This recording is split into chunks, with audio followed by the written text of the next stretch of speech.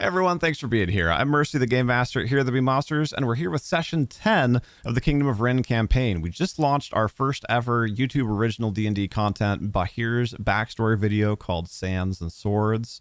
Would super love it if you go check it out if you enjoy our content. And to set the stage really quickly for where we are here in-game, it is the 20th day of mid-spring in the year 561. It was clear and calm earlier in the day, but right about midday, a thunderstorm started rolling in, and the caravan stopped to rest their animals, eat some food, and see if they needed to do anything further to prepare for the impending storm. Last time, Baheer offloaded his totally not evil loot with the church, and the party met eccentric magic shopkeeper Angela. The next day, they met up with The next day, they met up with Marshal, Brigit Peters, and her caravan heading southwest to the pass at Kalen, which is down here below me.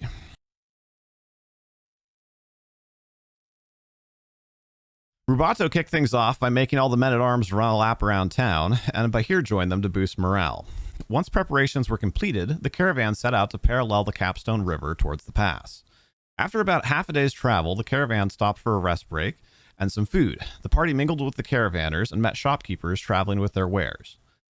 Ava found the men-at-arms to be chatty, if a bit lackadaisical, and the elven winemaker gave Rubato some concerning news about his home in the north. Baheer spent some time talking with the nobles who were returning home from their tour of the military camps at Capstone. All of them were cordial, but their attitudes clearly only ran skin deep. Jackson from Alarin was frustrated and outspoken when he thought the others couldn't hear him, while Christine of Pilon and Evelyn from Lamille were aloof and disinterested. None of them really seemed to think that the situation at Capstone warranted any further investment from their cities, but Jackson spoke passionately about the other baronies at least paying their fair share to the garrison. As Baheer approached Brigit to finally ask her the question that he'd been dying to ask all day, she threw her arm out to the side to summon her magical shield. It reached her just in time to block an arrow that was aimed at one of the nearby caravanners. And that's where we left off. Quite a cliffhanger. Mm-hmm. Indeed. I completely forgot that I made her men run laps. It was pretty wonderful. I'm so glad you brought that back up. And one of the benefits of being having so long in between our sessions is all of this is giga prepped. Everything already has initiative rolled and already entered into Talespire. Boom. Boom. Look at that. That being said, there will be some information in there. Allegedly, I can hide things in initiative and Talespire, but I have not figured out how to do it. So just pretend that you don't see things in initiative order that you can't see on the board. Gotcha. I go last. I don't see anything anyway, so it's fine. You should see it at the top middle of your screen. It's at the top. Have you hit the space bar yet to be able to do things? I'm just staring out over this nice calm river here. I don't know what you guys are talking about. Got it. I got it. Okay. Actually, I guess we're surprised right now, aren't we? Well, yeah, so that works a little bit differently in 3.5. So essentially when there's a surprise round, like anything that had surprise like gets to take one turn kind of all at equal initiative before we start normal initiative. Okay. All right, so yeah, so that's where we left off. If you want to, I guess actually, no, do you want to move up to the front of the caravan real quick, sweetie, for view? I guess you sort of are, but yeah, kind of over to where Baheer and Brigit are. That's the kind of trio right there. All right. So, yeah, with lightning reflexes, Brigit like summons her shield to her, like sticks her arm out like in a way that would make Captain America jealous, really, and like catches it as it's flying towards her, like sticks her arms through the straps and then like spins around and dong, like blocks this arrow that's meant for, if it matters, this guy's name is Sawyer that she was talking to. And then we start initiative, and actually the orc that fired during the surprise round also won initiative, interestingly enough. Shocking. I've got an automatic Rigged in chat. Oh, I do go last. There you go. I got you. I guess, yeah, we don't even see you on the... To put it into context, Baheer's initiative roll was 4. So...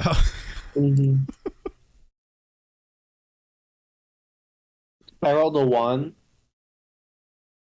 that must have been what you sent me. I looked up everyone's initiative modifiers. Oh, from the rolls that I that's got what we from were you. rolling Yeah. when you said It won't always be that, so Uh, don't always expect that it's going to be initiative. Because It probably... was a 1. Yeah. Yeah. Yeah, that roll was god awful. I'm not even in initiative, so I must have rolled real good. You should be. Well, it only shows the current person and then 3 on either side, and there's too many things in initiative. So it'll like cycle that. Those cards will cycle through as we go. So you're just so average that you're not even noticed. That sounds about right. All right. So technically, normally orcs attack with javelins, but this guy's a crossbow, which is a D8 for medium, and he's attacking with a... My eyes are blurring. Okay, there we go. Too much video editing. Geet. Nailed it. Oh, right. I suppose I should have Brigit's character sheet out also, so I know, like what her stats are.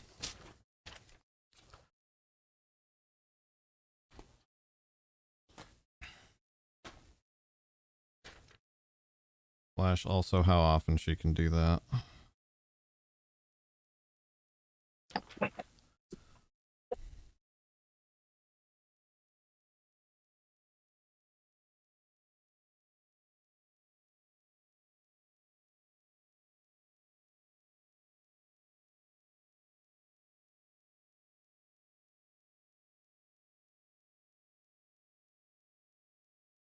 All right. The orc reloads its crossbow as you kind of sight in on where the attack came from, and tries again to fire into the caravanners. But Brigit braces herself, like holds her shield up, and dunk, it hits her shield again.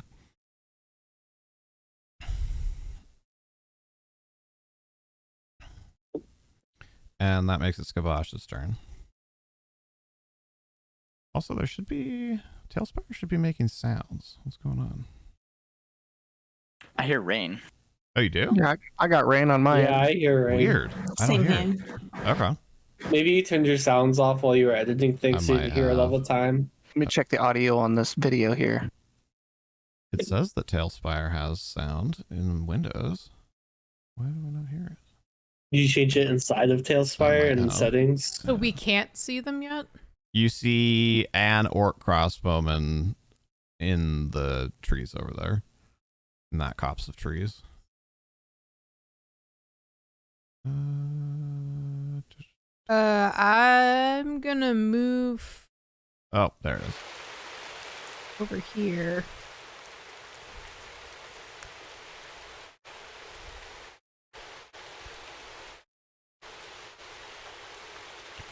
And That was a lot of movement though, right? Weren't you near the back? no, I was over here. I had moved up to the front when we up. Oh, okay. So I'm just gonna kind of get myself into position to stabby. Okay. Are you... Was that one movement, or did it take you 2 movements to get there? But I was, Probably 2 then. yeah, I mean, you can measure it. But... I'm fairly Yeah. certain of it too. Okay. Go ahead and pass your initiative then.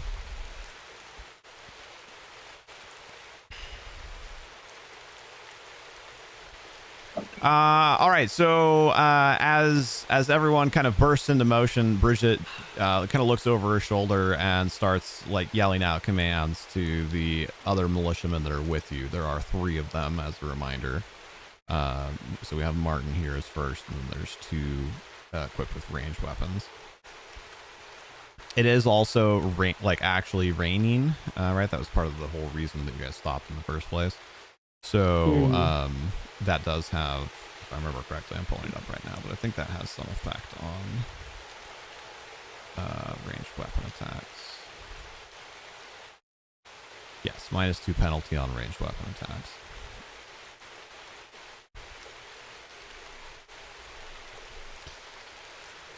Which, of course, Martin does not have one of those, but...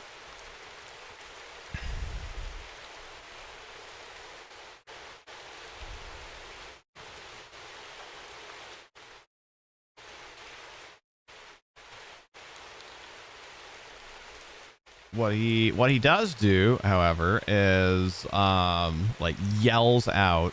So, actually, wait, we can emote, right? Ah! Do you want to camera over, sweetie, to where he is? There he is. Yeah, it's that sword. Oh, you're past him. It's the swordsman near the front there. Yeah. So he's like, ah! And, like, yells and then runs up and, like, takes cover behind the wagon up here.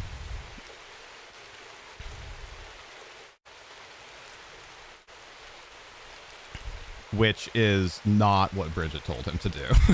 I kind of figured. Yeah, so she's yelling out, you know, like archers, you know, take up positions, like Martin, start, you know, like get the nobles to safety. You know, she's like trying to kind of like direct the battlefield. She's gonna start yelling stuff at you guys too, and then Martin's just like, ah, and like runs and hides.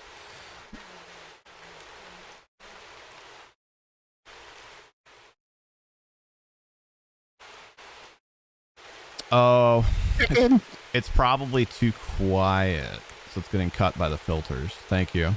I'll turn it up a little. Should be good now. Hopefully it's not too loud.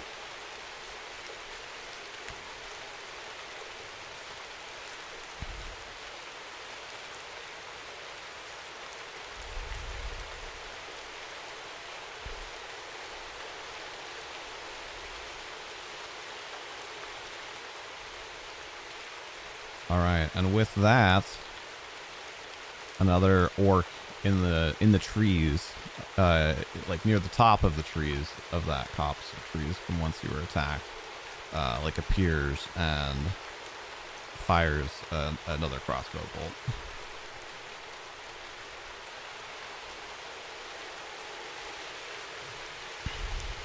Ooh, exciting.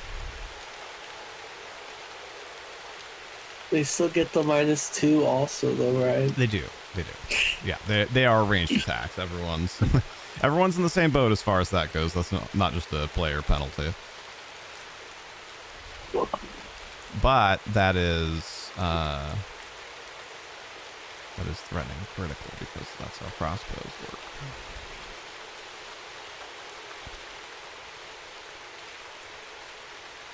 Apparently, I closed the tab on accident, or I would be horrified. This dude one-shots Brigit. Just headshot. I'm gonna fall on my sword. Okay. Oh, that was a pretty solid damage roll too, wasn't it? Alright. I don't know. I thought it looked like a 1 to me. Oh, terrible. Critical hit not confirmed though. So he however is not firing at Brigit or you actually. You see, well, I don't know. I guess you're superheroes, right? You all have superhuman reflexes. But a crossbow bolt like flies out of the trees and you hear like a scream as this is why I like having papers, because it's easier to shuffle through. I'd say Control F, but that wouldn't really help in this situation. No. No, it would not. There we go. As Abigail, the driver of the nobles' cart, like yells out and screams out in pain. And, whoops. 69 feet away. Nice. And collapses on the front of the cart.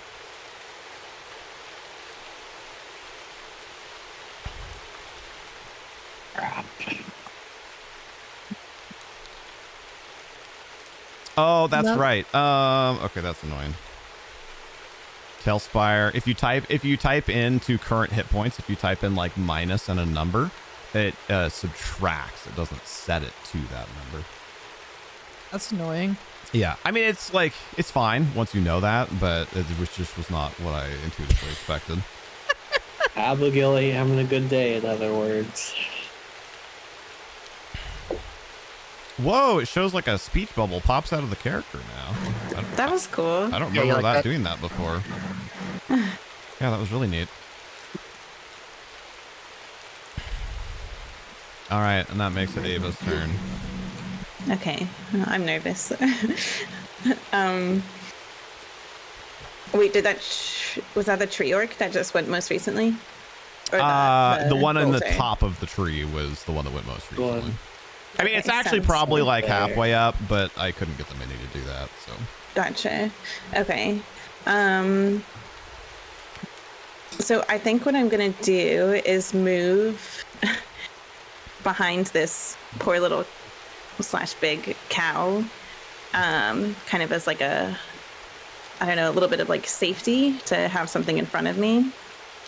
Okay. And then can I go ahead and use one of my throwing axe? You absolutely can. So go ahead and move yourself, and then let's measure distance real fast. Okay, so I kind of want to be on this back Yeah. side. Yeah, so that'll Okay. give you cover, which means any ranged attack. Well, it'll give you cover from things, on the opposite side of the cow, which means that any ranged attack made from kind of that quadrant, that oppositional quadrant, you will have a +4 armor class against. Okay. Well, actually, so I think my throwing axe range is only 20 feet, and I'm well more than 20 feet away. Sort of. It is a range increment. So Okay. you can throw something up to 10 times, or throw fire or whatever. You can make a ranged attack at up to 10 range increments away, but for each range increment, you take a -2 on the attack roll. Okay. So if you were actually, like right up on that cow, it'd probably be 39 or whatever. So it would only actually be, if your range increment's 20, it would still be within that second range increment. It's between 20 and 40 feet, right? If Okay. you kind of like really cozy up against it there. Yeah. Hope I don't get kicked. So, I mean, close enough, right? I don't want to, Yeah. I can sit here and fiddle with it. So I feel pretty confident saying that would be within the second range increment. Okay. Which is just a -2, because the first one is there's no penalty for, right? That's like one range Sure. increment is a -0, 2 range increments is a -2, 3 is -4. Sure. Okay, yes. So you have -2 for rain, -2 for range increment, and just apply that total of -4 to whatever your normal attack bonus would be, and then let her rip. Okay, and so then since I moved more than 10 feet, I would be able to roll. I don't know if you have my character sheet handy. Sorry. I can. It's fine. Okay. This Just is to double check me actually at least on Manny's these. first combat, so. Sorry. No, it's good. It's good. You're asking good questions. scared. Like you're thinking in the right vein. It's for sure. Mandy's first D&D combat ever. Let's take a moment to like this. Yeah. So you have skirmish damage, which is like a variant of a rogue's sneak attack, Okay. and that should add.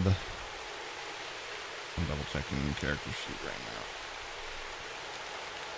now. That adds an extra D6 of damage if you hit. So you're gonna roll Okay. D20 and roll whatever your normal damage for the axes is. It looks like it's D4 +2, but we're taking out that 2 since the distance, right? Correct, because you didn't move. Yeah, because it's not within 30 feet. Yep, you're crushing it. Yeah, so D4 plus 1, or D4 plus 1 plus D6 for your skirmish damage. So you're gonna roll a D20, a D4, and a D6. All at the same time, right? Yep. Okay. Dang. Okay, so it's not a 28. I wish you could get Talespire to split out the rolls, but 19 is still a fantastic attack roll, and I think actually may threaten critical for the axes as well. No, they just crit X2. Okay, so they only crit on 20. Okay. Although, I'm going to double check that. They're a bladed weapon. That seems wrong. Axe. And since this would be my throwing axe. Yeah, that is correct. Okay. Yeah, so that's 19 minus 4, so then 15, and then it looks like your normal bonuses would make that a 21, if I'm reading that correctly. Right, because you're getting, it's 19 plus 6 minus 4, however you want to, like whatever order you want to calculate that in. Okay. So... And then actually, technically, it gets cover against you, just like you get cover against it.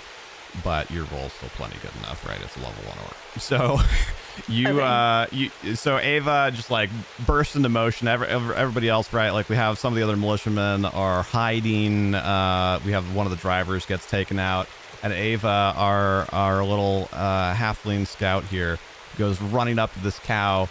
I'm thinking, right, because it's a cow and you're a halfling, so I think you jump, right, just for flavor.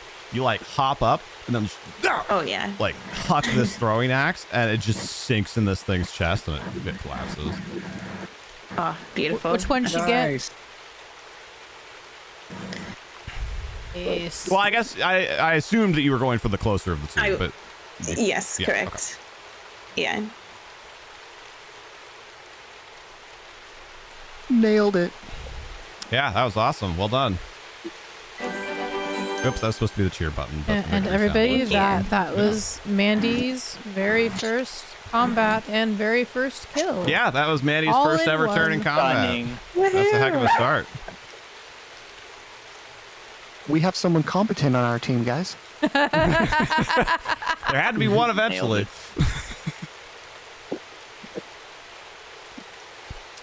So this was hilarious to me because this mat I mapped out, like I placed the caravan and I placed the orcs and everything before last session. So like where the orcs are is what I decided before any of you put yourselves anywhere that you were going to be. All right, so keep that in mind.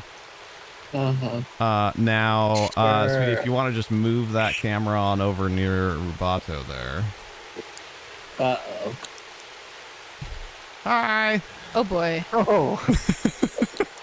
Well then. Run, Rubato, run. So yeah, your attention, either you're just totally oblivious, you can describe that however you want, or presumably you hear like the screams of a dying woman, and you're probably kind of looking over your shoulder in that general direction. And then there is like a burst of water and motion as this orc comes like rushing out of the reeds and lilies on the side of the river not far from Rubato. And I guess it's been a while since we played, so I don't have a super great sense of scale. Oh yeah, we're well within one movement. It can't charge because that's obviously difficult terrain. In fact, it is difficult terrain, so that would be half move speed. Wait, that would be hilarious. Can it not make it to you? How far was it? No, it still can. One could only hope. That's a big club you have there. You just managed to eep that out before it swings at you.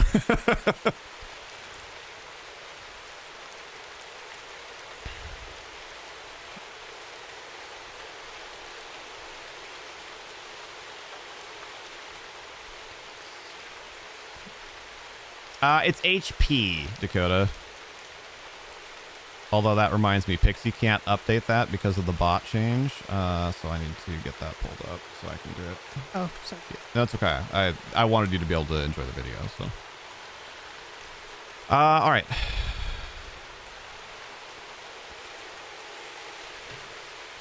Oh, in the river. I guess it still counts as roll though.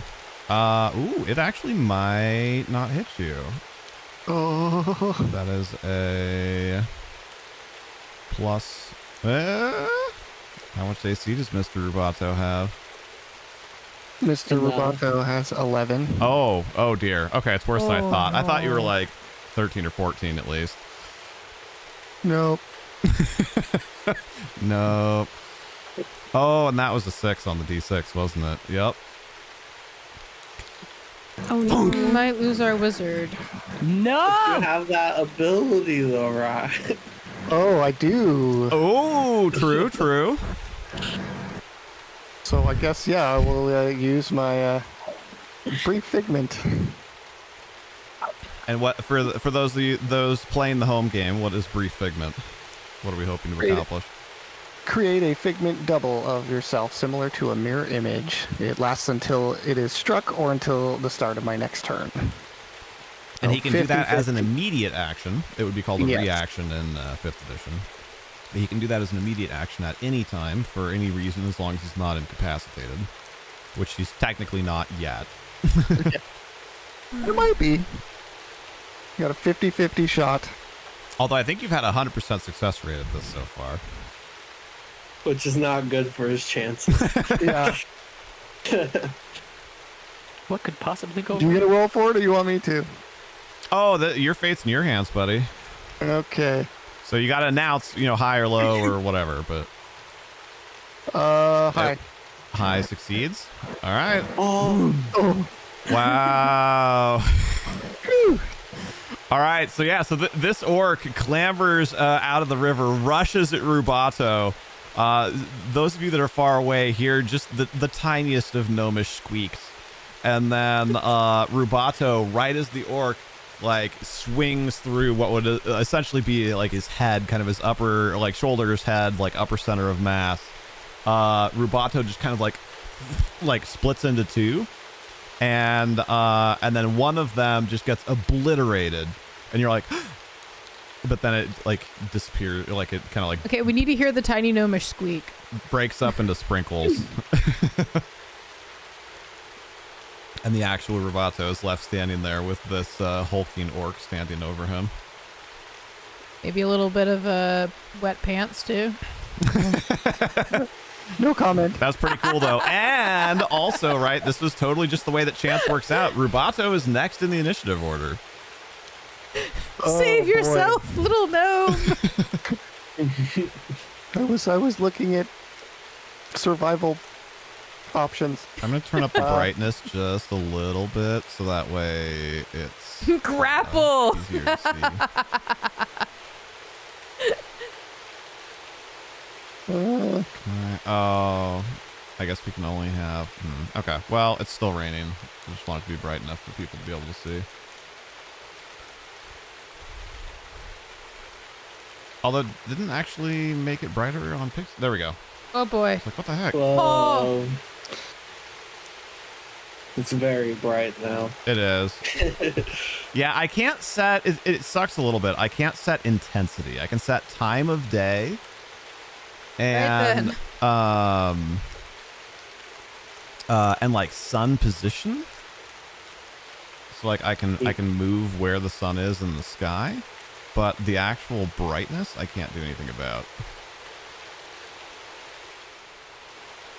Is that a two-handed club-like weapon that that gentleman is holding? It is. That gentleman is wielding it in one hand.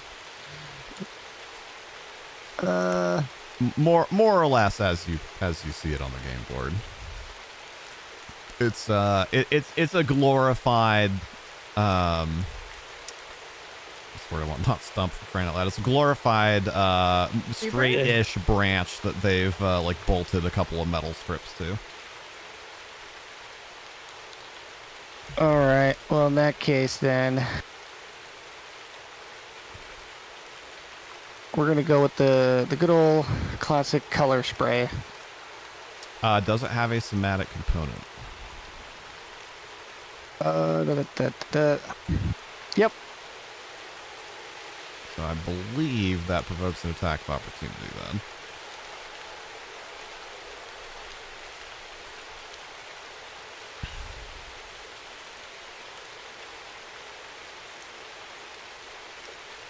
I can remember what exactly to look that up under. I think it's like called like casting a spell in melee.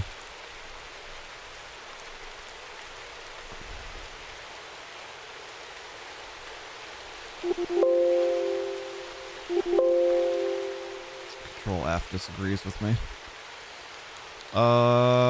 Casting defensively. If you want to cast a spell without provoking attacks of opportunity, you must make a concentration check, DC 15 plus the level of the spell that you're casting to succeed. You lose the spell if you fail. What? Okay. So you can just risk it for the biscuit. He gets to hit you, and then if you go down, then you don't finish casting the spell. Or you can make the concentration check, and if you succeed at it, then you cast the spell without him getting to attack you. If you fail, then essentially you're just still standing there. I wouldn't risk it for the biscuit on that. Or you could totally, crossbow him to the upper jaw. You can also, as chat is pointing out, for those that are not super up to date with playing 3.5, there is also the non-move action called 5-foot step. Although you're on difficult terrain, and I don't think you can do it on difficult terrain. 2.5-foot step. Hey, thanks for the follow. Welcome in. I think it's called a gnomish step in this case. So let's double check on 5-foot step. Normally, yeah, you would want a 5-foot step away when you cannot take an additional move action in a turn where you take a 5-foot step, although it is not a move action itself. And then you would not be in melee and you can cast at him. Yeah. But let's see. Can't work with difficult terrain.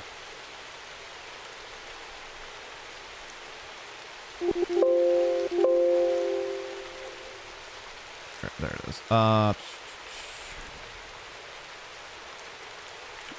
Knock him into the water. That's what I was thinking. That'd be cool. Can orcs swim? I think so, because he just appeared next to me in the water. Oh, duh, sorry. I also don't think I have any possibility of knocking him back into it. Take a 5-foot step. You can move 5 feet in any round where you don't perform any other kind of movement. Taking this 5-foot step never provokes an attack of opportunity. You cannot take more than one in a round, and you cannot take a 5-foot step in a round where you have moved any distance. You can take a 5-foot step before, during, or after your other actions in the round.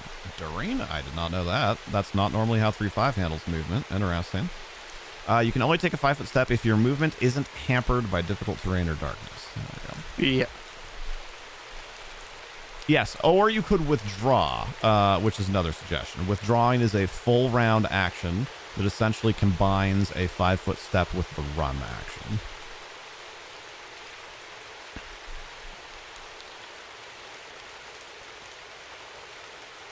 No, we're going to color spray him. So I will attempt concentration first, I suppose. Okay. Color spray is a first level spell or a cantrip? First level. Okay, so it's a DC 16 concentration check. Oh, Nailed it. As long as you don't have a negative. Oh my gosh. Nope. No, I have plus 5. All right. Excellent. All right, what happens to him? Color spray. Well, that depends on its hit dice. Which is 1.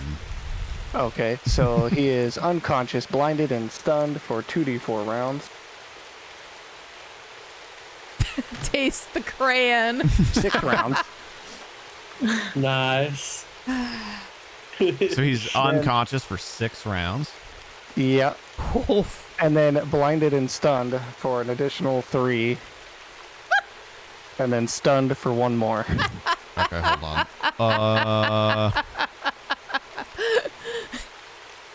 So I'm going to use, what's the dice we don't use very much here? We never use D12s, so I'm going to set D12s. Is he tasting funny Oh wait, but I colors? can't set a D12. I can't set a dice on like a value, can I? No. Crap. Can you just write them down and keep track of them for me, Rubato? I don't have a good way to do that right now. Yep. Thank you. All right, well, that's your standard action, so you still have a move, and you are no longer in a threatened square. Run away. Hide behind a tree. Stand over top of him. Assert your dominance.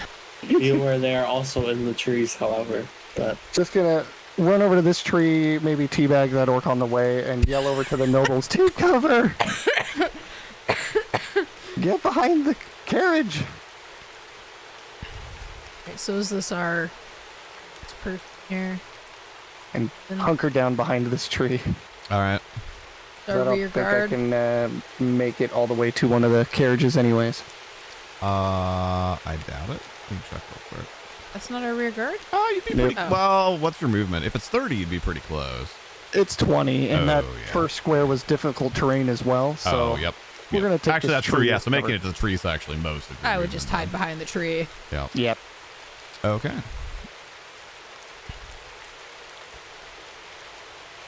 They're coming from everywhere.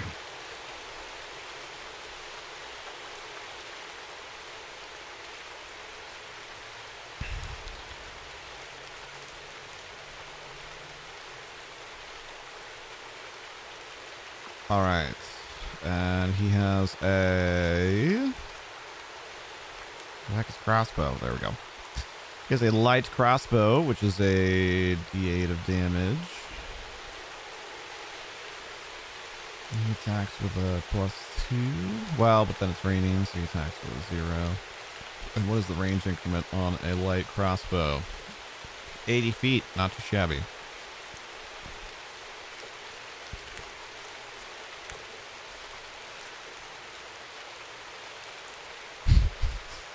Make a wagon with an enclosed.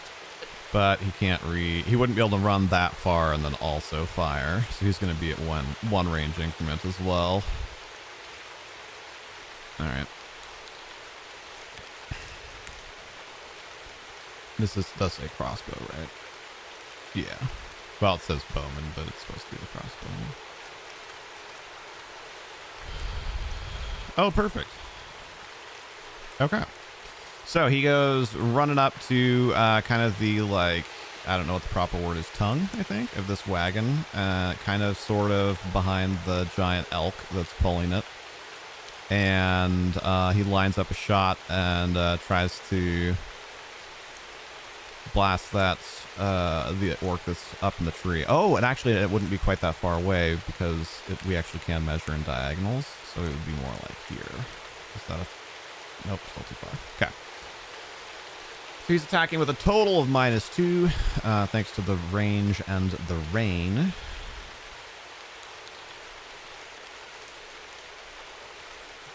Send it. Oh boy. Nope. Oof. Not even a little bit. It's not a fumble. He doesn't like shoot the elk in front of him or anything, but the bolt just sails into the tree. It doesn't really appear to have done much of anything. And then he reloads, because I'm pretty sure that's how that works, if I remember correctly. And I'm not going to spend time on it right now. Okay. And then I actually wrote out the thing that we did during the most recent Wednesday working stream was we wrote down behaviors for all of our NPCs as well, because we had time for that, so we might as well. The wine merchant's gonna run like a little, you know what? Called it now. I have more words for that man. I'll stop him just like I did this orc if I have to. All right. How far is he from that? Oh. Excellent. All right. So wording is important here. He like kind of smacks his donkey on the butt and kind of like tries to urge it towards the carts. And then he comes running over here to this tree, grabs a fallen branch, crafts it into a club, Yeah, buddy. and then moves over here by this orc. Yeah. Because attacking with a branch is attacking with an improvised weapon, which you have Crafting it into a penalties for. club. But crafting in 3.5 is based off of the monetary value of something, and clubs have no monetary value. So we take this branch and craft it into a club. Now we are armed with a weapon. You sure look like you know what you're doing. And he actually, unfortunately, wouldn't be able to coup de grace because that's a full round action. But he comes like running over, like with this this like branch club above his head, ready to just, like smack this thing. While little stars spin around its head. Exactly, and small birds chirp.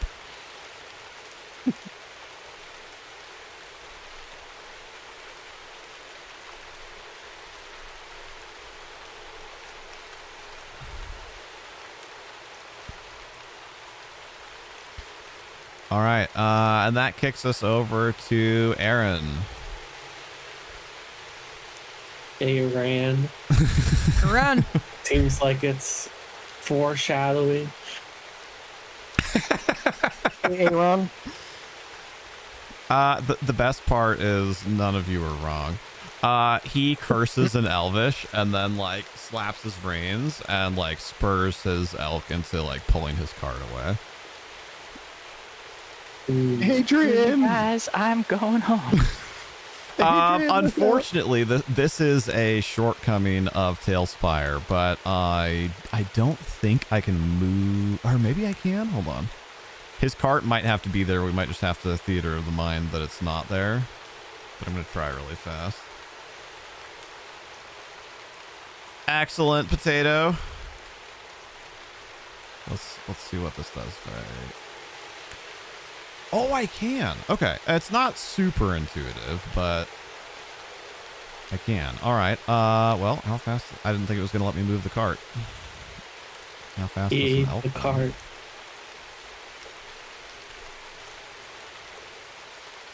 What? Celestial creature? No, I just want elk. Is it just under deer? No, Celestial not deer. dire animal. What the? Okay, hold on. I'm going to grab my actual monster manual real quick. Some shenanigans going on with the SRD.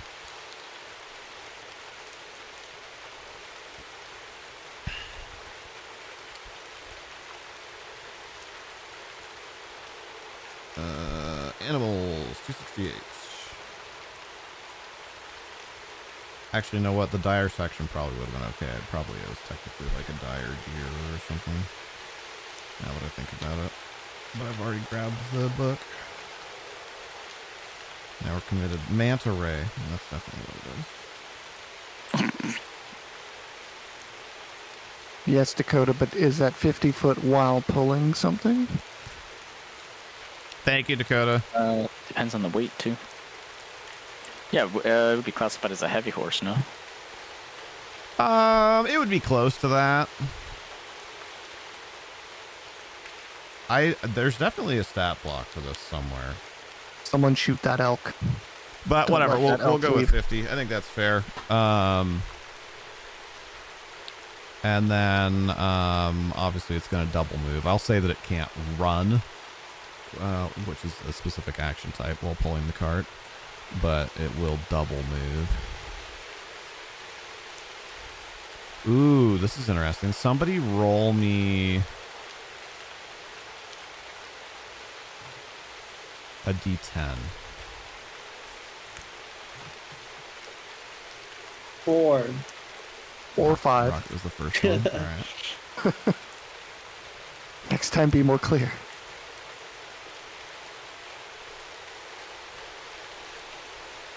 Okay.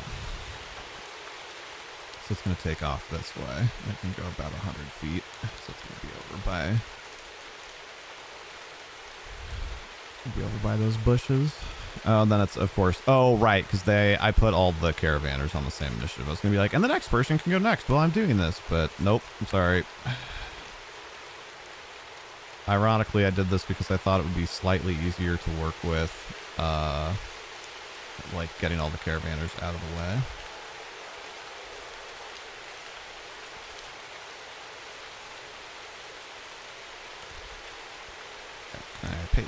Aha. And can we spin? Oh, right, but we can only move in orthogonal directions. Well, close enough. Right there. Ish. Okay, that actually wasn't too bad now that I figured it out. I was not expecting to be able to move it, so I hadn't, like, pre-planned that.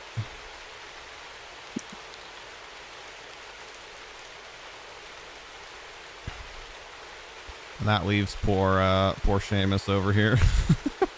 Adrian no longer has cover. At least he didn't run him over. No, he was on the river side of the tongue. So it essentially just pulled away from him.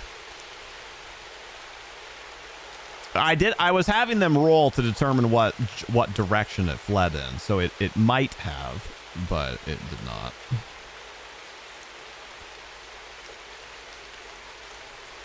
All right, so that's Aaron's turn.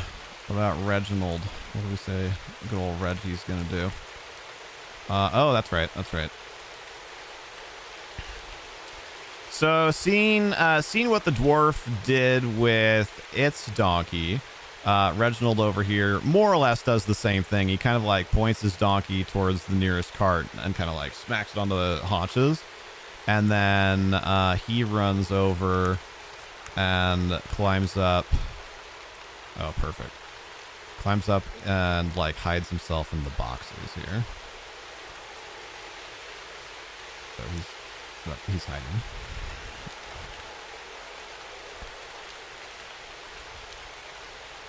Abigail makes quiet gurgling noises. Oh no. Now I have to use my health potion on a peasant. I mean, it might be too late at this point. Also, we could probably do like a little check to stabilize. Yeah, there are. If it's not too we late. can cross. If/when somebody wants to do that, then let us know. We can kind of run through the list of options real quickly. What did I say that Russ? Paladins can heal, right? Russell? That's a good one. Oh, that's right. I didn't write an action for him on accident because I forgot that he existed. I discovered him later. What are you gonna do, Russ? He's a dock employee. Oh, right, but this is his wagon, so he can't just well, he could, but he's probably not gonna just run away. I guess we're gonna make a handle animal check for Russell. Oh, excellent. Okay. Nice. So he manages to like grab a hold of whatever lead or whatever is attached to this cow, and or it's not actually a cow; it's more like an ox, but there is no mini for that. Good. And he moves it and himself over here to hide as best as they can behind the cart.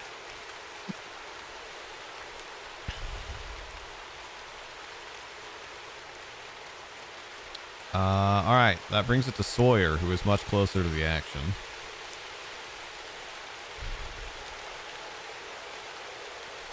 So, he's like clutching on to like the collar of Brigit's armor, and she kind of like shrugs him off and just like yells at him. She's like, "Get under your cart!"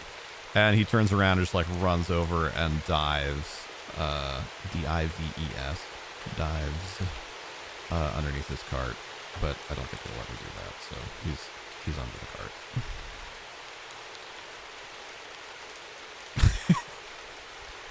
There.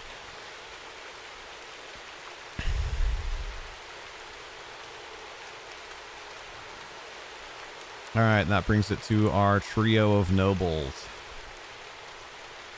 that everybody's here for. And none of them actually managed to get shot or hurt yet, so they are all going to pile up into their wagon and hide down here below the like side walls.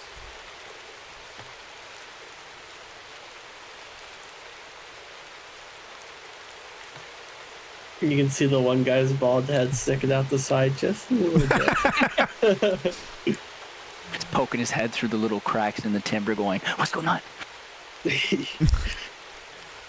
All right, so that's turn.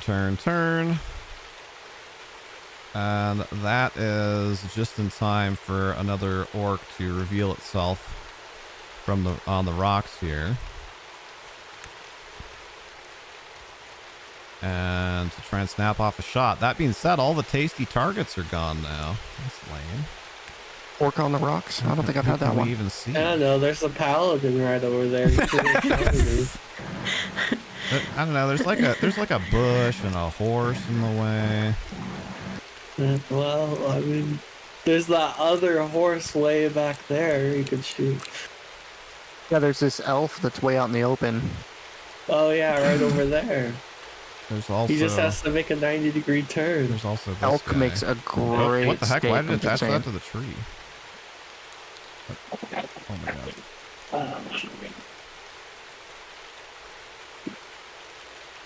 don't know what's going on. Why is it doing that to my measure point? And why can I not delete it? Hello? Apparently you can... Whoa, you can place, name, and color measure points. Oh, Can you hit escape nice. to get rid of What the it? heck? Who knew? Yeah, now I can just go to edit. Okay. Yeah, I don't know why it was being... Oh, I know. Okay, that's not true. I do see why it's doing that. There. Oh, but it moves the whole thing, like, on a connected basis. Wow. There.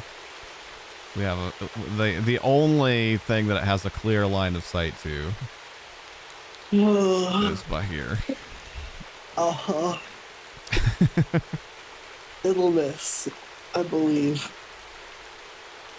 I believe that we will win. Probably miss. What's your AC? More than 13. Wait, why does it say Game Master is the noble? I should show me as the orc right now. Oh, it's because that was the most recent miniature I moved. That's moderately I had to annoying. say the There. orc bolter's on mine. All right, so it's within one range increment for sure, but it is raining. So it would have... Yeah, I'm pretty sure 13 is going to miss you.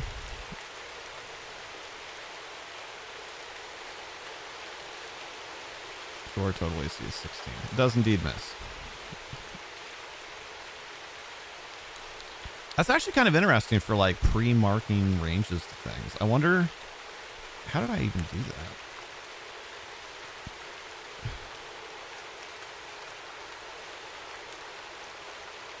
that? Oh, okay. You right click on it and then you can give them names as well. Yeah, name it, edit it, give it a tint. So you could like pre-measure stuff. It would be nice if I could hide them, like if I could set DM only vision. So then that way I could like pre-measure things before combats and you guys could, then that, cause like I would have just pre-set up like how far away is the copse of trees from you, just a few things like that, just to smooth things over even a little further. All right, so he misses his shot on Baheer. Thank goodness. We can't have that YouTube video go for nothing. Baheer and I were talking about that. He's like, what if I die this weekend?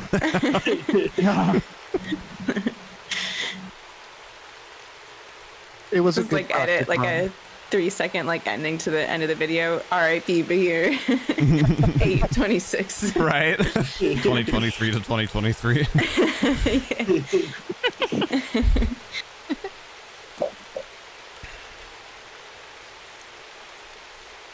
All right, you hear... What the heck? Let me do the thing. There. You hear another war cry as an orc bursts out of the river over here, if anybody didn't see it. Get wrecked, Martin. And Oh, yeah, he's the one that ran and hid. it does not take a charge action, but like narratively it charges at the nearest person, which is Ethan. No, not Ethan, that's the other bowman, sorry. You had it right. Martin, yeah. Martin, yeah. Oh, I wrote a note down about him hiding. He's running more laps when this is over. All right, and then that kicks us over to Ethan, who finds himself very exposed. Without a great place to go to get to cover, other than those bushes, which are closer to the enemy, which isn't great. But I don't think we can make it all the way around behind a cart. No. No, we cannot.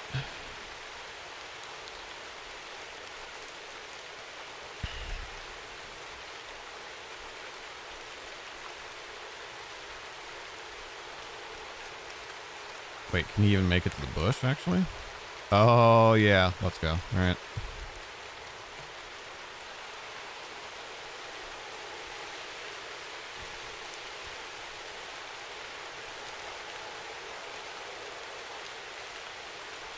There we go. All right, so this is not at a range increment, so there's no penalty there. -2 for rain. I did not give them stats, so let's see what his modifier is real quick. Ethan's pretty proficient. All right, so he's got a +4. He's got 1 base attack bonus. So can he see the one on the rocks? Not clearly, so he's gonna shoot the one on the tree. Oh right, and he has a bow, not a crossbow. So we're making an attack with a short bow, which is a D6. Oh yeah. Not much in the way of damage, but you hear a grunt from one of the orcs up in the trees there.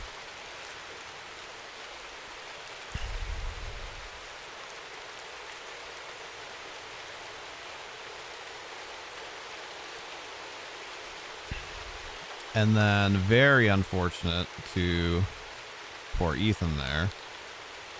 Do you want to rotate the camera counterclockwise a little, sweetie? Oh, other counterclockwise. Another orc crossbowman pops up out of the bush over here. And just sends it from like 30 feet away. Oh my god. He misses. What was that? Thank goodness. Sends it? Sends it to outer space. Definitely sent it. Just we don't know where. So yeah, so actually like kind of similarly, he fires at Ethan but misses, but if you follow that line of sight, it goes in some reeds. So it's technically it can't like miss and hit somebody else from a mechanical standpoint. But theoretically it could. But yeah, theoretically / like for flavor purposes, like Brigit like kind of rushes you and kind of like shoulder checks you, and you like stumble 5 feet this way. Oh. Okay. She just like pushes you towards the bushes a little bit. Okay. Actually, make a balance check. A balance check? Yeah. I'm pretty good at those. I'm gonna Stay be on mad your at feet. Brigit though if I fail. I'm not gonna lie. Nah. 14. Yeah, you're fine. It would be a 12 because it'd be a 10 and then 2 more for slippery in the rain. So Okay, yeah, you do kind of like power slide in the mud a little bit, but you catch your footing. All right. Might actually help me. Yeah, this is one of those rare situations where my rolling for weather actually helped you guys out because like a significant part of the orcish force was supposed to be pelting y'all with ranged attacks, but the weather was rolled like before I the weather was rolled before I even like designed the encounter. So don't get me wrong, there's still plenty of danger to be had, but you're not getting like slaughtered in the first round. That makes it Alondite's turn. All right. Okay. We're gonna fast mount our horse. Oh god. And We're gonna try. As I'm doing that, yes, we're gonna try. And as we're doing that, I'm going to say to the crowd of civilians and everyone, you heard Marshal Brigit, all civilians behind their carts, take cover from the archers. And I look towards the swordsman who took cover. I was going to give him orders to go and heal and help the civilian who was shot. But as I do that, I notice that there's an orc behind him and say, you swordsman, behind you, take cover! And I'm going to roll to see if I can quick mount. +6. Nope. Oh no. But you can still just take get on normal. you don't fumble, so you can just take a move action to mount your horse. Okay, so I do that.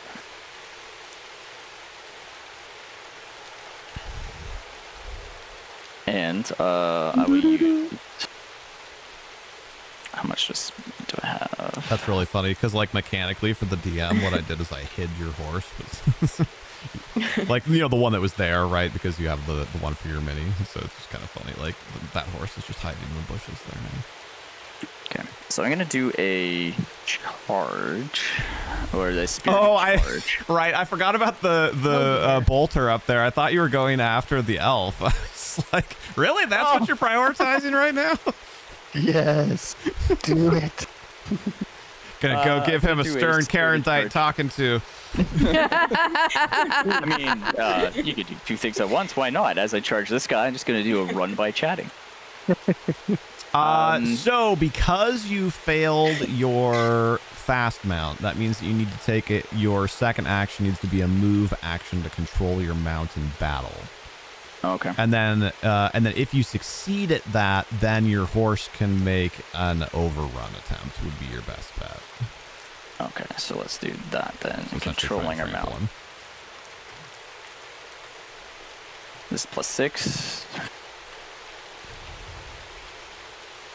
I don't think that happens. I think I need a 14. That would be correct. Yeah. So unfortunately not, but you are ready to go now. Okay, well, then I will move somewhat into a closer position then, at least. Well, you can't though, right? That's the thing. You didn't control your mount in battle. But I can still move towards position, just not anywhere near combat, correct? Like just within reasonable... I can guide, just not within Let me read danger. the actual description. Like I can't put it into a threatening square or combat danger. Yeah, it doesn't really define that. I never really thought about the specifics of it.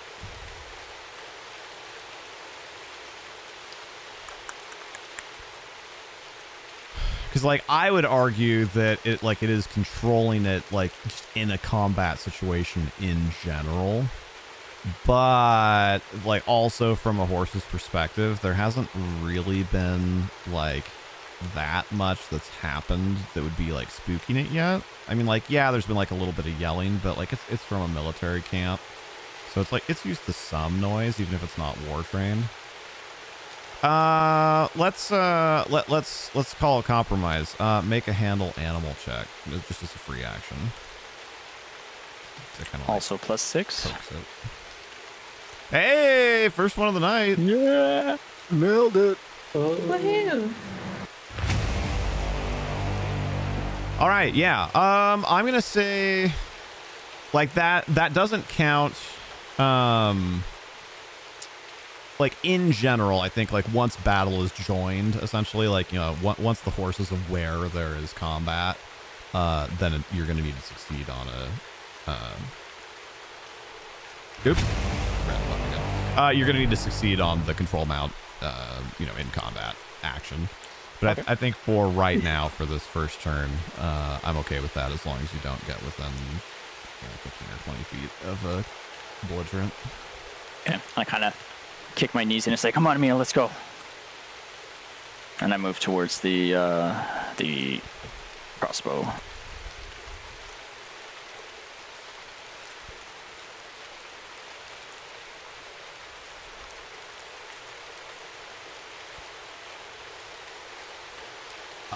I believe Mia, if I remember correctly,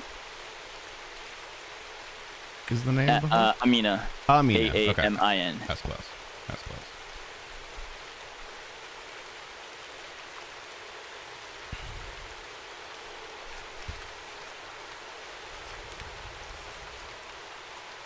So you can be closer than that.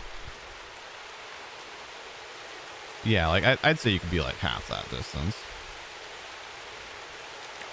Because of my lance too, I want to make sure that I'm far enough away for a charge. Or would it count? Would that count for the distance moved already? No, it's the distance that you move in that turn. Okay, so I won't move anymore for future charge. Because it's at least 20 feet, right? Yeah, so I'll Yeah. stay here plus Okay. 10 feet for the lance. Okay. Alrighty. Baheer, bringing up the rear. Let's finish this initiative.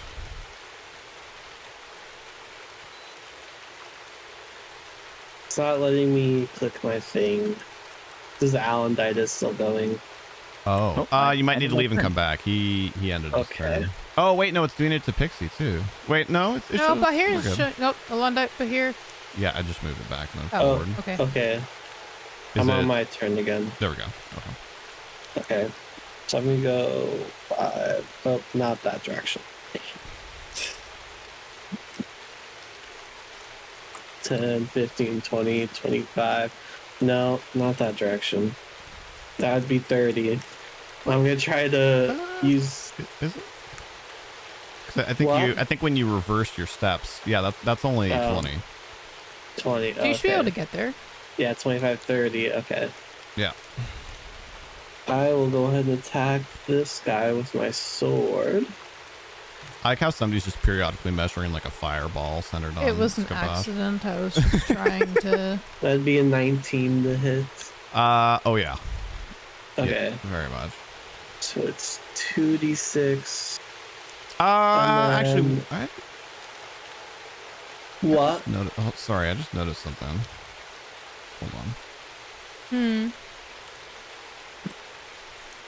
Something was wrong in the initiative. Oh, no, it's not. No, it's not. We're good. Never mind. Sorry. Carry on. Okay. And then I'm gonna use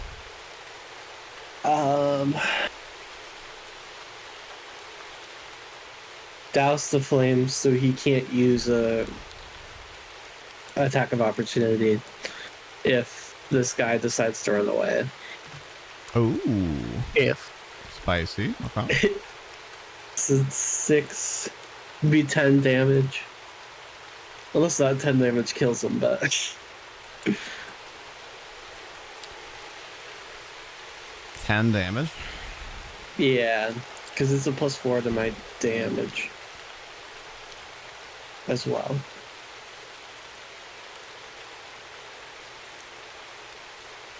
Oh, nice. I mean, he cannot make attacks of opportunity. True.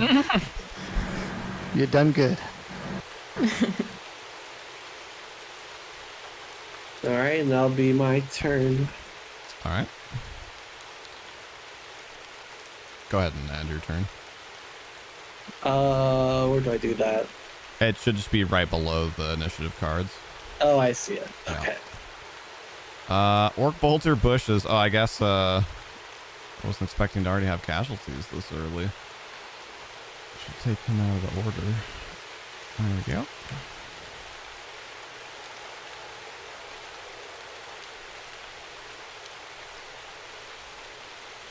Yeah, this is what was throwing me off. I was like, they didn't get to go last time, but their tactics like specifically were to wait until you guys were engaged before like rushing out of the river. So ironically, him having a really good initiative was actually like really bad. That actually functionally made him last in the initiative order. Mm.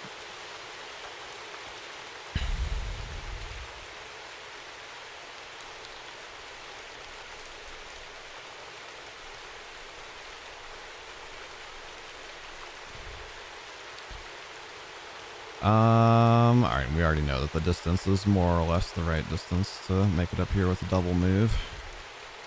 So he comes, another one comes charging out of the river at you. So, Beat me by like half a second.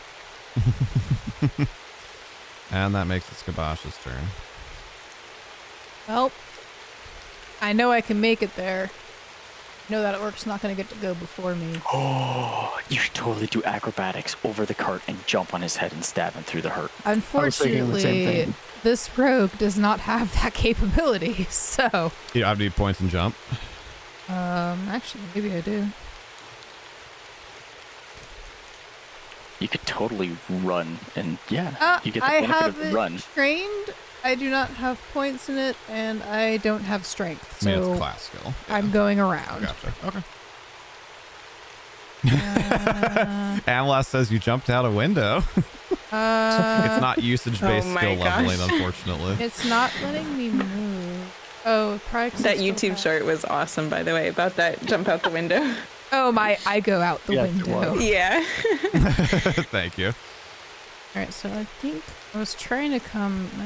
I think I can. It was Yeah, you had it Okay. measured out to be able. So you can't flank it, unfortunately, it's fine. but you could get. I can to, get within You had striking it measured distance. to there. Perfect. Can I move and attack? Yeah, it was 30 feet. I deleted the measurement because I didn't like process what it was before I did it. That's fine. But All right. it was a 30-foot measurement. I remember that. All right. I'm attacking it. Stabby stab. Do I do both attacks at once, or do I do one dagger and then one dagger? You can only double attack as a full round action. Oh, right, and I moved. Okay, that's fine. Nope. Really? We got the old ironstone dice again. All right, so that was Well, you rolled Zing, twice zing. though, right? the first one was a 5. Yeah. So you can only attack once. The first one was a 5 plus whatever my stuff. Right. Apparently, I don't have anything to add to that. That's weird. Oh, probably 'cause It's plus your dexterity. Should be 5 You plus don't have base dexterity attack plus base bonus. attack bonus. But yeah, you wouldn't have base attack bonus. So yeah, that was a 7 total. But I'm here. I'm here. I'm here for Baheer. I am your backup. Here for Here for Baheer. Baheer. Yep, I'm your emotional support. I feel like we should get shirts. We should get shirts. I'm here for Baheer. I'm your emotional support. Hopefully. Your emotional support, Rogue. Yeah. They're so good at listening. Oh my gosh, I'm totally making a shirt that says emotional support rogue. And it's like you're like stabbing someone in the ribs from behind. You know, you've got got your Yes. arm around their chest from behind. Yes. So it's like you're hugging them at first glance, but actually you're like guiding them down to the ground as they gurgle. Ah. Okay, that's my turn. All right. Okay, Martin, do something useful. You have 2 people here fighting for you. Don't be lame. I already killed an orc for him. Yeah, it's In one swing, I'm ahead of that orc.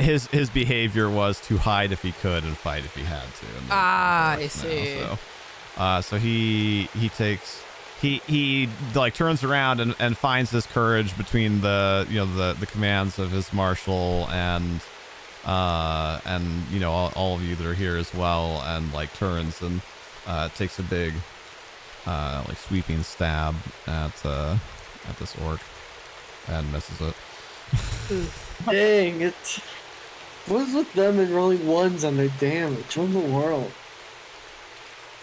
Finds his Because courage. if we did any better than we're already doing, this True. wouldn't even be a fair fight. Yeah, you guys Marshal are doing Brigit has obnoxiously done- well right now, honestly. I mean, yeah, what? Brigit Oh, hasn't even had the one's chance to do unconscious anything and other than 2 just are stand there dead? and Wait, I just knock noticed arrows. something actually. What? Did I not put Brigit in the freaking initiative? I do not see her. No, I see didn't. No. Orc raid leader, Ava, tree orc, orc bull. Whoops. No. Oh, that means she missed 2. Well, no. I mean, she would have only missed 2 if she was like the first or second person, pretty much. But yes, No. I actually didn't. I like the way it is. She's just standing there commanding everything like a true I mean, that's leader. more or less what she's going to do. So it doesn't really change things too much, but that is kind We of also funny. just left her in the open with the 2 crossbow bolt. Bro, I think she has like the highest AC possible. The way she deflects arrows and like jumps in front of people. She summoned definitely a don't shield have to a her out of weapon. nowhere. Well, it was leaned up against the wagon. It didn't. So it was not. It was magical, but she did not create a shield. She like called it to her. I think I described it that way during last session, but I think I forgot to like specify that during the recap today. What is her initiative modifier? Oh, fabulous.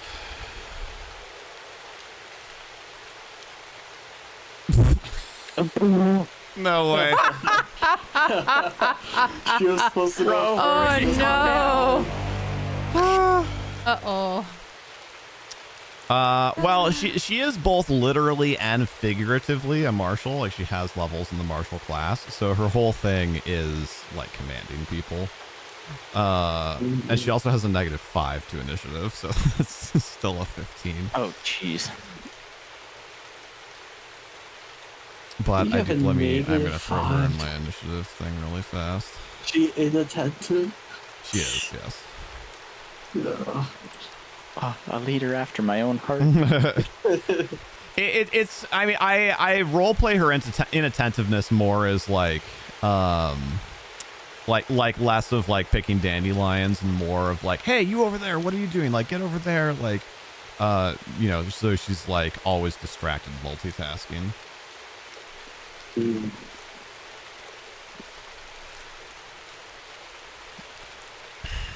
Okay, so in the initiative, she should be. That's annoying. She should be behind Ava. Actually, so we're coming up on her next turn. Behind the cart, looks like you guys are just having an awesome cheer party. With your arms up in the air, just hey. Yep. All right, so yeah, I think that's fine. So she's got a turn coming up. She spent her first turn, like yelling out, you know, like,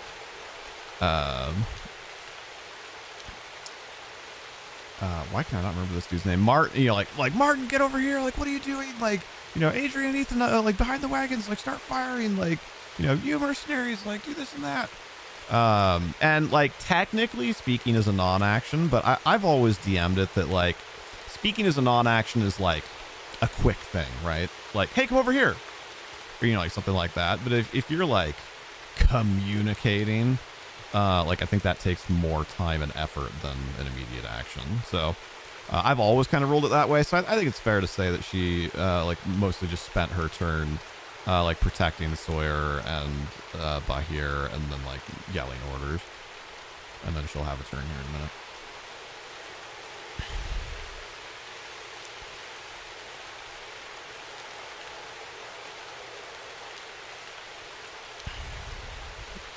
Okay. That being said, it be orc turn. Who looks like the yummiest target here? Everybody did an annoyingly good job of hiding. Well, Nose game. except for like 2. Yeah, exactly. We got one knight that's just standing out in the middle of the field commanding. Oh yeah, no, and she's pretty much standing there exactly like her mini is. Like she has like long sword out, like shield up, like yelling orders and just like and there's a defiantly shiny staring paladin these on a orcs down. horse charging towards another Yeah, orc, I think so- realistically, I mean, like orcs aren't exactly known for their Nobel prizes, but they're also like not, you know, they're not literally vermin. So I don't see how it would prioritize shooting at the knight rushing on its horse versus the one like standing still. Oh yeah, no, I'm just saying like, there are 2 ordering targets everyone. for it to choose between. Two. Right. So I was logicking through how it's going to problem solve that, and it's totally going to shoot at her. Oh. Suspense. It's under the... Okay.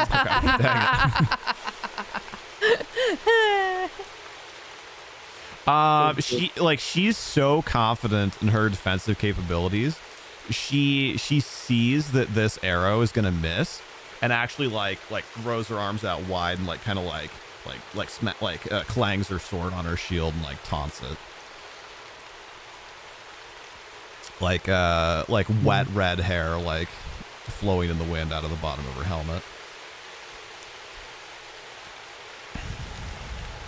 All right, this orc go. Oh right. He's And that's Ava's turn. Wait, the tree orc? Oh, wait, no, sorry. Just kidding. That's the wrong orc. That's not the one that's asleep. I was very confused. Oh no. Hi. Rubato. Sweetie. Over by Rubato. Oh, you gotta be kidding me. Oh my gosh, what? They're really good at climbing trees, apparently, guys. They were set up for this, which is worth considering, like, the implications of, but... he makes a jump check. Oh. That's pretty good. Yep. Yep, that's enough to negate fall damage. Gah.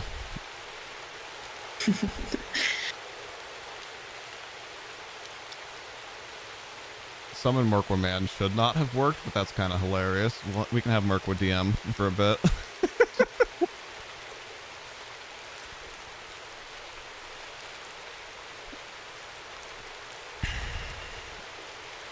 So yeah, he just like hops down and 3-point landing is this right next to you. Actually, wait, hold on though. It can see the the dwarf standing over its buddy. Let's roll some mood dice. It's his lover. Nah, he's surprised and happy at the opportunity to squish this little gnome right down in front of him. For those of you that don't know about my mood dice, also you can get a better view of the Merkwa Man overlay here. If you're watching on YouTube and you have no context for this, I'm not going to explain it because that's funnier. But I have these dice that I roll whenever there's like a more or less inconsequential NPC mood that matters. But I think in this case, he's just like looking down out of the tree and he's just like, oh, little gnome.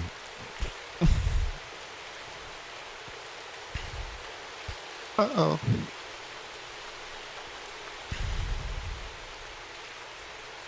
Didn't I just deal with you? Wink. Hold on, what is their strength modifier? 0, I hope. Strength. For an orc? Definitely not. And he gets a bonus from jumping down from You above. rolled a Right? 3. That's not good. I forget. No, that's like, I think that's if you're jumping like literally onto someone. But yeah, I don't even remember what that's called. That's from above. Is that really what it's called? I don't know. That's what I've heard it called from like other times. Other games. D&D 3.5, death from above, jumping down, attack. Let's see if that finds anything on Google. There's a spell called death from above. I don't suppose Chaotic Oh, is Looney's there? still here. I'm sure he would know.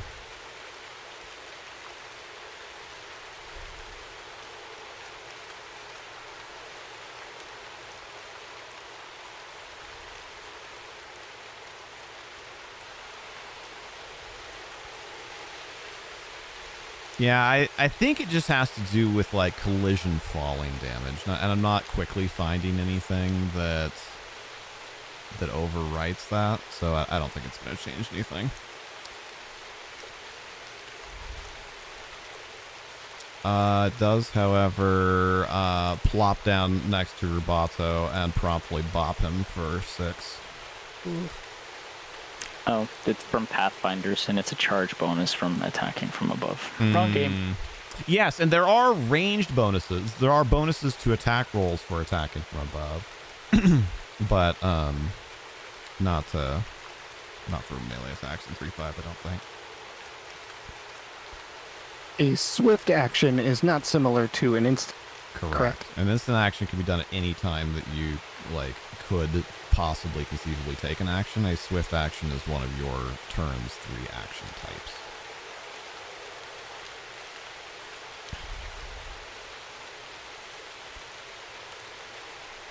So that makes it Ava's turn. And I will update the chat bot as she is dissecting her plans here. What I'm thinking is this orc by like Skabash and you guys. I feel like you guys probably it's 3v like 1 basically over there.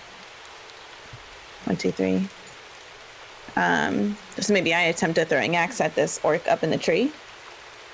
It's a bit far. I like but- it. Go for it. Let's do it. No, Okay. embrace your inner Well, actually, Canadian guess that doesn't how exist and far start is it? chopping down the tree. Honestly, I did have a thought of climbing the tree and going after him, but I don't know if that's too ambitious because my climb skill is quite high with like the add-on. Oh, You have an true. axe, chop down the tree. Like climbing up the rock to the other one is, although I guess actually you can't see that one, so you probably don't technically know if that's there. Oh yeah. But it otherwise, like the rock would be much more achievable because you climb at like I think it's a quarter your Ooh. move speed. Do you smell what the rock is cooking? What's the So rock yeah, cooking? climbing in combat is rarely going to be the advantageous decision. Yeah. It doesn't matter. Okay, I think I got throwing axe. I think I have the best angle at the guy in the tree, the orc in the tree. Sure. That being said, remember okay. you have not moved, so you don't have your Right. skirmish damage. Unless you want to like run to another bush or something. Oh, run to pick up your axe that you threw You before. can run 10 feet one way and then run 10 feet back to the Technically, you can. it's A little cheesy, but zigzag. Technically, you can. Maybe When I'll you move. run out from behind, you can attack and then run back behind. Wait, sorry, I should know this. What is like the max distance that I can move on a turn? That is on the top right of your character sheet. Your speed is 30.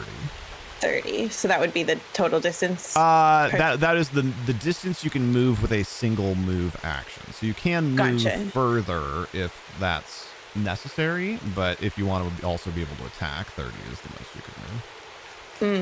As a scout, Okay. at level 2. right, but at level like, or maybe you already have sorry. it. Somewhere along the line, scout gets bonus move speed. But you might already have it. Halfling might be 20 normally, and that's why you're 30. Oh, I see. Okay.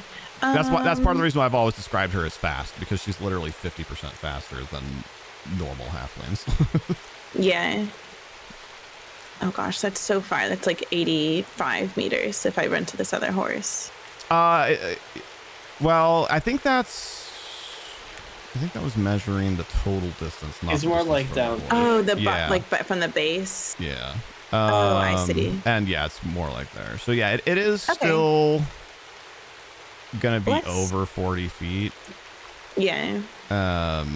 Because you also have to like kind of lean around the horse or whatever. So Yeah. 0 to 20 is no change. 20 to 40 is -2. 40 to 60 is -4. So you can do it, but there's going to be a cumulative, including the rain, -6 to that attack throw. Okay. Yeah, let's go for it. I think that's our option for now with the position. Okay, so then I roll. We'll go ahead and move. So since yourself I'm- also. Oh yeah. Like there ish. It was like, I'm tired of ox butt. I'm upgrading to horse butt. Yeah. Okay, and since I moved, it's basically the same thing as last time. Yep. Yeah, all the same dice, and it's just an additional -2 for the modifiers, so it's almost the exact same roll. Holy crap, lady! Dang. So Save them yeah, for the whatever rest of order us. makes the most sense to you, but it's 17. And then you have a -6 to apply from the range and the rain, and then you have a. Actually, they just cancel each other out because you have a +6 normally on the attack.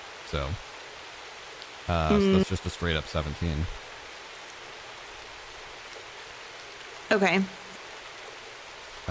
This one, that's actually gonna be close though, because he does have cover, or at least partial cover, I think is the term, in the tree there. So let me double check his AC. No, you're still good. Awesome.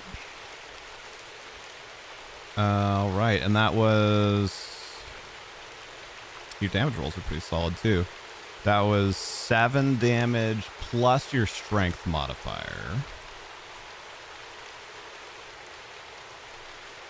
Or no, because you have other pluses too. So hold on. What does it say on the character sheet? It's just +1. Okay, so it's 8 damage. Okay, and then where'd you see the +1? Just to make sure I'm following. Under Sorry. attack for throwing axe, 1d4 plus 1. 1d4 in the plus notes. 1. Normally it would be written in the damage box, but Ava's damage is so complex that I drew an arrow out of the damage box and wrote it in the notes instead. Oh, yes, I see. And then the d6 because we moved the 10 feet. Yep. Gotcha. Okay, Exactly. makes sense. All right. 8, I think, was the final number I said, right? It was- Yes. Okay, cool. 7 plus 1, 8, yeah. He is still up, but he kind of like he's like and kind of like slips and like kind of falls and like catches himself on the branch a little bit and like has to rewrite himself.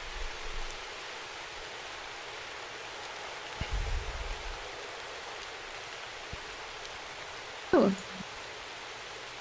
It also occurs to me, I thought somewhere did I write down how many you had? I actually do have that in my notes. Okay. I feel like it was like from a our- half dozen-ish, but I don't remember our- exactly. First discussion I have. What, sweetie?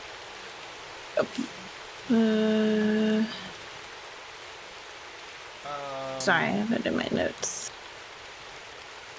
Yeah, no, I appreciate it. I was debating about doing that in the first initiative. I have it noted I have about 4 to 6 axes. Throwing axes. Sorry, say again. I was talking to Pixie real quick. Oh, no, that's okay. Sorry. I have 4 to 6 throwing axes. Okay, that's kind of what I thought. It just hasn't been pertinent yet, so we hadn't really feel like it's not fresh in my mind. All right, so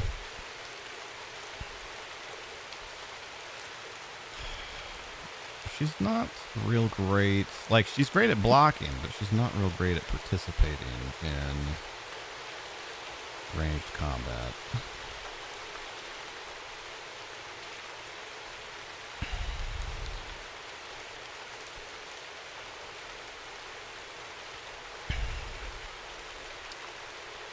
Well, actually, and timing, right? Because the way everything works in D&D is technically, like, time pauses. We all decide what we're going to do for the next 6 seconds. Time unpauses. There's this flurry of action. Time pauses. We decide what we're going to do for the next 6 seconds. So, like, everything that's happened since Baheer's turn, like, technically hasn't actually happened yet. Like, we go all the way through Baheer's turn, and then all of the things happen at the same time. Is kind of like the way to think about it from like a cinematic perspective. Obviously that it doesn't really like work that way in game, but that's like kind of what's actually happening. So that orc, like all at more or less the same time, that orc shoots at Brigit. That's funny, I didn't rename her mini either. Shoots at Brigit. And like I said, she like starts taunting it and like is like clanging her sword on her shield. And then, like, as she's doing that, Ava's just, like, comes running along behind her like a quarterback behind a front line, like, dives behind this horse and just drills it in the chest with an axe, like, as Brigit's, like, taunting it. So, she turns to you, and, I mean, like, you've probably never interacted with Brigit before. I mean, other than during this trip. Because, you know, she's like your boss's boss's boss. So, like, she probably has no idea who you are, other than the fact that she knows that you're, like, in the militia. So she just kind of, like, whirls to you and goes, like, excellent throw, Scout.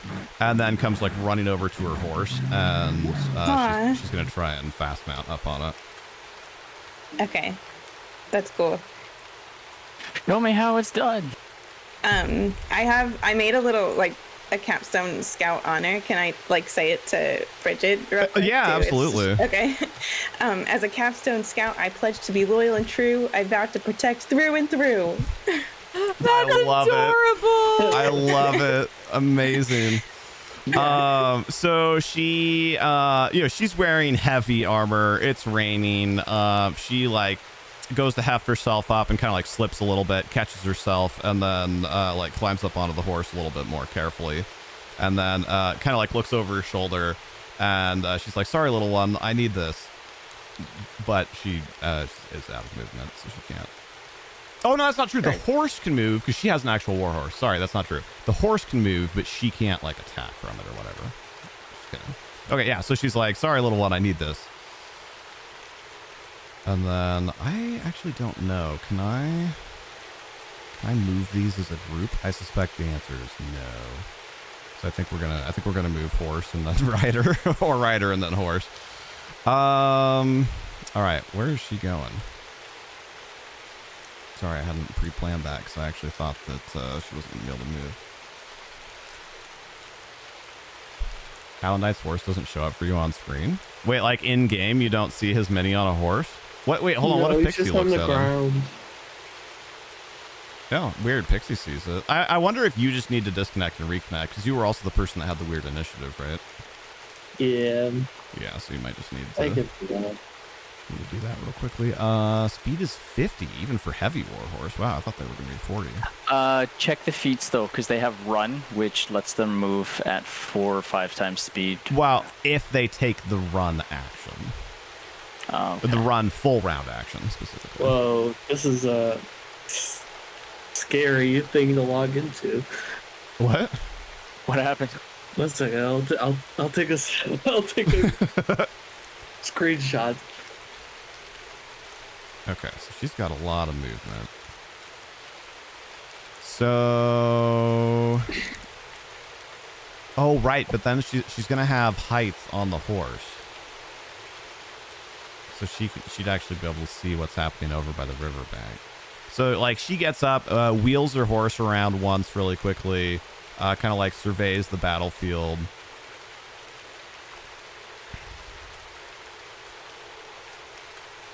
Oh, yeah, she can very easily make it over there. And then comes, right, it's not a charge, but, you know, again, kind of like what I was saying earlier with the orcs. So she is not charging, but, like, she, like, spurs her horse on and, like, charges over towards the orcs that are over here by the river.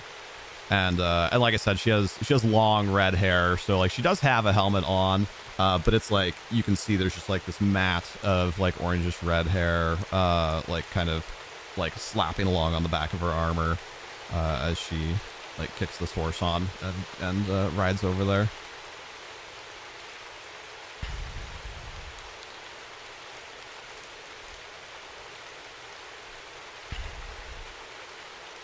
As she does that,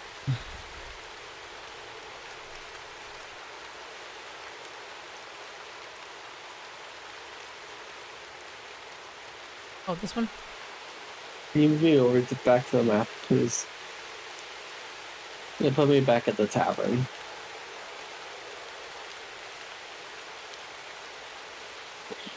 I don't know. It kind of sounds like that's where I'd rather be at this moment. I don't know if you see my post I made at D&D. I think you might disagree. I did, but I'm also down. So if I was going to be unconscious somewhere, I would prefer it was the tavern.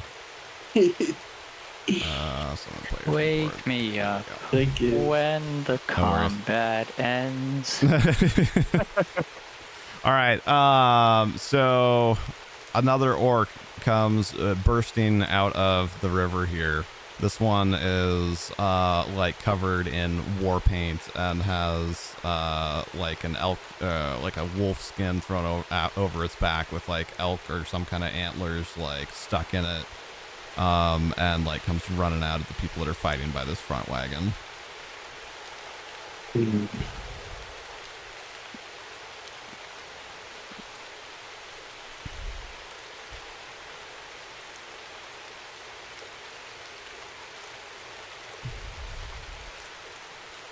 All right, that makes it Sleepy Time Orc's turn.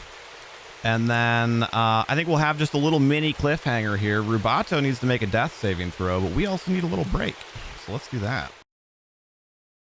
Okay. All right, my brain is fresh now. So when you have the dying state, which is between -1 and -9 hit points, it is not a saving throw like it is in 5th edition. It is a % chance. So you roll D% and pick a tens, or you just roll a D10 and pick a number, or however you want to represent that. But you have a 10% chance to auto stabilize. 10% chance to stabilize. So whatever 10% grouping I choose, I stabilize. Yeah. Yeah, like you could roll D100 and say every 10 spot on the 5, or I mean, like define it however you want.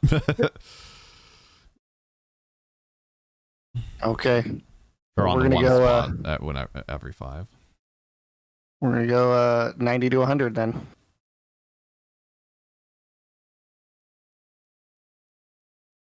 Oh, that was close. That was really close. All right. So you then lose another hit point and continue dying. Beep, beep. And I already took the hit point off your mini. Beep, beep.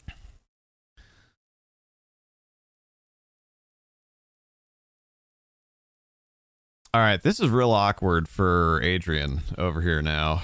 What? His cover's gone. There's like melee combat, not super close to him, but like definitely closer than it was. There is still at least one. Okay, no. Okay, I see. He's gonna shoot at the orc that like popped out of that bush and then like go to cover. I think that makes sense. Nat 20.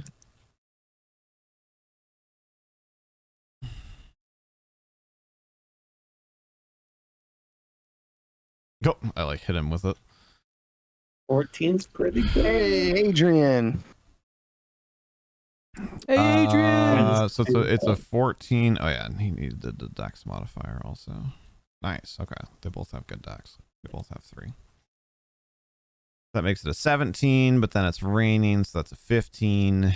And then that orc has cover against him. The leaves count as cover. Well, I mean, it's not exactly representative, right? It's like in a bush. But let me actually look at the... Because I feel like partial cover might actually be like a variant rule or a Pathfinder thing or something. Yeah, partial is not a word in Control F of combat modifiers. Oh, I'm thinking... Okay, right. The way 3.5, it's the other way around. 3.5 has cover and total cover.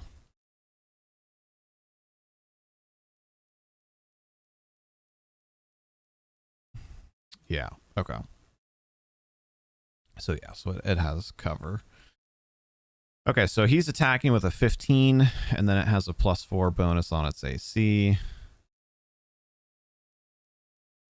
So it is not hit. The bolt gets lost in the bushes. It's a good shot, though. Definitely a skillful shot. The cover just does its job. And then he runs. I guess I should measure it, but that looks like it's about right. Oh yeah, that was like perfect. He like runs over and kneels down and reloads his crossbow behind the wagon there.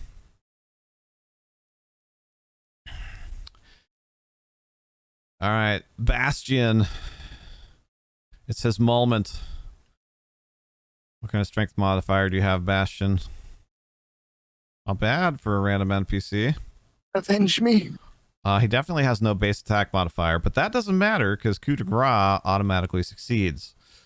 And dwarves are kind of halfling height, but they are technically medium.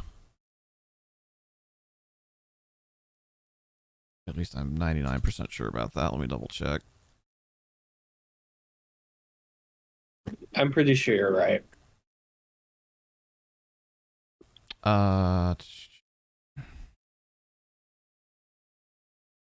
Yes, they are in fact medium size, which means that, oh boy, did an F key on accident. That was exciting.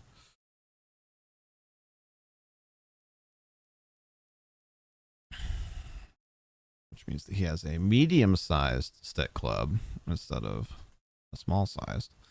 That deals 1d6 points of damage. And clubs also do ×2 damage on a critical. So a coup de grace is a full round action that you make against a helpless opponent. It automatically succeeds and it automatically deals maximum critical damage. So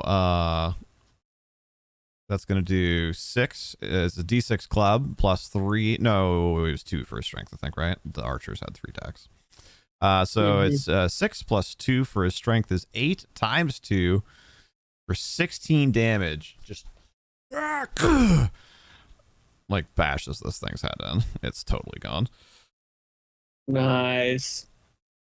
Go Bastion. Wait, why are we timing someone out? He corrected her. You're welcome, NPC. Amras is pushing his glasses up in chat.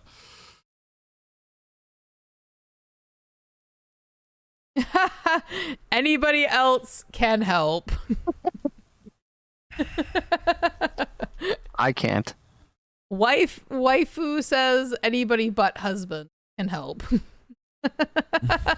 All right, and that was River Orc. So River Orc is no longer in the initiative.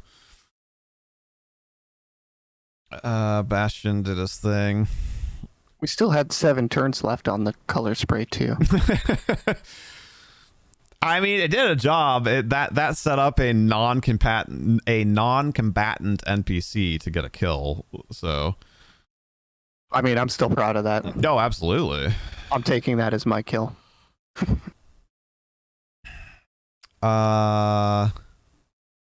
Aaron is going to ride off the Into the sunset? yeah, functionally yes. I'm gonna laugh if he gets more, finds more friends. Oh, please. That would just be great. We come across his corpse. I think you mean we come across a bunch of Parts. unsupervised liquor and wine. True. The orcs are definitely taking that. I don't know if we beat them to it. We'll hunt them down for that. Take the elf. All right, and hide the elk. All right, so they're gone. Just putting the wagon over there for what general direction he fled in. Hey, good night, Ken. Thanks so much for hanging out and supporting today. Also, if you and Foxy haven't had a chance to yet, tonight or tomorrow, would love to hear your thoughts on the video. The vidya.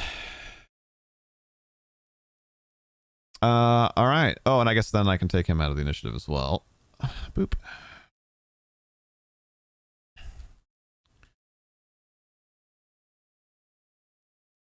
I love how Sawyer like only his head is underneath the wagon. That was all I could get it to do. The rest of his body's just out there. I could probably, actually, I'm curious now that you mentioned it. If I go to build mode. I think Ken didn't quite hear what you said. Oh, you're good, Ken. I was just, oh my gosh, why does it want to screw me over on the copy paste so badly? I was just saying, if you and Foxy haven't had a chance to yet on your YouTube accounts, would love to hear your thoughts on the new video when you have a chance. But that can totally be tomorrow if you need to get going. No, I can't pick it up in build mode. I think there might be a way for me to do it, but yeah, close enough. Yeah, you know the drill. Views, likes, comments, it's all very much appreciated. That video in particular, we're really trying to get boosted. Reginald is absolutely just enjoying his little box fort. Abigail, I need to actually retroactively, I didn't roll for a death save for her. Is that box fort kick you know what? Oh, absolutely. Absolutely. I believe in you, Abigail. You can make the 10%, girl. Thank you, Ken. Mandy, give me a number between 1 and 10. 8. 8? All right. And how about Amras? Give me a number between 1 and 10. 2. 2. All right. The green one is rolling for 8. The blue one is rolling for 2. Ah. Nope. Oof. Ah. So she fails 2. They're not actually death saves, but for lack of a better word, death saves. Oops. I took off too much health, though. Right, because we don't set it to -3. We take off a number. Okay. So I gave her a hit point back. Good night, Gray Fox. Sleep well. Get some rest, I hope. Russell? What did we do with... Oh, that's right. He had a hiding spot, but that hiding spot is now much closer to danger than it was when it became a hiding spot. I don't know if there's really enough room for him to hide in the boxes.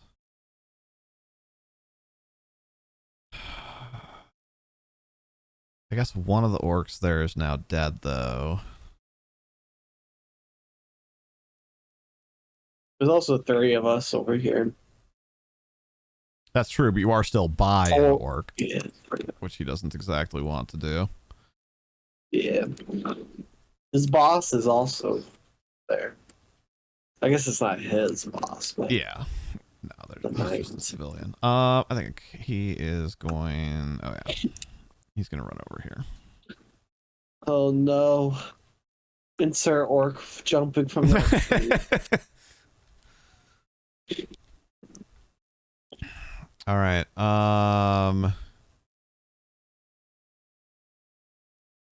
Yeah, there has been a shockingly low number of NPC casualties so far. You guys have done really, really well. Now the nobles aren't gonna want to give any money. Like, you guys handled that just fine. What do you need money for?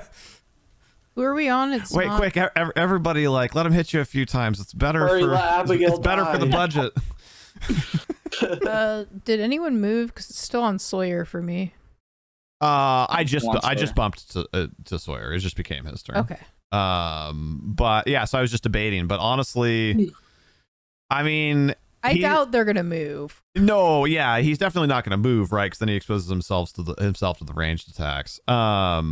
So I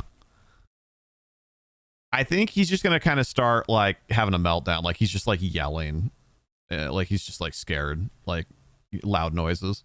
He's down there. You just saw an orc fall down. Yeah, exactly. Yeah, he dives under because he would have been facing that way, right? He essentially did like a baseball slide under the wagon to get away from the bolters, and then like pretty much right as soon as he like finishes sliding under the wagon, then like this orc like body falls right in front of his face.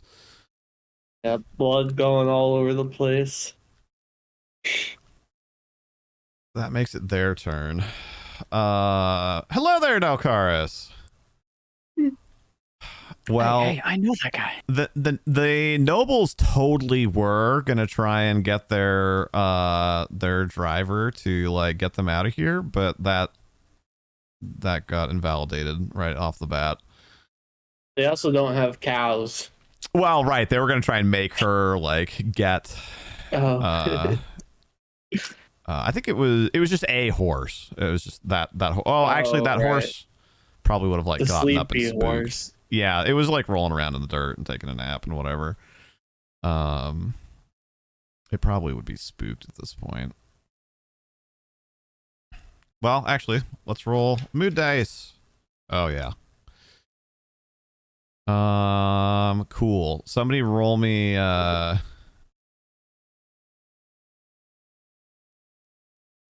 roll me a D8. Whoa. First person. Alondite 1. Oh. One could be good. Oh. Yeah, that's true. That's exciting. So from my perspective, the river is straight up. So it has bolted and is like swimming in the river now. Okay. Why? Horse ain't too smart. Yeah, so that's a quick retcon that happened last turn. So they don't have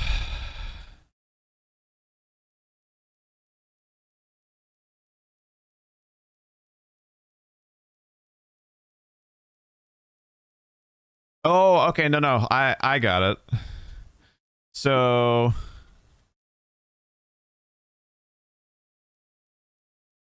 come on. There we go.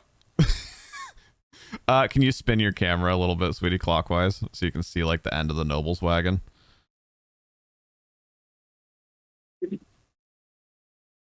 A little more. There you go. So Jackson like sticks his head out of the back of the wagon and starts like berating Brigit, and he was like save us, you incompetent fool! Isn't this what we pay you for? Just starts like hurling like insults at Brigit and the militiamen, like from the safety of the back of the wagon. Mm-hmm.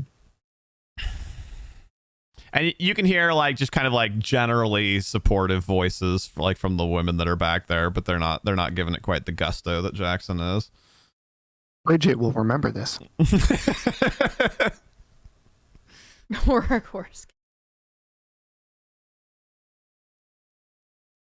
Unfortunately, that direction is still protected from the orcs. So as funny as it would have been to have it shoot at him for that, it still can't see him.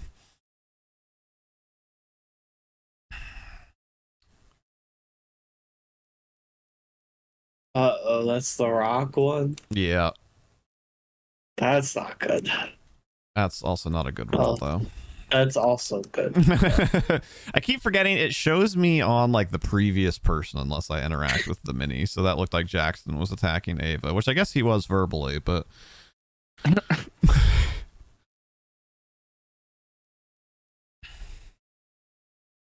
all right. So I think the rain itself has not actually foiled any of their attacks. I've just been rolling, or maybe one at most. I've just been rolling really poorly for their attack rolls. Thank you. It do be like that sometimes. Speaking of rain, I'm gonna turn the sound back up. All right. Orc bodyguard 1. Oh wait, that's the other one that's dead. Orc. Boop. And orc.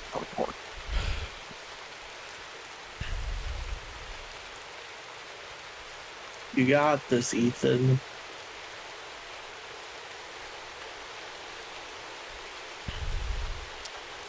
All right. Oh right, he moved up. Yeah. Right, and he got shot at by, so he's actually going to spin and shoot back at the one that shot at him last turn. Oh, at least something for the mounted.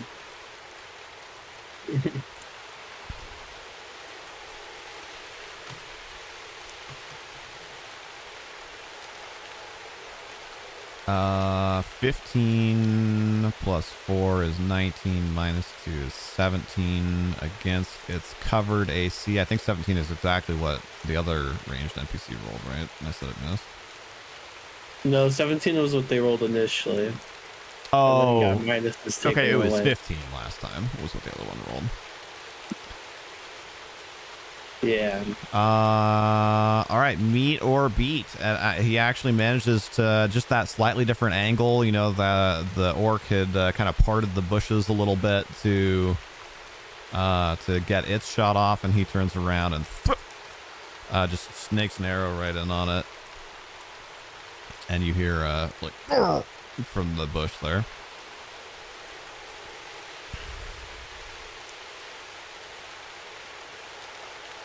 Oh, which is handy. Now it's its turn. Spider-Man pointing at Spider-Man meme. I just switched my camera around, and then we'll yeet.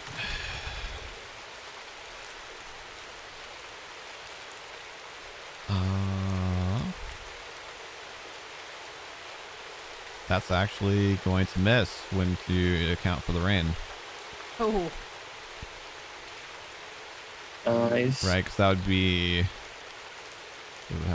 would be a 15, but then a minus 2 for the rain would be a 13, and we already determined that he has 3 dex, so that would be a 13 armor, and he's in the militia, so he's wearing no armor. So I don't know exactly what his AC would be, but it would be 14 or more, so it fails. Or fails to hit him effectively, right? So it met his like touch AC, if you will. So you know, it like sinks an arrow like in like his cloak or something like that. Like he just barely turns out of the way, or a bolt, not an arrow. And that makes it Alondite's turn. Controlling the horse and go. No. Oh, because you have a 6, right? Oh, close. Yeah. I mean, you can try again, right, to try and overrun him. Yeah. So Alondite like gets his horse. You know, he's got his lance set. He's trying to urge it on to charge, but there we go. Yeah. It bucks up. You know, like front legs up in the air and like screams, and then he like repositions himself and like kind of like, you know, like kicks his heels into it one more time. Manages to get it under control.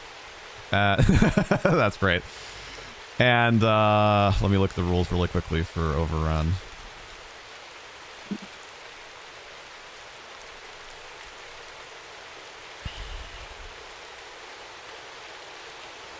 You can attempt an overrun as a standard action, but that'll be the horse making the overrun. You're commanding it to do that. In general, you cannot take a standard act.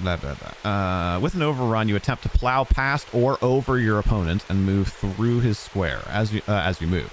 You can only overrun an opponent who is one size category larger than you, the same size, or smaller. I like that you can overrun something bigger than you.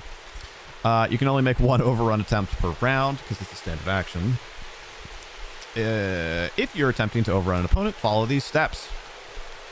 Step 1, attack of opportunity. Since you begin the overrun by moving into the defender's space, you provoke an attack of opportunity. It, however, does not have a melee weapon equipped, so it does not get an attack of opportunity.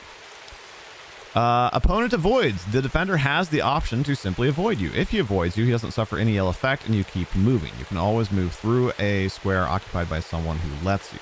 The overrun attempt does not count against your actions this round if they avoid you, except for any movement required to enter the opponent's square. If your opponent doesn't avoid you, move to step 3. But that is going to make him get out of his cover. So he's not stupid. He's not just going to let the horse run over him, literally. Somebody go ahead and roll me a d8. First person to do it counts. Oh, man. That was fast. Gabosh gets a 7. All right, and I was facing this way, so he dives out of the bush in this direction as you run through him. So you have no like, longer you know, you have your 1 movement's worth of movement, which is at whatever 50 or 60 for a light horse. So you can end that movement wherever you want, but you have to spend enough movement to, you know, like plow through that bush. And then actually, this is kind of fun. I can do this in Talespire. I will remove that bush from the battlefield. Yay! It's been destroyed. You know, functionally. Obviously, there's still like bush there, but. So that was not an attack. That was just a movement roll.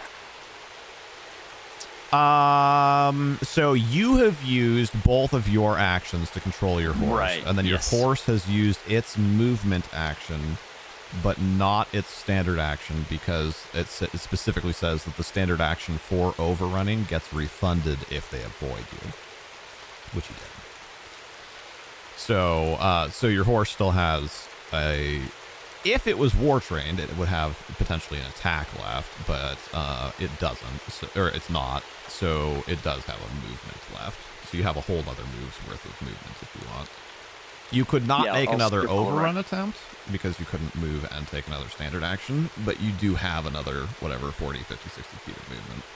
I'll circle around the bush. Actually, no. I'm going to come around and help everyone in the south. Or whichever, the west, actually.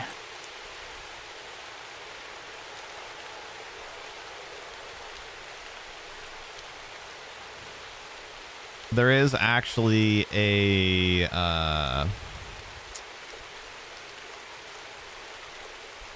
feat called Improved Overrun, and if you have that, when you attempt to overrun an opponent, your opponent may not choose to avoid you. So you simply get to trample people, which is pretty fun. And you go through multiple targets, right? No, because it's a standard action to overrun an opponent. So that's still true. It's just that normal overrunning, the opponent has that option to avoid. Essentially, like, you're not good enough at it to do it in a way that's, like, overwhelming, so they can, like, dodge out of the way like that orc just did. But improved overrun makes it so, like, essentially you're trained in it, so they cannot avoid you.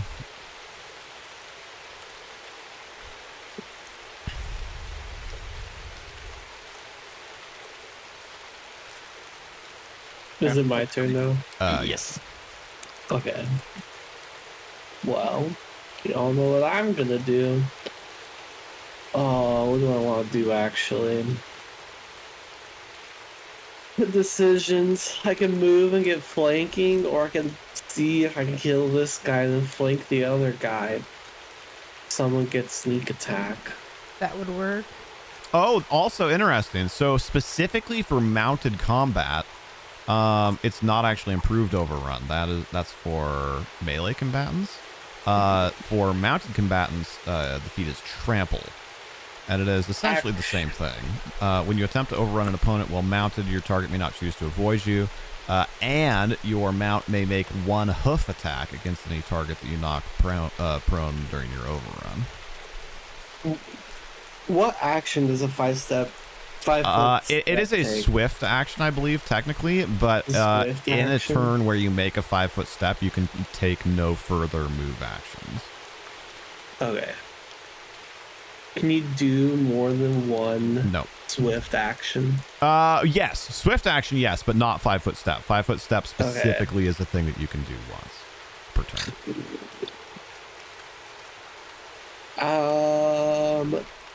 Okay. I'm gonna do. If I do a 5-foot step, can I move so I flank? Like, that's just here, right? Correct. Yeah. So would that be flanking? Well, because you were like, yeah, there, right? Yeah, here. So she would also have to move. In fact, she'd have to join a conga line of death, because you would move to here, right? That would be square. So where she is currently would not be flanking with that, but she could, if she's willing to take the risk, she could 5-foot step over. Okay, I'm just gonna attack this guy then. Ooh, that's pretty good. Nailed it. Nice. And then nice. I need to roll. It's 2d6. Yeah. I also don't know why it didn't put even spaces in that. So that's 11. Nice. Oh, Well done. wait. Are there 2 HP commands? That was the Stream Elements one. No, I know. Oh, yeah, we did a whoopsie. Okay, that's why that's doing that. Hold on. Let me trash can the old one. And then set up ! HP as a command alias for the one I'm editing. I was like, why is that not working?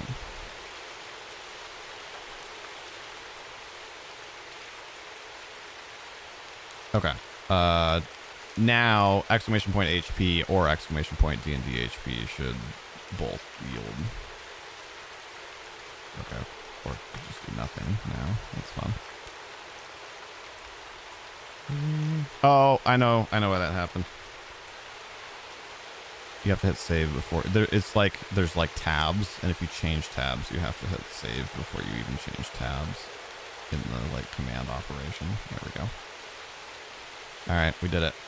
Sorry. Okay, so you're attacking. You did attack. Yeah, I did 11 damage. I rolled a 6 and a 1, so. You have a +4 damage. Yeah. Nice. Oh, I clicked on the wrong one at first. I was like, wait, it's already dead? No.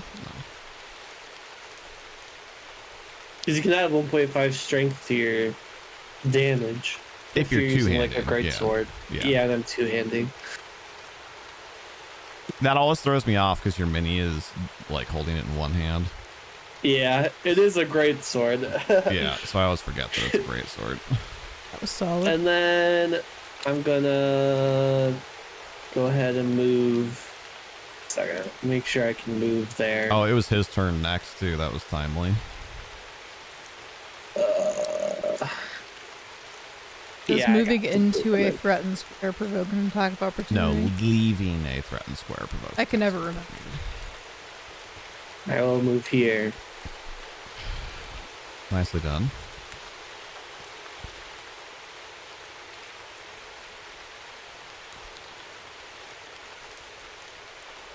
All right. That's it. Excellent. Yeah, you saved yourself, or you saved somebody there, potentially a big whop with a club. Yeah. Go ahead We'll and end your see. turn. This might be a bigger whop. Yeah. Go ahead and end your turn. Oh, right. I always forget.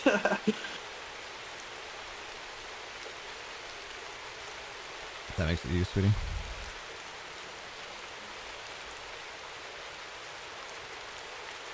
Oh, that one's gone.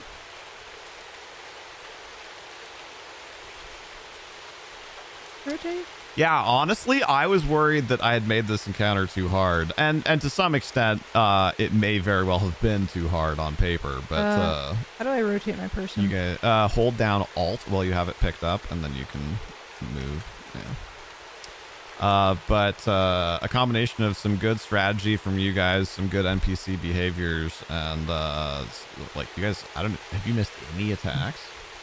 All right. I can do a double attack. I don't think so. The mounted guy did. I was gonna say Alondite's been having Well, a bad yeah, day. sort of. Like you didn't miss, you just I didn't, miss. like attack. Oh, well, that's true. I guess Pixies man. missed, but still, the vast majority of your hits as a party. I just missed hit. there too. Yeah, sorry, sweetie. Dang Oh, it. yikes. I'll stay where I am and help you flank. Oh, and a hope- natural one in there as well. Our first of the night. Hopefully it doesn't bash How have we me been in the combat face. for 2 hours plus, and that's our first natural one. That's actually staggering. Okay, can Martin do something useful, please? The good news is there isn't really anything dangerous that you can do with that fail. So I know. Come do something useful, Martin. Yeah. I mean, he tried to help last time. He just missed. Longswords D8, I do believe.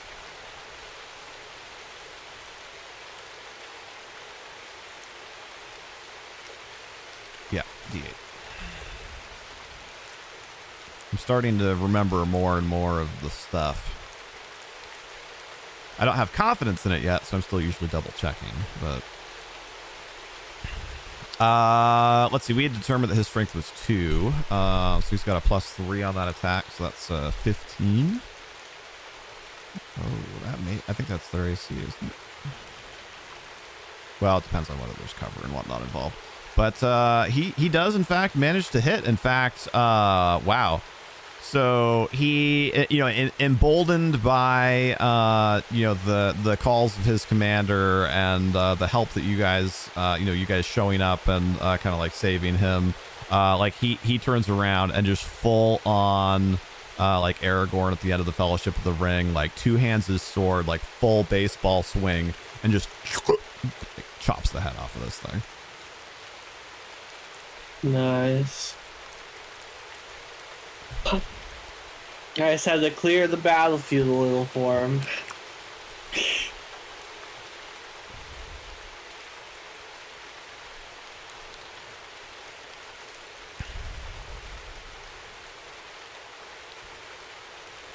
And the ranged ones are still out there.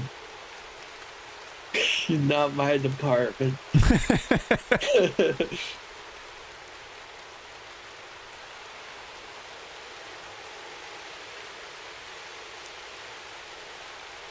Oh dear.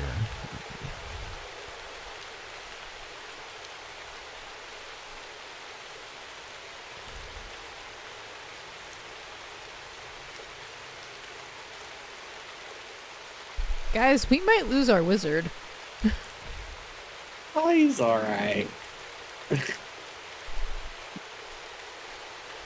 Might work to stabilize. I'm gonna rush over there and then get to my turn and see what happens. What? Combat medic. Oh dear. All right. So the orc that's partway up the tree, he disappears from view. Wait, didn't Ava hit him last turn, right? Ava hit the one on the Correct. rocks. Well, one of them, yeah. I thought she attacked I thought it was the one on the tree. Yeah. I I thought she forgot to take Tree. the damage off of it. I thought she couldn't reach that one. Yeah, she could. It was just Oh. yeah, it was just Okay. further range increment. Then who hit the one on the rocks? What? Who hit the one on the rocks? No one. Oh no, the other guy did. The guy in the bush. No, the one on the rocks has not been hit. Oh, okay. Thought he was. Do we remember how much damage Ava did?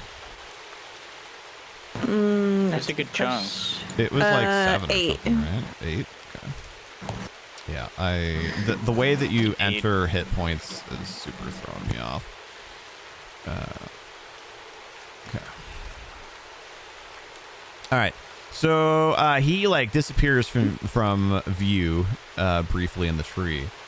And then like moments later you hear it's like crash, strike, bang, boom, ah! And then this like orcish body comes falling out of the tree. Oh wow. Where the heck did it go? I just double clicked on it and it like teleported. I have no idea where that mini is now. Everyone asked as they heard the sound. What in the... Oh, wait, can I double right click and remove from initiative? No, it still says that he's here. Oh, there. What in the world? Okay, Talespire being real weird. Where did you go? Okay, got him. He's back. No, he's not back. Yeah, he is. He's on the trees. Okay, I see him. Yep. Yeah. Okay. Sorry. That was real weirdness. Yeah, he tried to climb down, but he was only at 1 HP, and then I rolled a 6 for his climb check. And if you fail a climb check by 5 or more, you fall from your current height. And he only had 1 health left after Ava drilled him.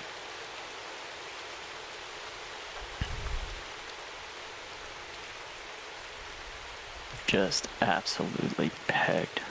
Oh. Yeah. He's very dead. Well, technically. Well, yeah, I don't usually make NPCs dying. Usually I only do that for, like, positive NPCs. Technically, no NPCs should get dying, but I feel like it's more dramatic if friendly NPCs do. More pulp. All right. Excellent. Right. Tree Orc has a new friend. As much as he would have loved to have keep beating the tar out of that gnome, he has bigger concerns now.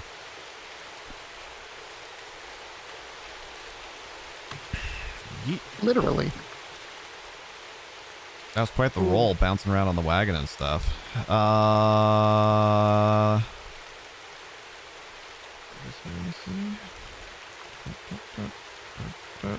No, not even close.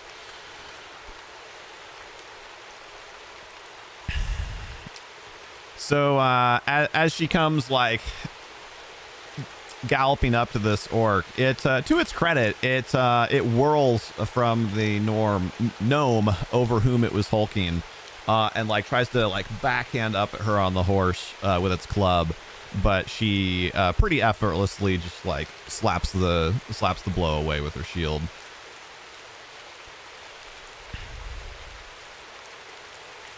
And that makes it Ava's turn.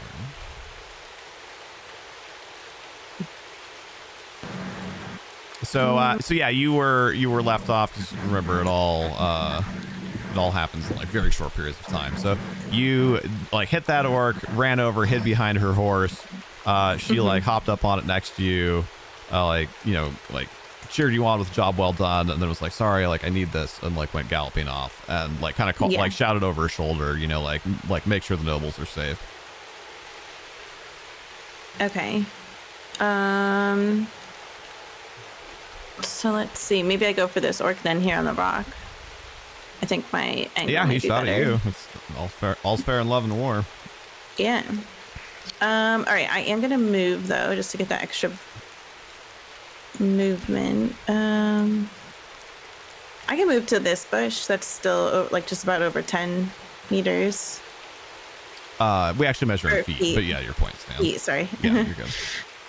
Okay, I'll do that, and then I'll go ahead and give him an old throw an axe. All right. I guess I could be like in the bush. That's good. Yeah. Okay. Yeah, take a page out of their book. You saw that orc come tumbling out of that tree that Alondite just trampled down. Yeah. And Or out of that bush. I think I said tree. Give me that bush. 4d6. Oof. Oh. Ouch. I feel like I was due for that. A little bit of balance. Yeah, yeah. So I mean, almost max power though, right? A 6 on the 6 and a 3 on the 4. So, you know, confident, like bolstered by the words of your commander, and confident in your prowess after 2 successful attempts. You go, like, you dive into this bush and line up a shot and just put all of your little might into it, forgetting that you're in a bush, and you know, so you have to like really heave back to throw it, and then like as you like lean back with your arm like back over your head, like the blade of the axe just catches on some bushes, and then you're just like and just like hack out a big chunk of the bush and drop the axe that you were holding. Honestly, the bush needed a little trimming, a little cutback, so that's what we went for. So for the sake of where your axes are, there's 2 that you've thrown into the trees, 1 on the ground there. Let's say you have 5, so then you have 1 in well, I guess I don't know, you hadn't really described whether you were dual wielding them or not, but you have 2 more left on your person and 1 on the ground below you. Perfect. I like how it finally updated Brigit's name. I did that like an hour and a half ago when I realized it still said night, and then it at least last time through the initiative it still said night, but somewhere along the line it finally updated it.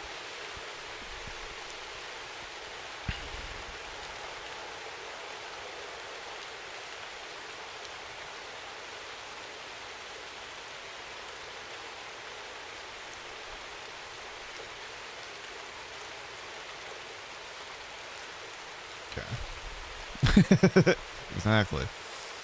All right. Oop. Knocking dice everywhere. I got too much stuff on my desk. Okay. What's this here?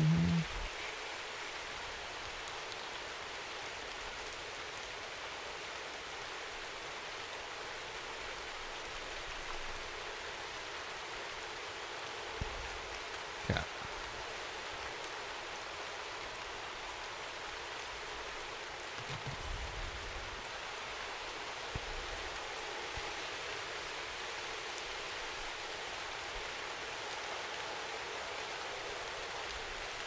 Oh, that's funny. Okay. I forgot the way that she was set up. Obviously, she's very defensive, and very much about, like, boosting morale and, like, motivating intelligence and whatnot. So, after like, knocking its attack aside with her shield and opening it up, she's a little, like, off balance, but she does manage to, like, swing her longsword down in and get a good like lancing blow off of its shoulder.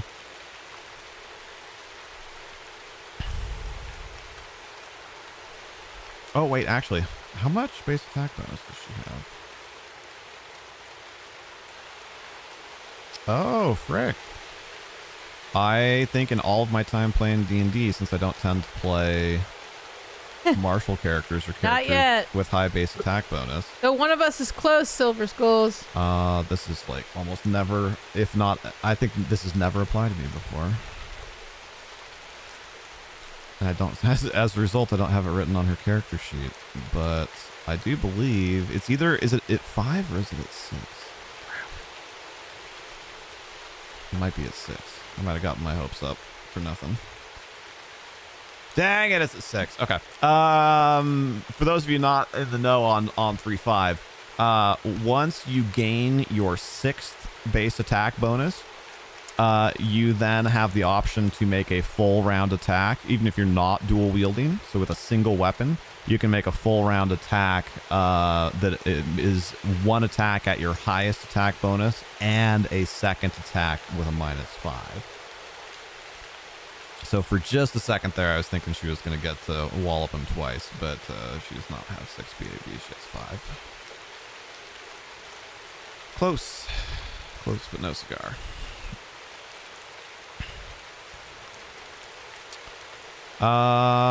Right, and he's dead.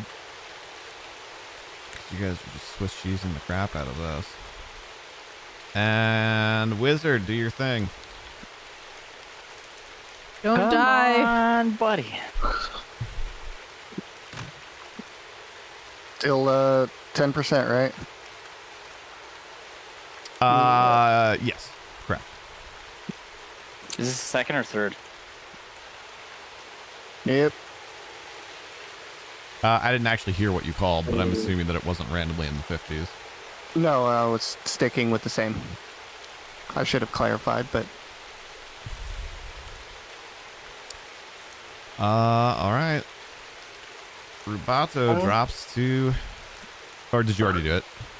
nope. No, it. I think I haven't been touching my HP Okay. in game. No, it's fine. I just wanted to make sure we didn't double up. Rubato drops, if I believe, to -6, if I have that right. -4 is what I should be at. I was at -2 to start, and then -1 twice now. Oh, right. The freaking, oh my god. Okay. The way that it handles negatives is infuriating. Or the way that it, the way that it handles altering the current hit point number is infuriating. And I'm not used to it yet. Don't worry, guys. You guys got this. I'll just take a nap here. I'm coming. I dealt with one of them. You're on a vision quest to see the shadow people. Oh God. I fire my crossbow. You imagine that you fire your crossbow. His body spasms at the word shadow people. Poing. Tenses up. She's poor Adrian over there in front. Or in the knee. Would be more apt.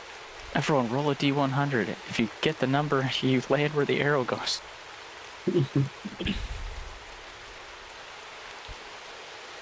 All right. Adrian's best shot is going to be to shoot at that one that Alondite, I almost said Amras, drove out into the open. So he's going to step out here, kind of lean in and brace his crossbow against the tongue. I don't think that actually does anything as far as aim goes, but it's good flavor. And let her rip. Whoa. Pew! Nope. They like bounced off of each other. Nope. Just a bit offside. Nope, nope, nope.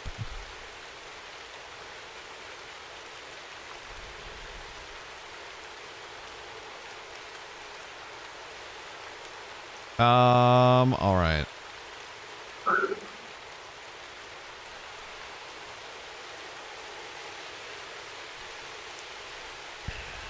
You know what? I think Bastion's seeing red a little bit. He's just a spice merchant, but he's just tasted blood for the first time against one of his ancestral enemies. And he has the opportunity to clock this thing in the back of the head. Oh man, here we go. So we're gonna go for it. It's spicy. Bastion gonna get a class level here soon. Oh, dang. Yeah, Holy, boy. Let's go. Level my 1 boy. fighter in the making. Or barbarian, I think we got suppose. barbarian here. Yeah. Oh my god. And it had 6 health left and he did 7 damage to it. Oh, let's go. MVP. So yeah, like, you know, he during the previous few seconds he ran over here, he like grabs this stick, like just absolutely caves in this helpless orc skull, and then just stands there over it for a few seconds like and then he looks up and sees this orc that's like, you know, that's about to do the exact same thing that he just did, but to Rubato, that spins and has to defend itself against Brigit, and he just like just yells from the, you know, from the like the depths of his chest. He's just and just runs over, smack. And he probably can't actually reach high enough to really hit it in the head, but just absolutely blasts this thing into the dirt, like hits it right between the shoulder blades. Bloop. Min's got the same kill count I do. Think he's leveled up into barbarian. All right.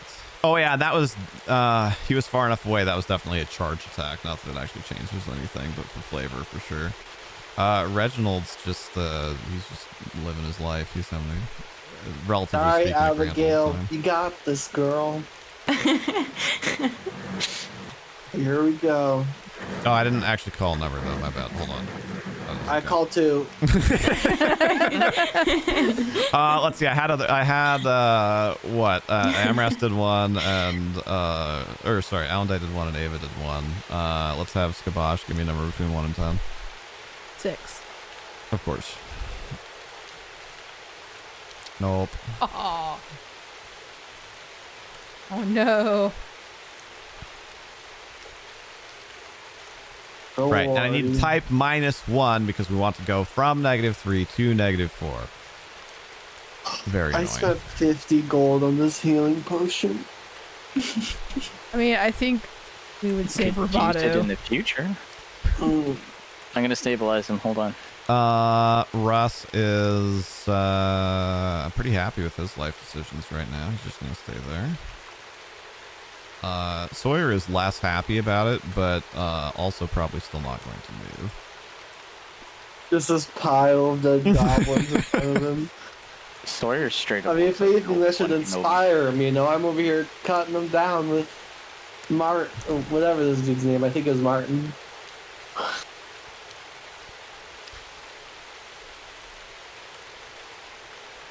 All right. Jackson sees that that last orc over there get clobbered by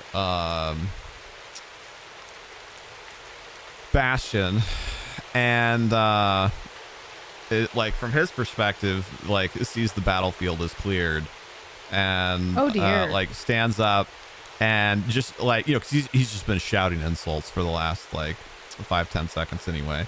So stands up and is like, I saw that. You call yourself a marshal? This is pathetic. I'm gonna have you stripped of your knighthood. Like, you guys haven't done anything. These random, like, these random mercenaries and this freaking merchant have done more than your. He's just running his mouth. Please tell me he gets an arrow through the skull. No. Oh no. There's a cow there. Poor Abigail's still over there. A cow through the skull? Mendez said in Twitch chat, I need to hire Bastion. How much do peasants cost? I don't want to answer that because that's going to quickly lead you down a road of how broken hirelings are in 3.5. I just want this one. I won't abuse it besides Bastion. All right, what's our distance here? Why did I just put Sven's voice to what Amla said? You get paid if he dies. Perfect. from Frozen. Oh, it's actually slightly less than that because it keeps putting the origin dot like super high up because of the trees. The outer space. Yeah. Okay, make it go away. There we go. So it's definitely 1 range increment. But -2 still. Correct. Wow, they're rolling so slow. Oh my god. Oh, thank goodness. I mean, his hit points can't be, or his AC can't be that high. No, but well, I guess he could potentially have a negative. What's the standard array? Let's look that up. I think you normally have 10, so standard arrays, I think everyone's just average at everything, right? Well, average is actually 11, but no, standard array is actually a thing.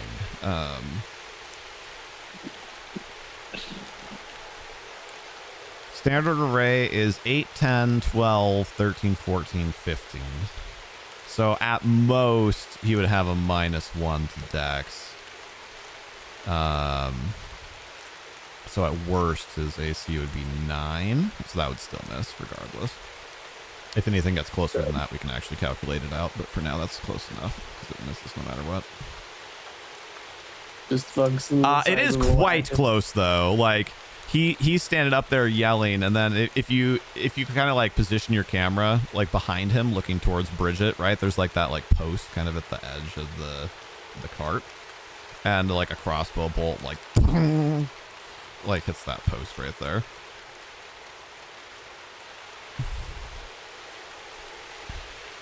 Yeah, now Mendez has gone and done it.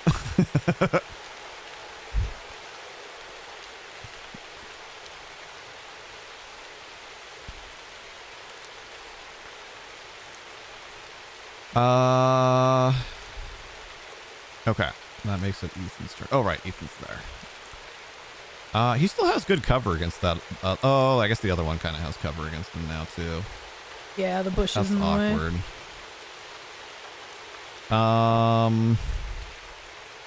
He really doesn't want to get closer. Can he make it back to the wagon? I think that's where he ran from, I think, right?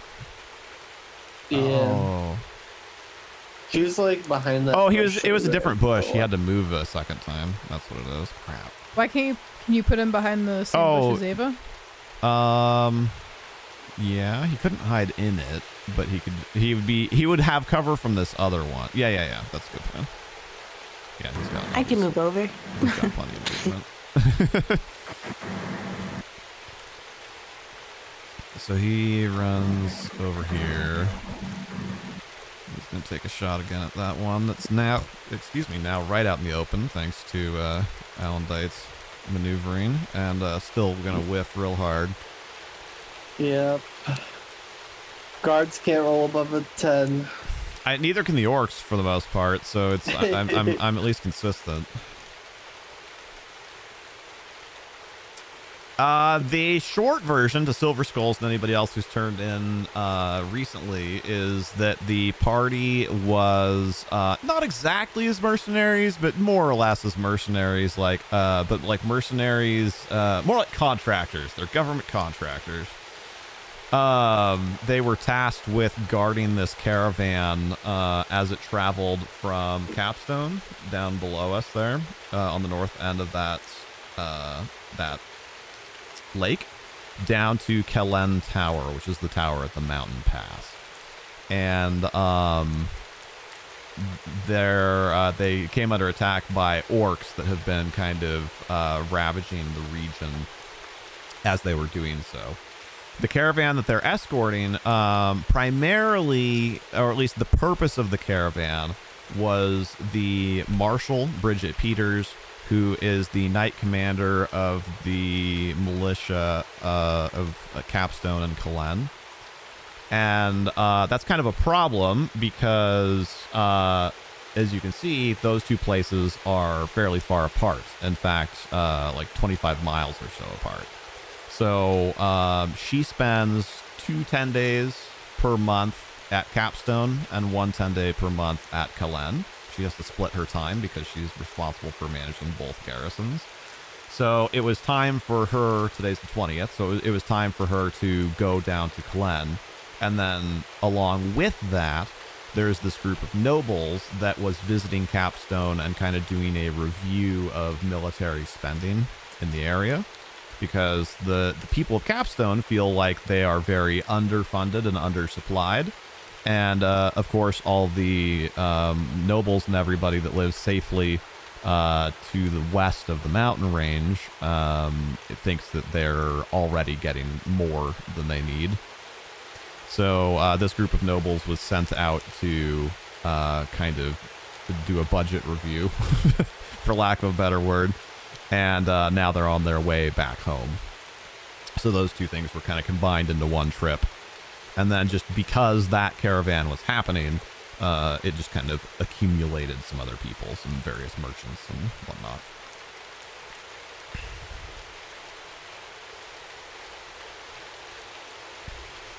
That's the 90-second answer. All right. What does this guy want? And what can he see? You see, big noble man.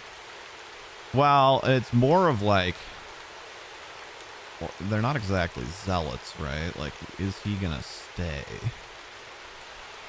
Yeah, didn't they see their leader get... Well, Actually, he might can't not- see he it might- though. It's he behind the probably wagon. Yeah, he didn't see that. So, yeah, he actually can't see most of the dead orcs. He can see the one that fell out of the tree. But that's about it. So as far as he's aware, this is all going more or less according to plan. So, he's going... Actually, you know, now... Because, Ethan's, like, kind of has cover. He's got a great shot right at this guy's back, which is a much easier shot than the, like, perpendicular shot that he had at the horseman last time. Oh, no. So he's going to be opportunistic. Ooh, maybe.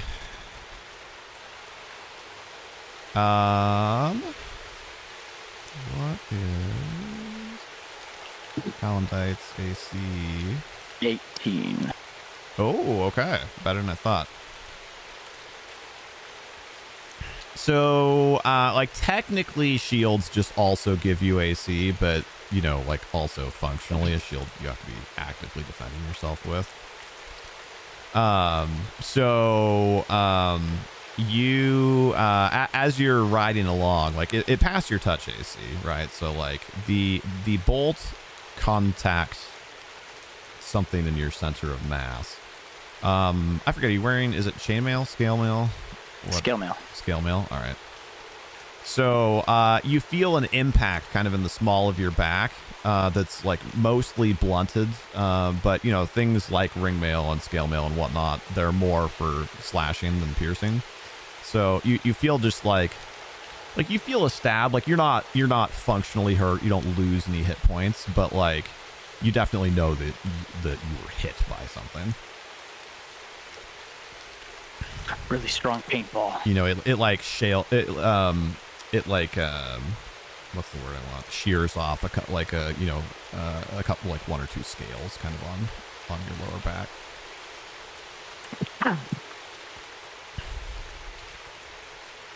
And that makes it your turn, actually. Okay. Oh wait, sorry, he has movement. Just kidding. Yeah, he's definitely not going to just stand there. You want me to end my turn and go back to you? Or? I can reverse order it, actually. Thank you. Okay. We'll go over here. That gives him Yes. cover from everybody that he can see. Oh no, it doesn't.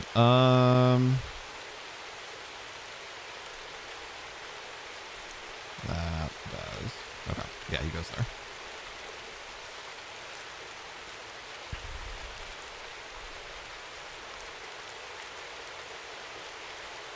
Okay, got questions for people. This is kind of a mixed choice. Should I go and try to help Rubato, or should I go and try to trample this guy down or spear him with a lance? I don't know. What are you guys gonna do so that I know what I can do? You wouldn't be able to communicate that in combat. That's probably No, a we're little too far away. metagamey. It's too much meta. Okay. You do what feels best to you. Okay, I'm gonna go help Rubato. I didn't imply that. I'm fine cuddling here with the Bastion. Alright, well, first, would it be considered, if I'm going to Rubato, would it be considered controlling my mount in combat? I've really never realized how poorly defined that is in the core books. I think functionally, yes, right? Like the horse has entered the emotional state of combat. Okay.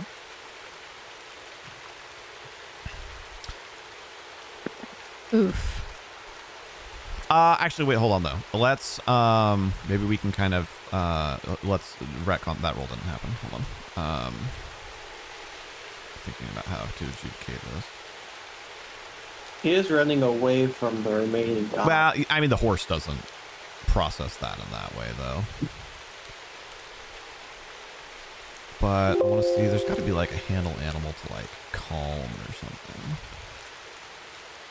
No, there isn't. Okay, what is handle an animal? This task involves commanding an animal to perform a task or a trick that it knows. Okay, that's a specific mechanical thing. Rear an animal, push an animal, teach tricks, train for purposes.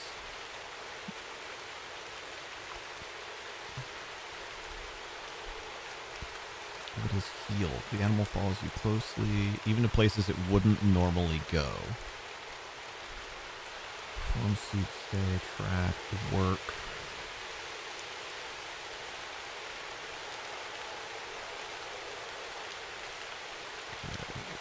Action varies. Handling an animal is a move action, while pushing an animal is a full action. Tasks with specific time frames noted above. You must spend half of this time working toward completion. Oh, but we're not doing a task. We're doing a trick.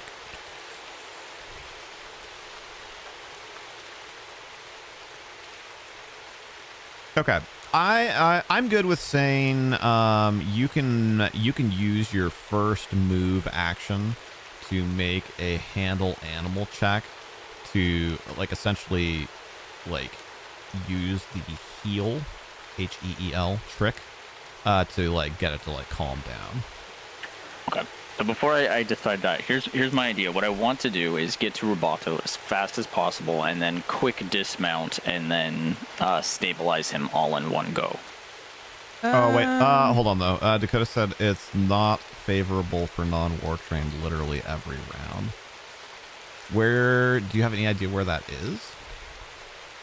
Because, like, handle animal in what do they call it? Ride... control amount in combat has, like, one sentence. There's, like, no definition there. As far as, like, what counts as in combat. Combat riding while in battle. Mounted combat rules. While mount in battle, as a move action, you can attempt to control a light horse, pony, heavy horse, or other mount not trained for combat riding while in battle. If you fail the ride check, you can do nothing else in the round. You need non-roll for the war horse or ponies. Sorry, where is... I just got to the section. Where is that? In ride. SSRD. Or SRD.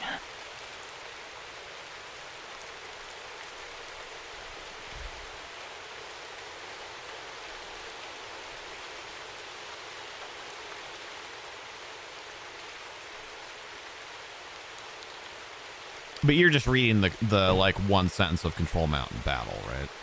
Yeah. Yeah, so that doesn't, unfortunately, that doesn't really help. I didn't keep him from the horse, thank you very much. They accomplished that all on their own.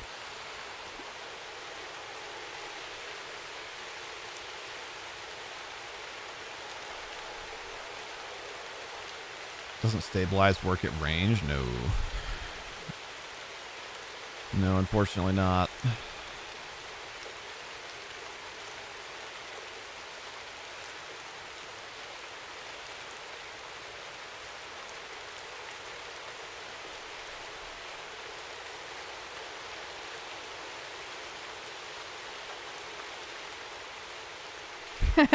Stabilized via arrow.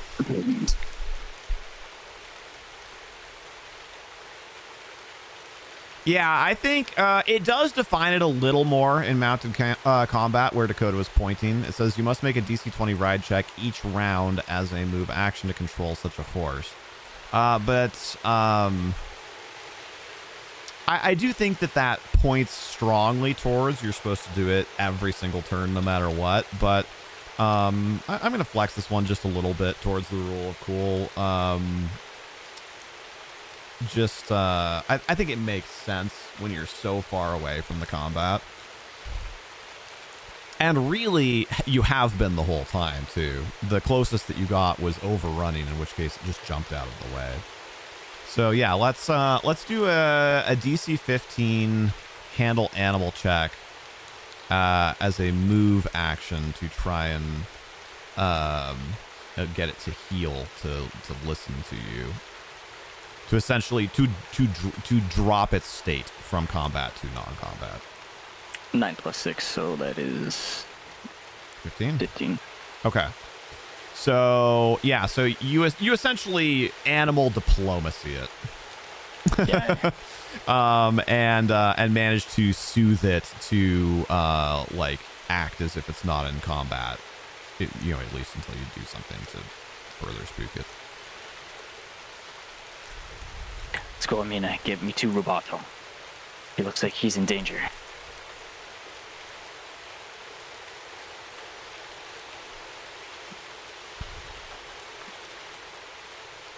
And then I do a fast dismount. Oh, I thought you were going to say trample. No. I make an overrun attempt. You say that horse, if it survives, gets a point towards being war trained. I'm okay with that. So I need a 14 or higher for this. Nope. I just get off normally. But that's fine because you it's just a move action to mount or dismount. Training via trauma. I mean that boils down most training. You could have ridden the horse closer, so like I'm fine with saying you dismount, right up next to him. Okay. And then that 11, that was for the heal check. That was supposed to be for the fast dismount. Oh, okay. So yeah, so then you make, I believe it's also a DC 15 heal check to stabilize a dying character. I'll double check that, but go ahead and roll a heal check. Yeah. Come on, Alondite. Please. No heal bonuses on this, is straight up 15. Oh. You have nothing to heal? No. Dang it. Yeah, first aid. You usually use first aid to save a dying character. If a character has negative hit points and is losing hit points at a rate of 1 per round, 1 per hour, or 1 per day, you can make him or her stable. A stable character regains no hit points but stops losing them at a DC 15. Oh, that's right. You don't have any wisdom. Thanks. So I'm like doing CPR and like trying to revive Rubato, and I ask what is this gnome's name or whoever he is? Dwarf. Like, dwarf. Well, you have no wisdom and no training in healing, right? So you're like, well, bleeding's bad. So you like put your hand on it and stop the bleeding, and then like wait a few seconds and then like lift your hand up, and you're like, that doesn't stop it. Oh, obviously not exactly. It's hyperbole, but the arrowhead. So I just start pleading to Brigit and the dwarf to help me. Okay. I think the club is still stuck in there. So Baheer! I read that. I was looking it up. It says that if I spend the entire round running, I can quadruple my speed. Right. I think it's triple normally quadruple if you have the feat, or is it quadruple normally quintuple if you have the feat?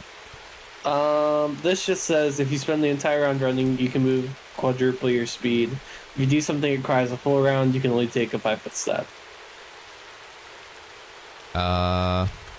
Where are you seeing that? In movement, position, and distance. Said the SRD. I can send it to you. Yeah, if you would.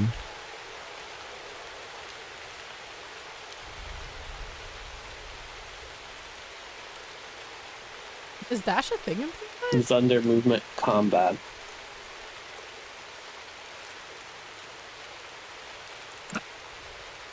I mean, triple is still would be enough for what I want. Yeah, because under just movement, so we have carrying, movement, and exploration, and then movement.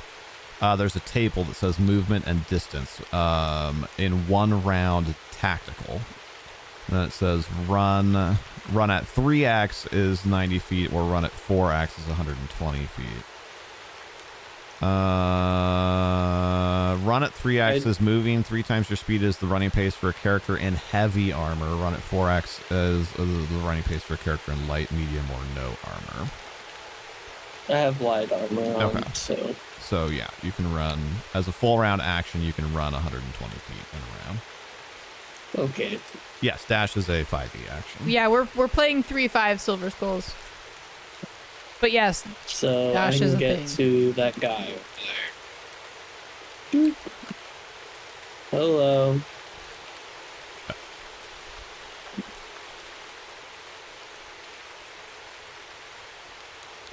Well, and then I think there's something also about, did you need to run or could you double move to get there? Double move would only give me 60. How far So away? I was here. I was like 90 away. Because Yeah, it I would've want to been say, I think 60. running makes you flat-footed.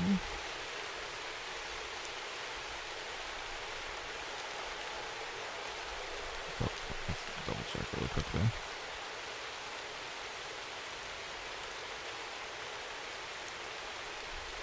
Yeah, maybe not.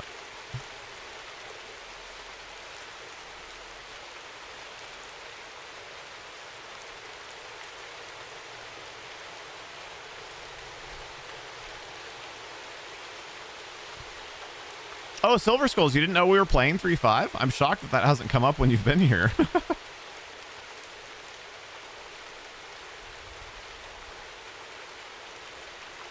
There are cantrips, but you can't machine gun them like you can in 5e. You get essentially 5 per day.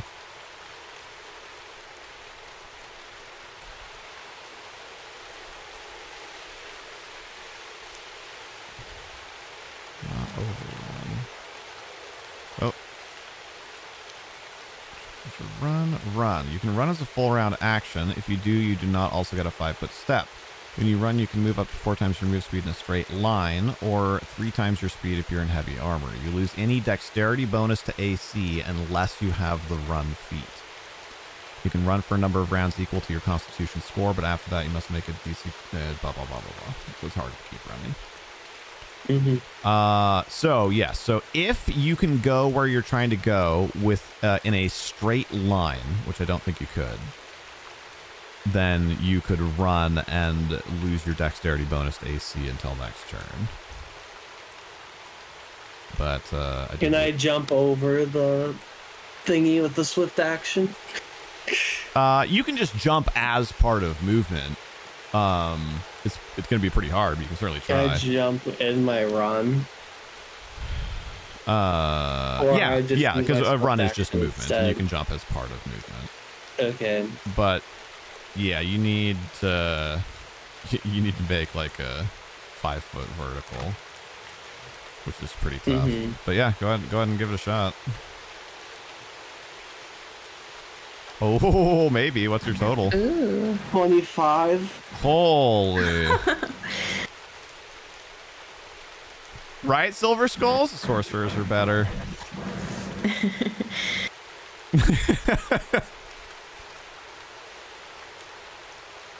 I fire my crossbow at Silver Skulls.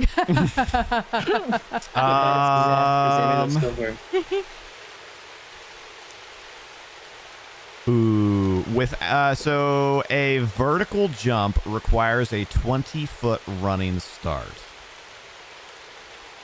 Without a 20-foot running start, the DC doubles. I mean, I was here. It's like 20-ish. It's like 17 feet. But if you're taking an angle, yeah, that doesn't lead directly to the orc. Can I move 5 feet back and then run 20 Technically, no. forward? Why? Because you have to run in a straight line. That's the description of run. Oh my god. No, but it does, Dakota. That's part of the run full round action.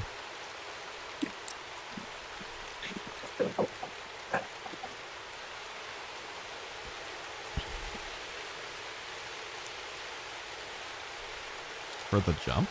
What? No. So in order to make a vertical jump, you have to have a 20-foot head. You have to move 20 feet before you do it, or else it's twice as hard.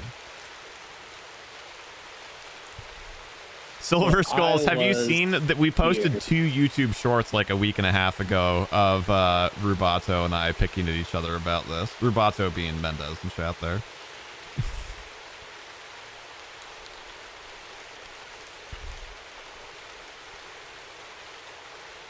Meanwhile, just round up 3 feet. Round up.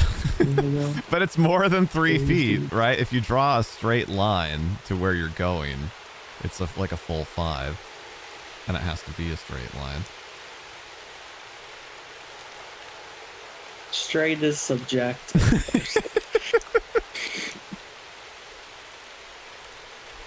I mean, I can run this way. I don't know. So yeah, like you could still do it and get close enough to him to melee him next turn, because you wouldn't be able to melee him this turn anyway, right? Yeah, because it's the full round action. So yeah, so just choose the most obtuse angle, right? So it's like you have to go like this way. That's what I was trying to do. I thought you were trying to do that to get next to him.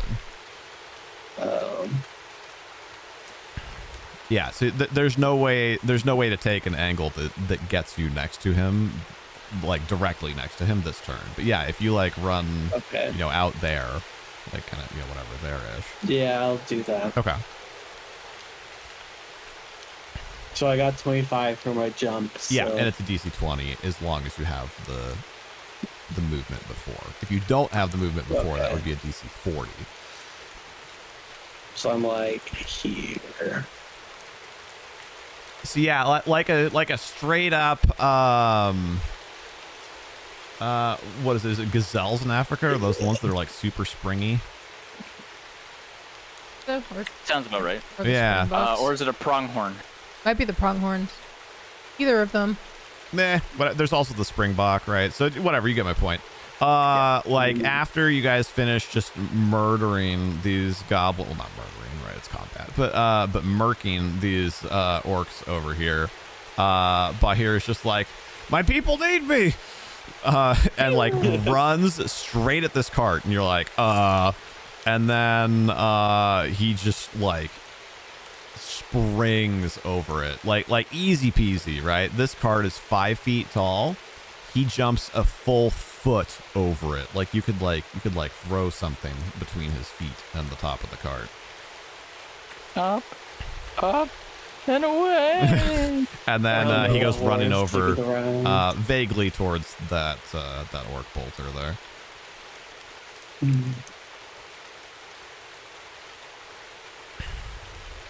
And that takes us to Skabosh.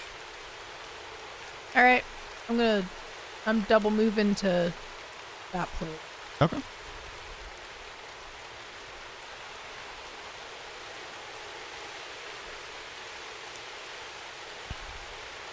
You can just pick yourself up, especially when you're moving that far. Yeah, it's the using arrows to move on squares is great, especially if you're in like a dungeon or something. But in like a big open space like this, just dragging yourself is just so much easier.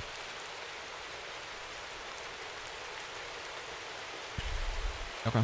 You kind of nestle yourself down to get some cover in those bushes there. Yeah. Nice. Okay. Alright,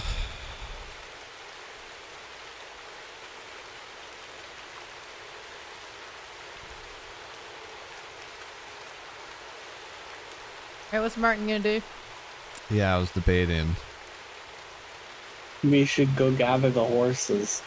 But in combat. I mean, It's like the even more there's not really pedestrian anyone version of left. combat looting. There's only one guy back there, and he's not gonna shoot Martin. Well, there's two, but also just like in general. Right? Like we have a whole day and a half of travel still ahead of us. Like, oh, I got to economize and save 12 seconds by chasing these horses while we're still in danger. Someone has to go chase down the wine merchant too. Nah, we're gonna leave that guy. He's gone. Hey, I could use that alcohol for wound cleaning and also numbing of pain. I think this is short enough that it's something that I would let you guys shout as an immediate action. So like, oh, well, I guess no, actually, the horse doesn't even have to turn.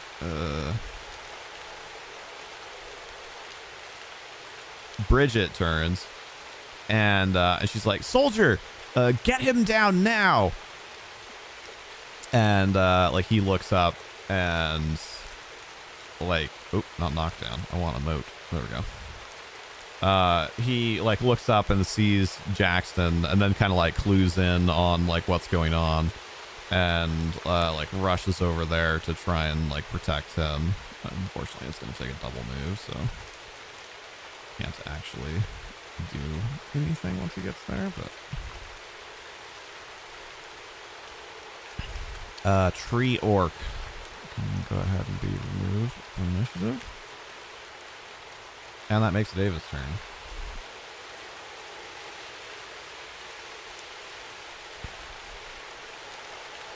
In her newly begun topiary project.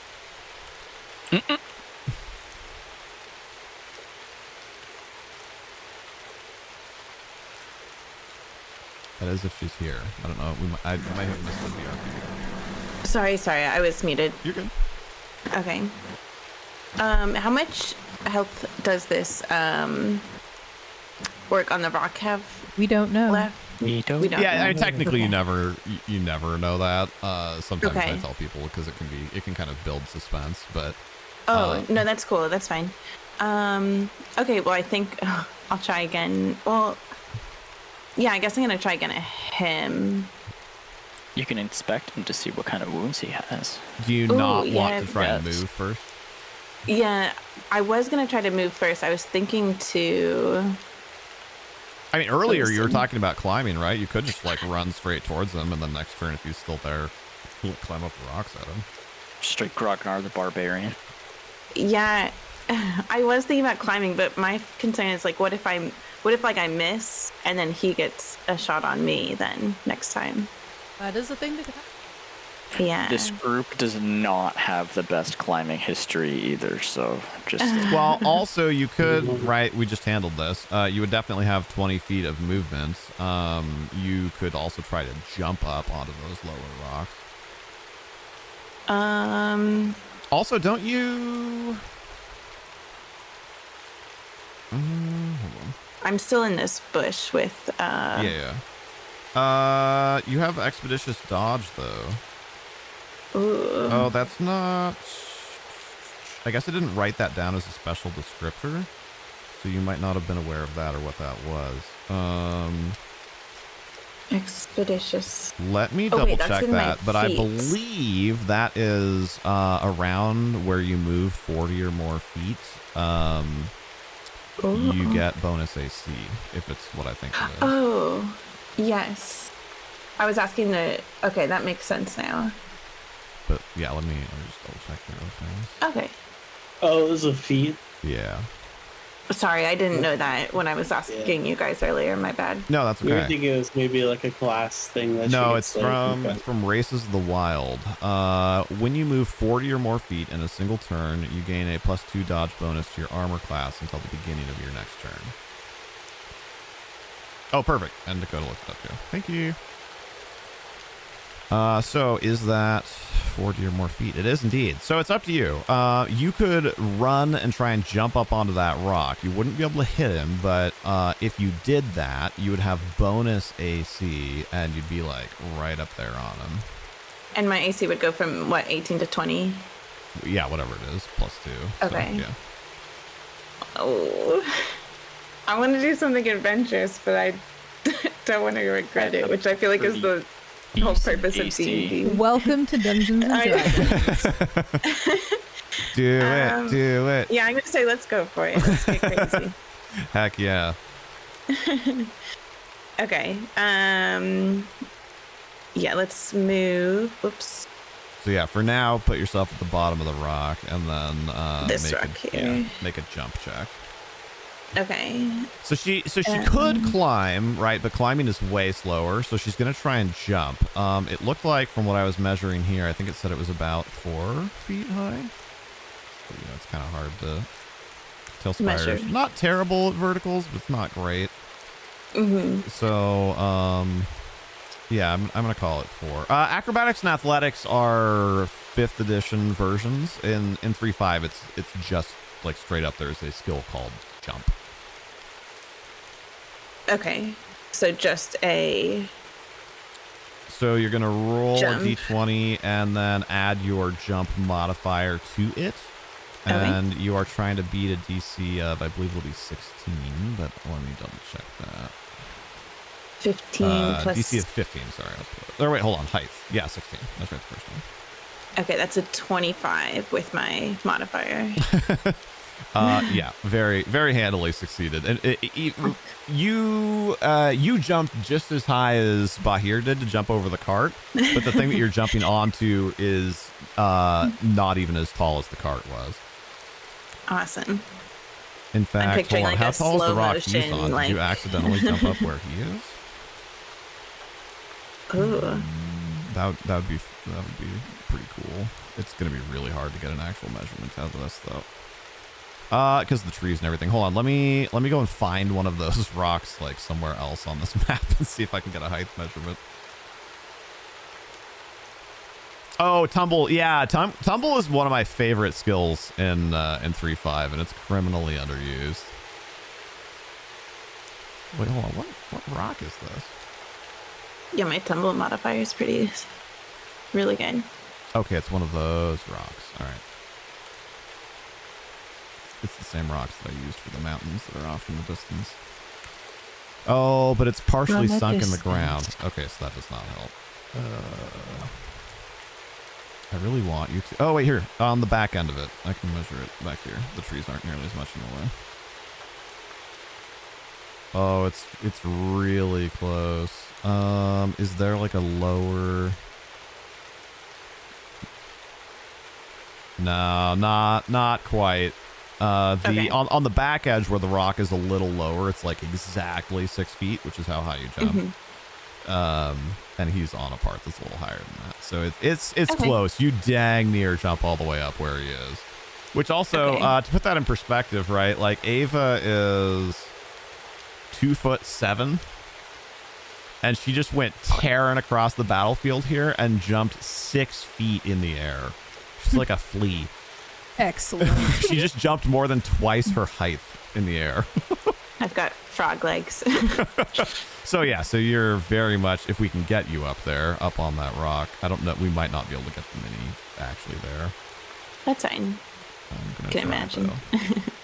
Here, let me make you fly. And can you only use swift actions during your turn? Correct. Okay. How do I forget? How do I actually give you height? Oh dear, what is happening? No, not that. Not shift. Is it control? Yeah, there we go. Oh, it won't even let me. What? Come on. What if I... Is that as high as it goes? Well, I can go higher, but I was trying to get you on the rock, but it's still like clipping on. Can I like back you into it? Close. Meh. You're not actually quite up there, but that's the closest I can get you. The trees are just too much in the way. I feel like that crossbow is like in between my eyes. Yeah, you're just like Spring. Let me tell you about your car's extended warranty. Now he gets a shot modifier if you're that close, but a negative. But Oh yeah, not to mention you'd get an attack of opportunity if it tried to perform a ranged attack there. So. Ew. All right, and then that was a double move. So unless you have some sort of special swift action, which I don't think you really do, that's the end of your I turn. don't think so, no.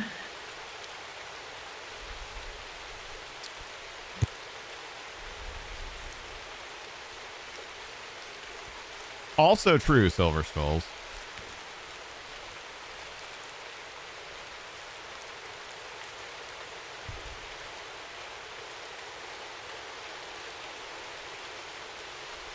Oh, that's amazing.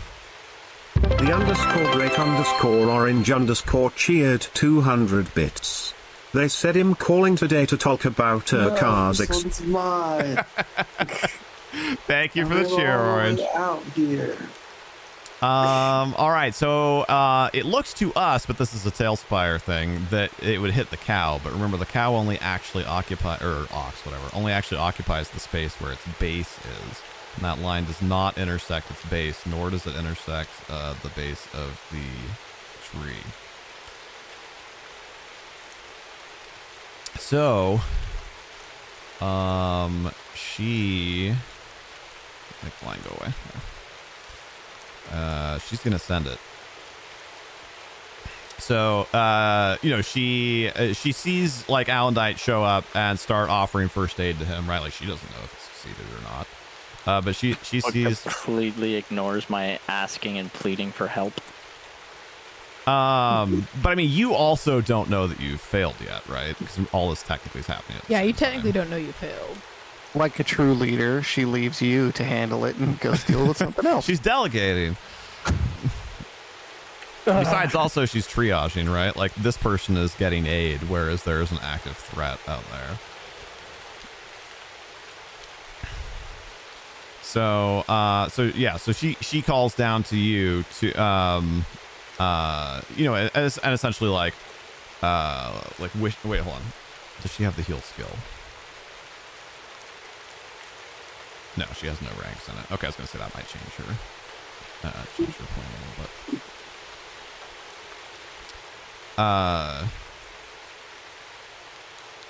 So yeah, she's like, you know, you let's see, how have you identified yourself to her, Thusly? I started to identify her with her identify myself. How do I phrase this? I introduced myself as the paladin last when you were in town session. No. We only met each other on the actual escort. Before But that, we did not interact. But we met before we left her. Yeah, but I had no interaction with her. The only time I actually started talking to her was during the escort. It was very briefly before we stopped. And it was just basically I introduced as militaristic formalities. I basically listen and follow orders, that type of deal. Well, cause I'm trying to think what the context was, because at the end last time you tried to approach her, but Baheer waved you off because he wanted to talk to her about his brother. Yeah, that was the second time. And Spoilers. we were talking during the actual walk, and then we had stopped for camp, and I Okay. had gone to. Okay. Hey, Looney. Okay, so but you guys have spoken and you have identified yourself as a paladin to her. Yeah, very Okay. briefly. Yeah, so I mean, think about it from her context, right? I mean, like, yeah, you might be asking for help, but like in the moment, there's an active threat out there, and she's like, "You're a paladin, like you do healy things, like." So, If only she knew. right? But she doesn't, so like you can't hold that against her. Right. So yeah, so like the in context decision, the only one really that makes sense for her is she, you know, just like quickly like uses her sword to point to you,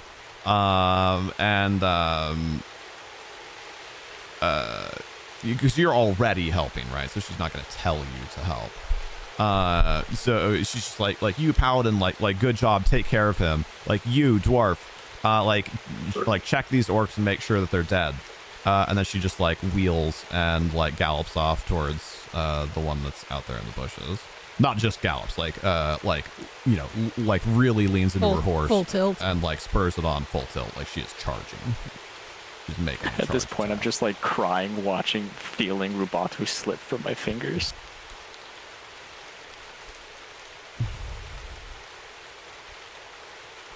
All right. Give her a go. Oh yeah. Oh, damage is butt. Charge adds 2 damage though, right? Or is it attack? And you lose 2 AC. Gain 2 attack or gain 2 damage? No, I'm doubting it. I think it's 2 to attack. I think it's attack also. I think you can get something that adds damage, like a feat or something. Charge. Yeah, The plus spirit 2 bonus on charge the is what attack adds. roll. Okay. So she super hits it. But unfortunately her sword kind of glances off of the bush that it's like sort of hiding behind, and she doesn't get a very good hit on it.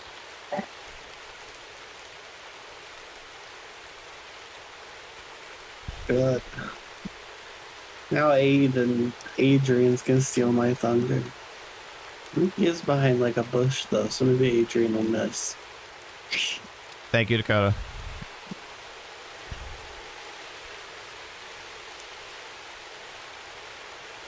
All right.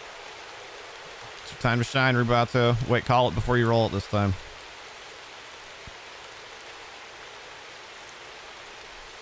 Is this the final roll? I think you might be muted because you definitely. Yeah, I didn't. was muted. I went to unmute myself and dropped the dice. Oh, okay. I was still going with the 90s. We can take that, or I can re-roll. It's up to you. No, because I would have made you re-roll it no matter what it was, even if you'd succeeded, because you didn't call it yet. Yep, 90s still. There's a 9 in there. Yeah. Not the right one. You should have said only 9s. I've never had anybody actually roll it that way. I only thought of that anything with a tonight, and 9. now I really want people to roll it that way. Like choose a 1's position instead of choose a 10's position. I'm going to do prime numbers. Evens only. It's getting a little sketchy. Rubato at -5. For those of you not familiar with death and dying in 3.5, you are dying between -1 and -9 inclusive, and you die at -10 hit points. He's at -5 right now, losing 1 per round. Oh, he's got plenty of time. Classic player character crap.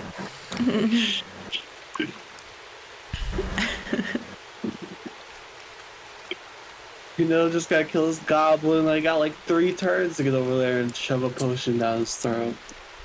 It would, Silver Skulls, but funny that you mentioned that.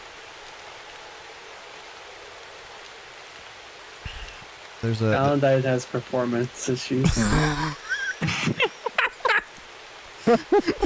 I also wouldn't get lay on hands until level 2 anyway. If I could continue. Yeah, you might want to catch up on some sessions on YouTube. Also, we'd super appreciate the support over there. A shameless plug.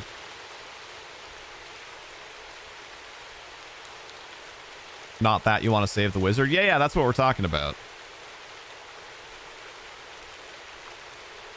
Who knows what this is going to attach to? Definitely not the orc.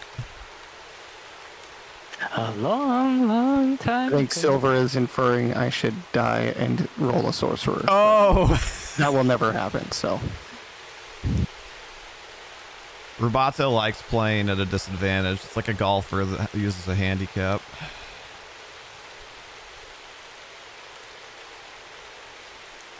Okay, I can't get the dot where I want it, but I got the line where I want it, and there is in fact line of sight there, and line of effect. Yo, that shot's going right through his head. Yep. Oh yeah. Your 3.5's a Right bit rusty. above Oh, you're good. Ava's. Yeah, I want a haircut. Yeah, but remember, you're not actually quite up there. So because normally making Just a a ranged trim. attack on something that's engaged in melee, actually it gets bonus armor because of the melee, and there's an equal chance that you might hit with the other melee combatant. But you're That's not correct. actually there. You're 5 feet back on the lower rocks. This guy better not roll a 1. So, yeah, that's true. A 1 would still be dangerous. I haven't had a good DM 1 in a while. Hey, sweetie, you want to rotate the camera there? Give me a sec.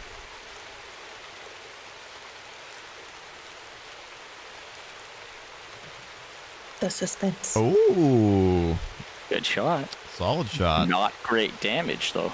What was the distance? Dang it. That was the other reason I was doing that, not just for Like line of 104 or something. effect. How was that far? But I 90s. do think it's just a bit over If 80. you stop it, if you go back and you stop it, that's Well, when I stop on this side, then it adds vertical Let because me- of the trees. Oh no, because if I get rid of the tree. What if you did a top-down view? right there, right? Pretty much, yeah. And that was 89. That's point something. 89. Yeah, so it's one range increment. So I said before he had a +4, so then -2 for weather, -2 for distance. So he's at a plus or -0, but that's still an 18 to hit. As previously discussed, despite what it looks like, the orc is not actually engaged in melee, so Ava's not in any danger there. And he does, in fact, land a hit on that orc. Not a Nice. particularly effective hit, but I think that's fair considering the trick shot that he just hit. Yeah, good shot.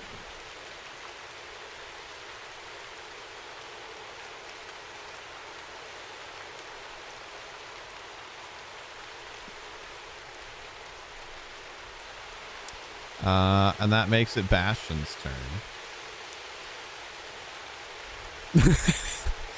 The speech bubble thing is cool, but I feel like it makes the tail for the bubble really long, and it goes like all the way up to the top of the screen. I feel like it should be like more close to your character.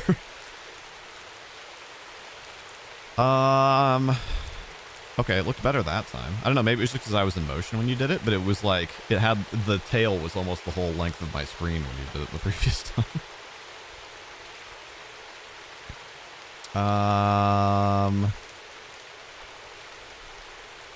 All right, so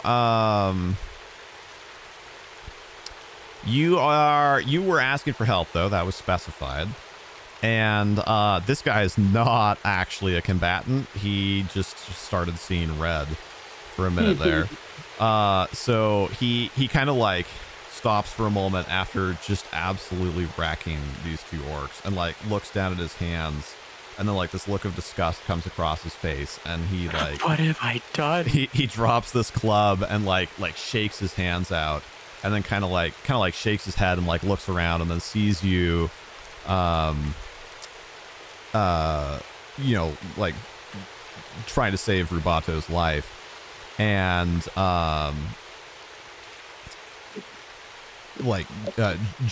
drops to his knees next to you, and let's see, it was a club wound, right? So I guess that's kind of hard. You don't really like bandage bleeding from a club wound.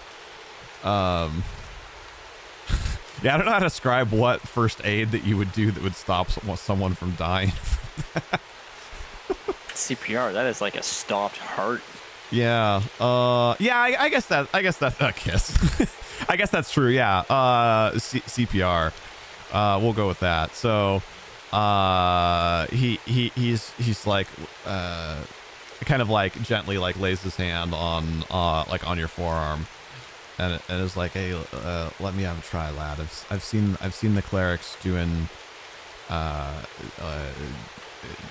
some sort of ritual, and I don't know how it works, but I'm gonna try.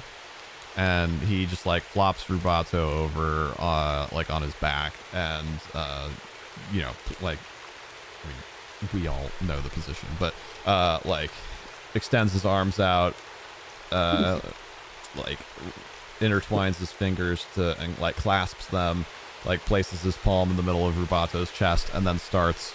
And this, I mean, I guess do you have points in the heal skill? You don't, right? Nope. So this is gonna look real weird to you. You have absolutely no training.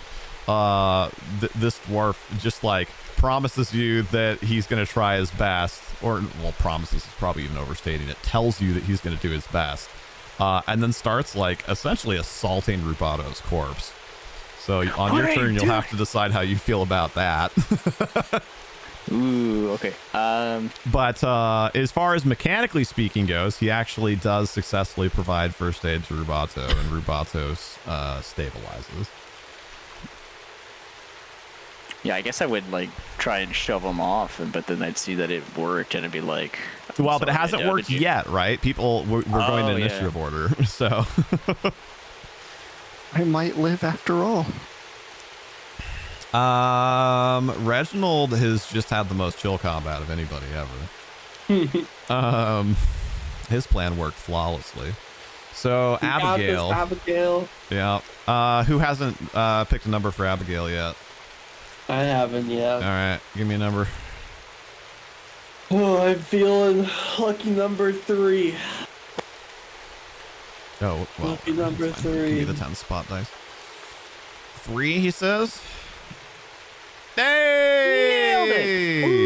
Ooh, I saved Abigail. Wow. no, she's just. I mean, so again, you guys don't know this. So keep that in mind in character as far as decision making goes. But yes, for meta knowledge, Abigail is no longer dying. I did also like how in the first round somebody was like, "Oh no, she got hit by an arrow. Like, what can we do to save her?" And then promptly proceeded to do absolutely nothing. Nobody even tried to do a heal check. I was gonna. I have no points in heal. So I was gonna run over there, but I actually have a negative. Amras, I was fine, just I'll excited do it for the myself. combat. Abigail, probably. there were other things. Russ is still cowering behind his tree. That's been working great for him. Sawyer's, I think, still just down there. He's probably nearly catatonic at this point. Jackson, let's see. Make a listen check for good old Jackson there. Did Jackson hear that shot? Whoa, where the heck did that go? Under the bush Well, in front it of was, him. it was not a good nothing. roll. So nope, he has no idea. What? He can't hear over his own yelling. He he kind of like whooshes because for crying out loud, Brigit like rode right past him. So he's essentially like hate speech. Well, not hate speech in the way that we think of it, but he's like flinging and doing the insulting version of catcalling, right? So on the way by, he's pretty much like, yeah, look at her go, finally doing something. I hate that. As he's been balling her out the whole time. And so they, as she goes by and they hear that, Christine and Evelyn like stand up to see what's going on as well. We're gonna have an audience. Oh, I really hope I don't miss it. All right, so what does our good old orc bolter do here? Do you want to camera up, sweetie, to where Ava is? He slips on the rock and knocks himself unconscious. Because yeah, his whole situation is different now.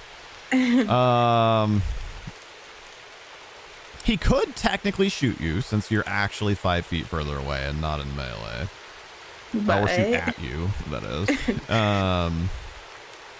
I feel like there's supposed to be a bite at that sentence.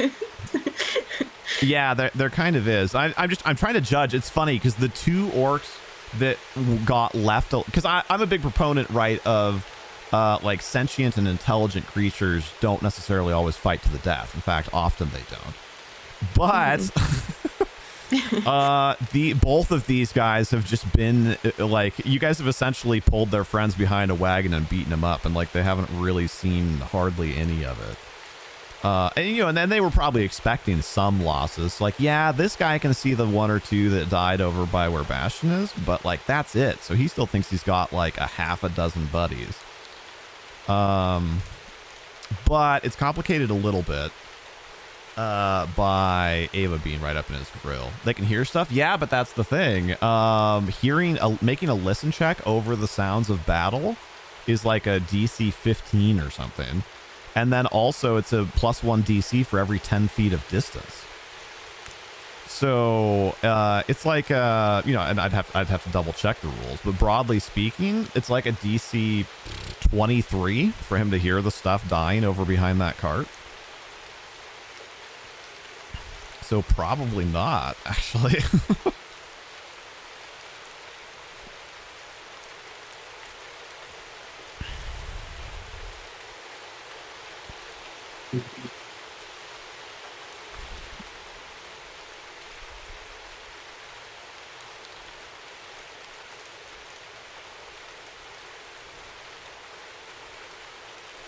Yeah, the sounds of yelling and combat, I get, like, you could argue that maybe he hears less. I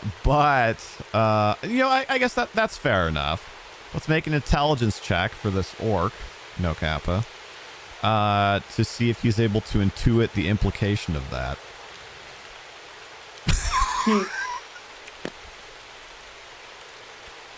Nope. Yeah, he figured it right out. We're winning, guys. Yeah, it was them who were yelling. He hears Tristan over there. He did watch his friend die from that tree. Yeah, but like I said, this is a high-value target that they're hitting, and they were expecting some casualties. And I literally rolled a 2-1 on his intuition check there. Oh, gee. Yeah, this guy has no clue what's happening. No idea. So, yeah, I was just debating about what he was going to shoot. So the reason I'm debating about that is because if he is going to retreat, he's actually going to try and shoot one of the nobles and then retreat, right? Because that's what he's here for. But he doesn't know that he needs to retreat, so he's just going to try and shoot the immediate threat, which is Ava. That's the shot that makes sense for him. Which is actually better for the party. It's much more likely that he hits one of these geniuses. I handle with shoot the noble, add to the drama. Yes. So, startled, I guess, as you jackrabbit up in front of him, he kind of falls backwards a little bit. Doesn't fall over, but kind of just is startled and kind of stumbles backwards and fires his crossbow at you, but it just goes wide. You don't even really duck out of the way. You can tell that it's just totally borked. And then he's gonna try and reposition, because obviously he doesn't want to be in melee with you.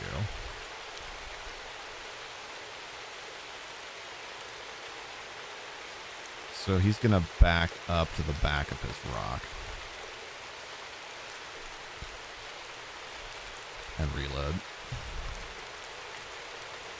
And then we'll go to Ethan, who no longer has a shot currently. In fact, all of his target options are quite bad.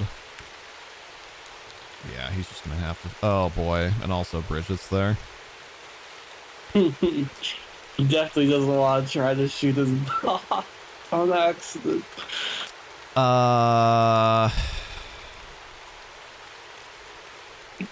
But he just kind of incidentally took a fairly aggressive stance early on because he had to get cover. So I'm just going to say that that's part of his personality now. So I'm going to say that he, not having a clean shot and not wanting to shoot the Marshal, he's going to double move to try and follow Ava after his comrade, right? They're both in the militia after these other orcs. So that was 45 feet of his movement to get there. And then he'll try and climb, partway up the rock, I guess.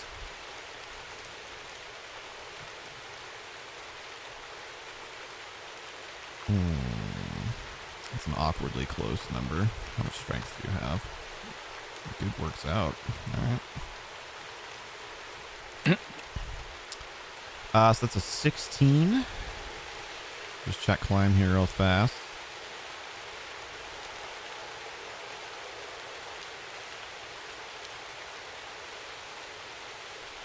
Oh god, that's actually a really hard climb. Nope, no progress. A natural rock is a DC 25. So that wasn't a bad roll, but not good enough. All right. So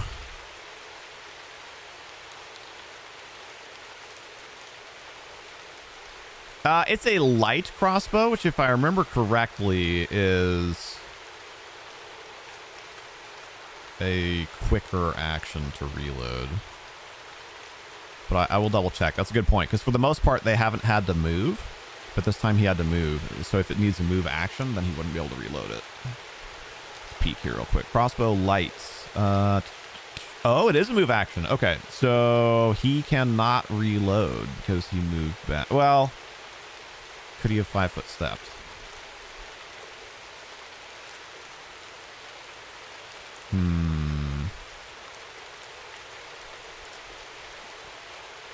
He could have, but then he wouldn't have gotten the distance that he wanted. So yeah, good catch. Thank you, Silver. He has not reloaded that crossbow yet. Now, next turn, if he doesn't need to move, he could load it and then fire it as a move and then standard action. But for the time being, you're totally right. This one behind the bushes can, or could, rather. However, this knight just came like barreling at him, and he can see the hysterically cute barbarian. I do love Ava's mini. It's freaking adorable.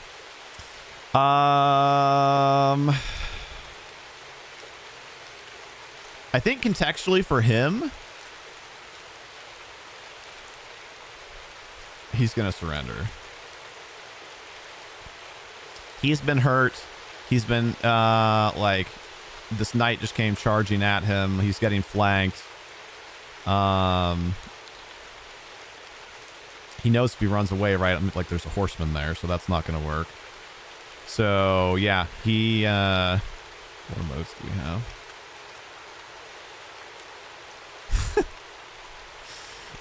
He like, actually, you know, yeah, that works, right? Because a common surrender pose is like drop to your knees, like turn around, drop to your knees, like facing your back towards the person.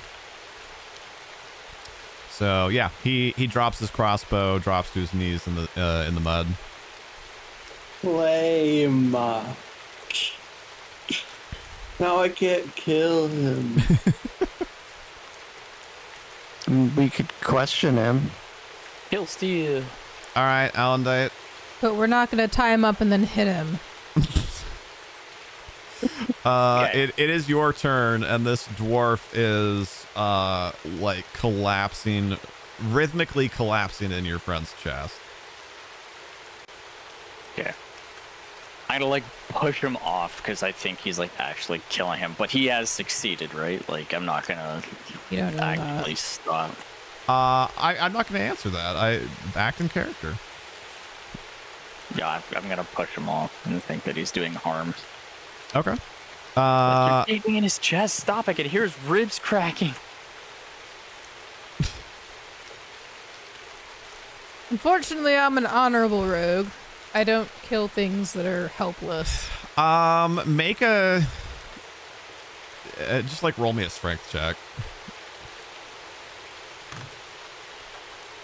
That is the slowest rotating. Yeah, what the heck? Where'd it go? Oh, he hadn't thrown it yet. It was just like rotating really slowly. Oh, well, he couldn't push him off. 3 + 2, 5. Oh, sorry, +1, so 4. Oh, there we go. He doesn't get shoved off. The 4. But it's not really like a full bull rush, right? That's like a thing. So I'll say it's just a move action if you want to try again.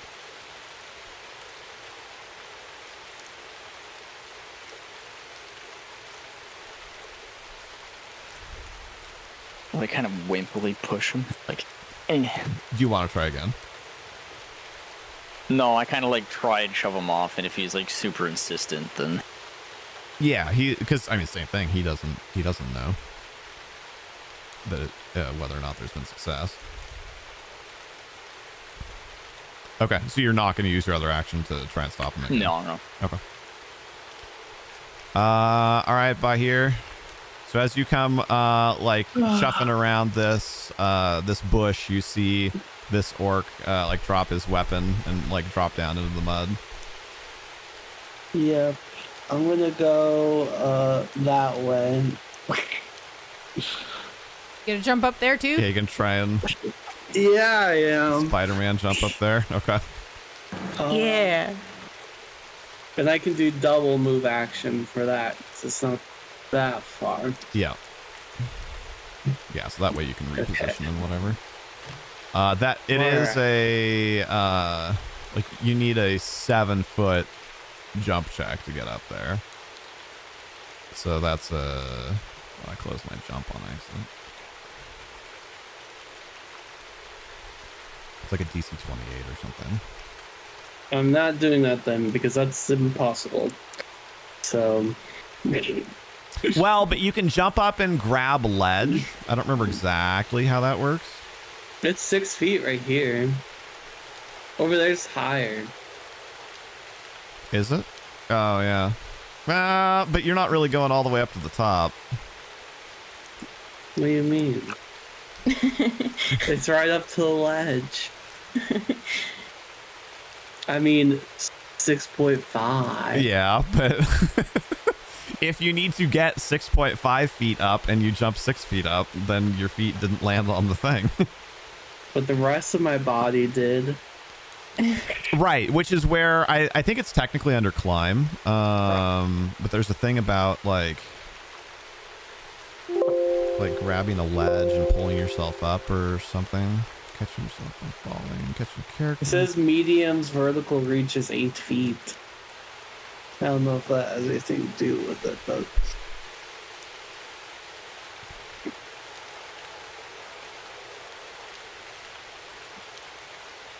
Catching yourself from falling, making your own handholds and footholds, accelerated climbing. Yeah, where do you see that about reach? Just in jump. It's in jump, okay. It says vertical reach is 8 feet for medium. That's all that says. If you jump up to grab something, successful check indicates you reach the desired height. If you wish to pull yourself up, you can do so with a move action and a DC 15 climb check. There we go. That's what I was looking for. If you fail the jump check, you do not reach the height, and if you land on your feet in the same spot from which you jumped, as with long jump, the DC is doubled if you not get a running start. Okay. Okay, so you don't even need to jump. You can just run up, grab the ledge, and then make a DC 15 climb check. But I can't climb. We all do so 15 good at is what I climbing. need for climb. 15. Oh. Okay. What's your climb modifier? That's a 2. It's 3. So that's It's raining. You slip on the rock. okay.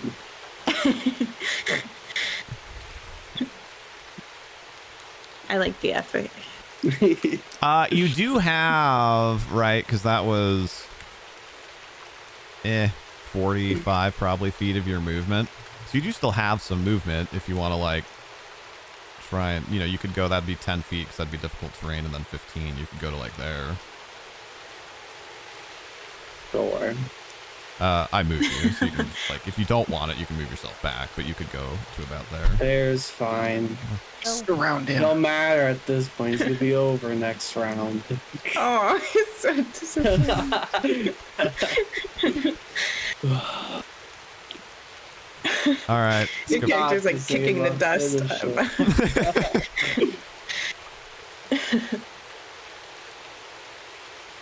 That would add some glorious chaos, Looney.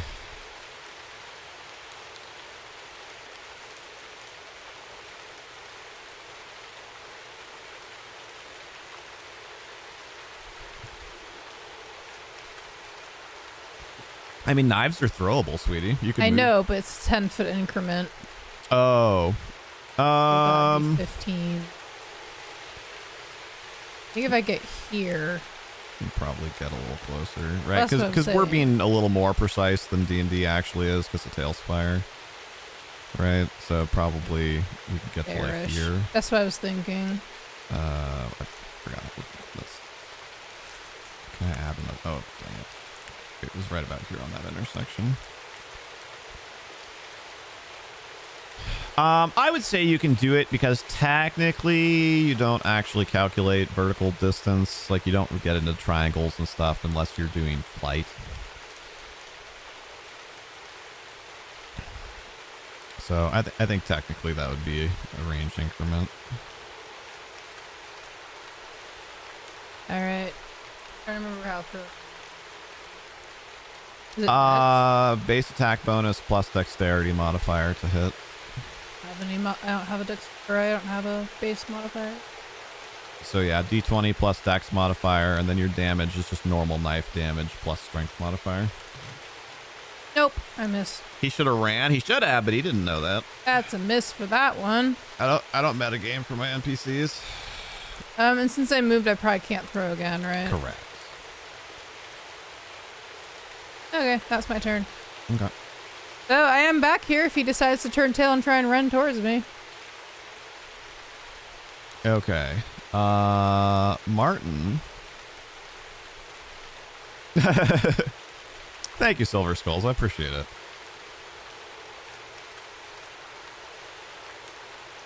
Oh, I also just shout up, hey, can I have that back?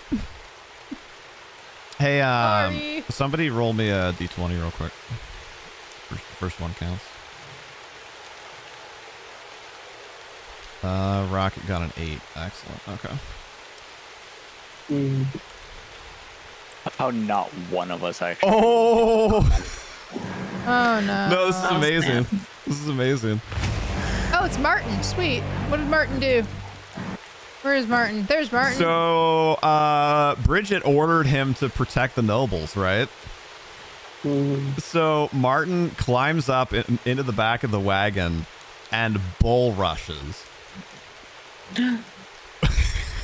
with a natural 20.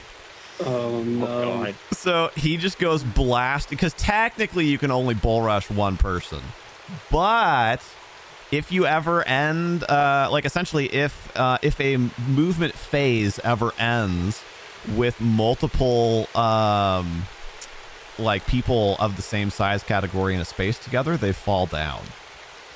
So he pushes Jackson like towards the front of the wagon where it's more protected, and then they all three of the nobles end their like the movement ends with all of them occupying the same space, and they all fall prone. Nice. Nicely done, Martin. Why? Because like this whole thing is ostensibly about protecting them. Some of the characters might have some other goals, like if you haven't had a chance to watch our newest YouTube video yet, like Baheer has some invested some interests here. But for the moment, they're trying to protect them, and there were, as of 6 seconds ago, there were still ranged attacks being perpetrated against these people. So, yeah, having found his strength. Oh, got it. Yeah, the bull rush was to push them down because they were standing up and just being ass and endangering themselves in the process. So he's pushing them down for their safety.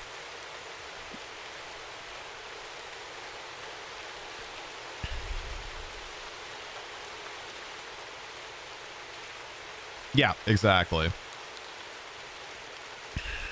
All right, Ava. Okay. So you is have this- a few options. Yeah. It's assuming that you want to physically close the gap with this guy.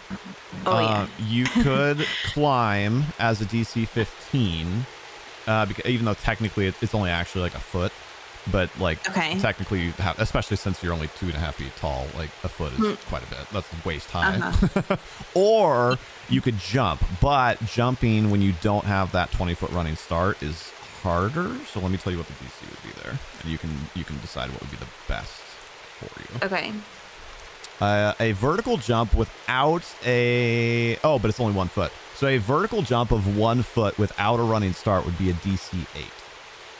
Oh. So you can make a DC 8 jump check or a DC 15 climb check to get up there. I'll do the jump check. Okay. I'm going to say 10. It's because it's slippery on the rocks, right? Like you're taking off from a slippery surface. But it's still, obviously, 10 is lower than 15, so... 15 plus my modifier is 10, so 25 for jump. Sprite? No problem. I got like spring shoes. Those like early 2000s moon shoes. Yes.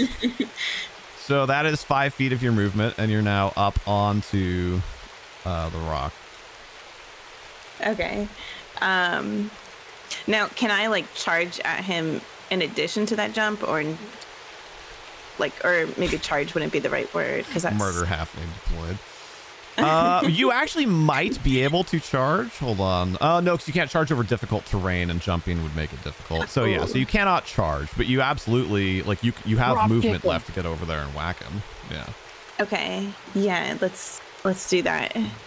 That being said, hilariously, because of the way that Ava is set up, you are actually, you have a significantly higher chance of damaging him if you throw your axe from there than if you run up and hit him.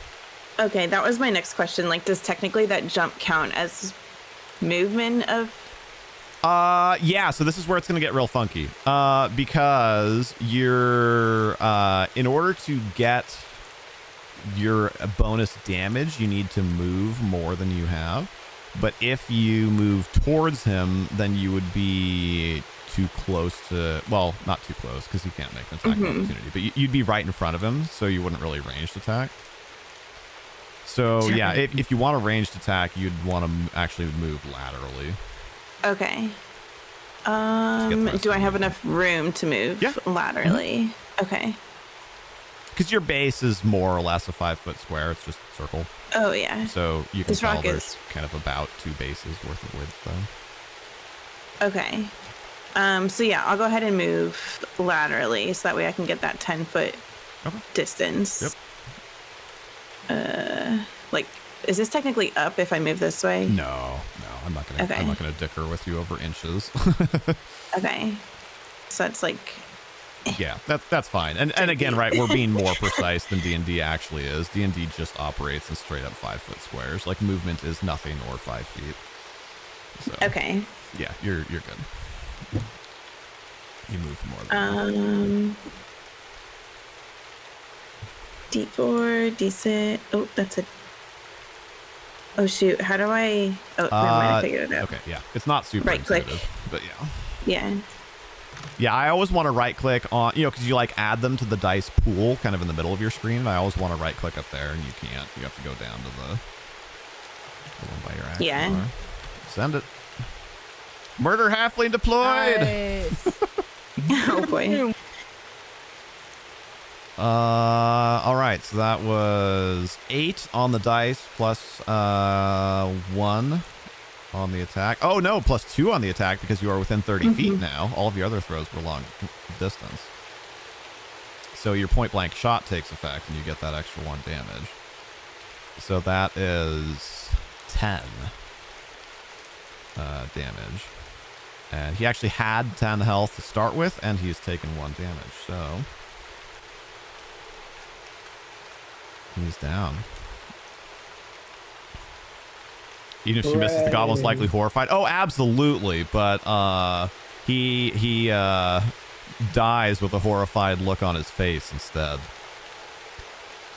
So, for the majority's sake, we are out of combat now because all of the belligerents are dead. But I collect my dagger. I'm going to leave us in initiative order for the time being because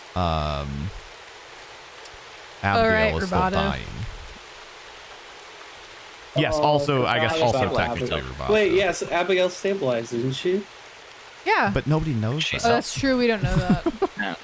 I mean, we don't need to be in initiative order. But yeah, that's true. I honestly I forgot about the stabilize. As did Rubato. So yeah, actually we're good. Combat is over. Well done. Well done, everybody. Run to Abigail.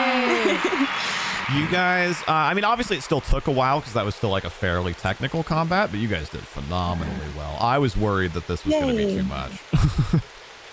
I mean, these same characters, when they were level 1, which they still are, in session 1 began by both of them having the dying status when they were fighting one orc each. And this combat, because I wanted it to be dangerous and nearly deadly, like there was one orc for each of you. So like I thought that this was going to be a like on the verge of death combat, and you guys absolutely crushed it. Well done. I mean, I had 2. Terrain makes a big difference. Yeah. Yeah, the rain made a big difference, and that was just good old RNG on your favor for once. Remember that when you guys are like dying to hurricanes during snowstorms. Remember that weather also helped you. I won't.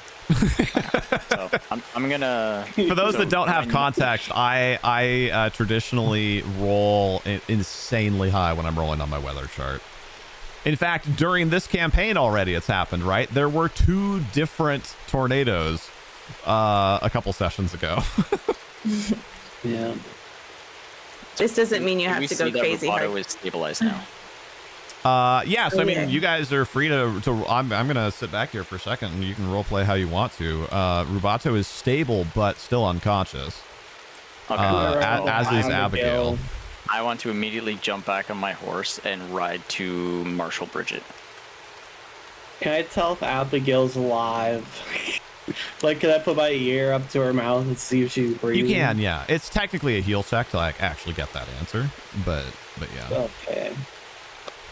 I start talking to Marshal Brigit. Ride with me quickly. We need to go think she's dead, cover yeah. the wine merchant who has a formation. Is 11 good enough to tell that she's breathing? Hold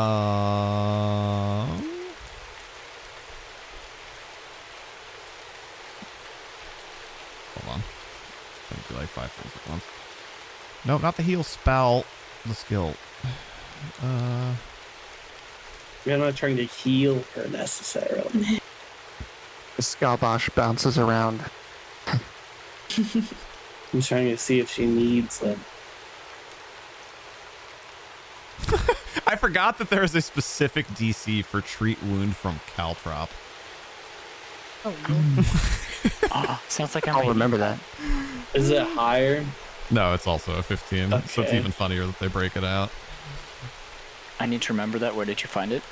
It's just in the heal skill check. Meh, it doesn't actually define that, which is interesting. I thought it did. That's fine. I you know, it doesn't take a whole lot of medical knowledge to like feel if you feel see signs of life or not. So yeah, that's fine. You go over and like check her, and I mean I guess technically in character you don't know that she's stable. You just know that like she's in grave danger, but like I'm fine with it. I don't think we need to waste time on that. Okay. All right, so you want hold on. Oh yeah, and one other thing. So the of course, because they have to, the nobles all like stand back up, like hooting and hollering, and like, how dare you lay hands on me, you know, not simpleton, I guess, but you Vagabond. What's that? Yeah, you vagabond. Yeah. Vagabond. So he just gets right up in I suck at names today, even more than normal. Martin? Yeah, he just gets up in Martin's face and starts like shouting him down. Can I come over and like break it up and be like, we just saved your lives. I essentially Gratitude climb is in over the order. wagon and I'm like, dude, calm down. You did nothing during this fight but yell and complain.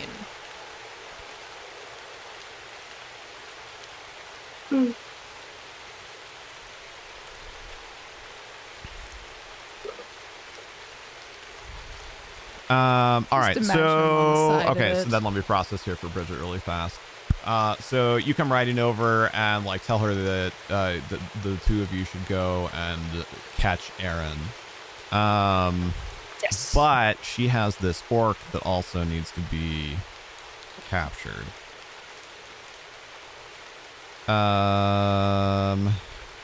Normally she would order you to capture the orc and then she would go after him. But I think the context of like being here to manage the scene and like order everyone around and make sure the nobles are okay. So I think she will stay. And, but she like quickly nods. She says, agreed, go after him. No, I'm like flabbergasted, like completely flabbergasted. I'm like, okay. Well, and then you like you see her like she dismounts and like restrains this orc.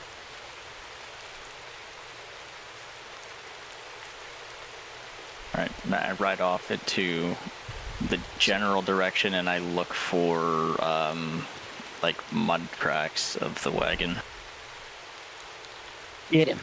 So okay, so he's been traveling for what, 4 rounds? Well, but no, 3 rounds because he left like during.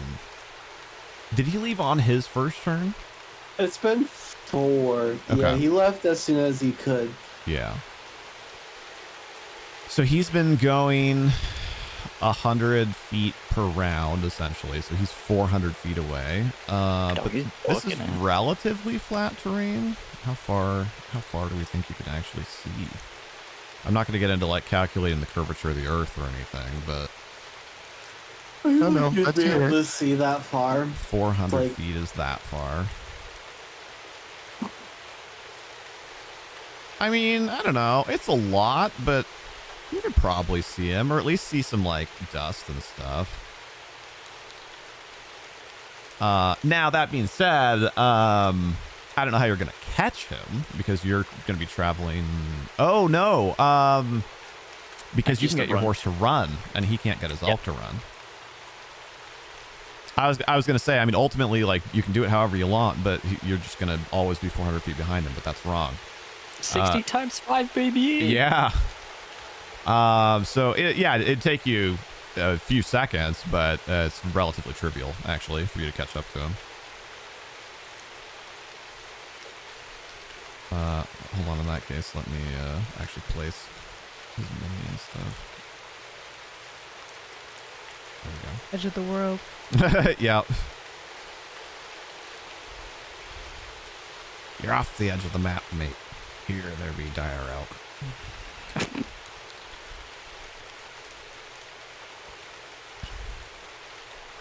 Oop, wrong button. There we go.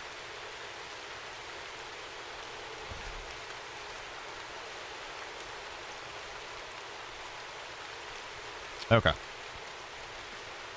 And then, we can just kind of like pan the camera like Pixie has it, so you can't see too much, but yeah, go ahead and you catch up to him.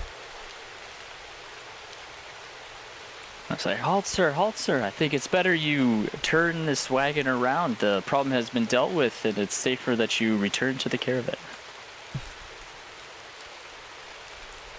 It's dangerous to go alone.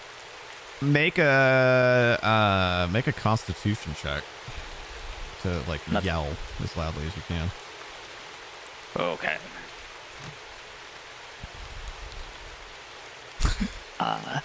Hey, sir, stop! He keeps. I mean, like he's no. panicked, right? So he just like keeps. You can like take another couple turns and ride in front of him or whatever.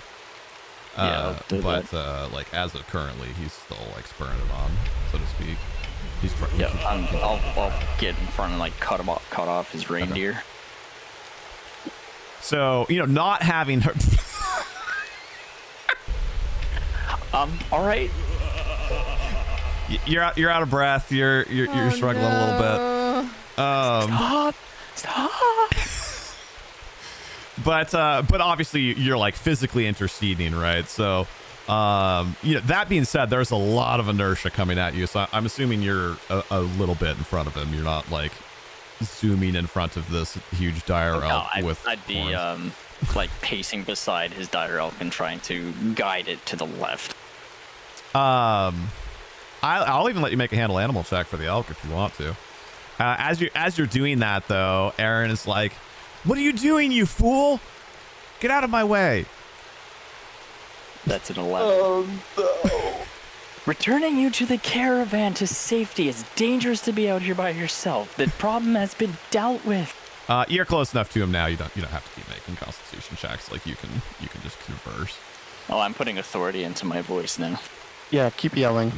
That always gets me into the way I want to go, right? Yeah, exactly. This manager. Do you want to intimidate or do you want a diplomacy? I'll do diplomacy first, and if it doesn't work, I'll move to intimidate. Give it a shot. Hashtag Carandite. Whee! Hey, there we go. Wow. That's 20. 18. Had to happen eventually. Well, yeah, he wasn't lying this time. Weird how it works out when you just tell the truth.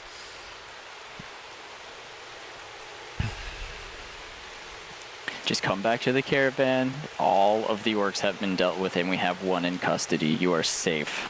All right, so he was unfriendly. It's a DC 15 to move an unfriendly to indifferent. So you do get his attention and like calm him down and convince him, albeit reluctantly, to come back.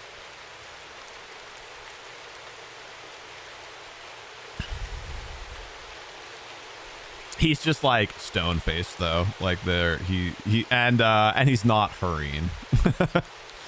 So like he may have been running away at 2x speed, but he is returning at 1x speed. So I'll just keep up the conversation and question him. Like, do you really think that you would make it alone out here by yourself without any protection? He does not say a word.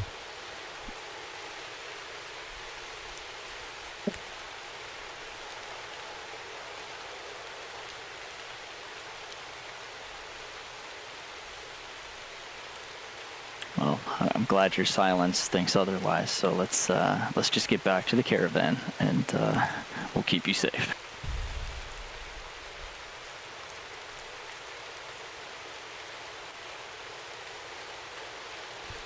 Close enough. Oops, not that. There we go.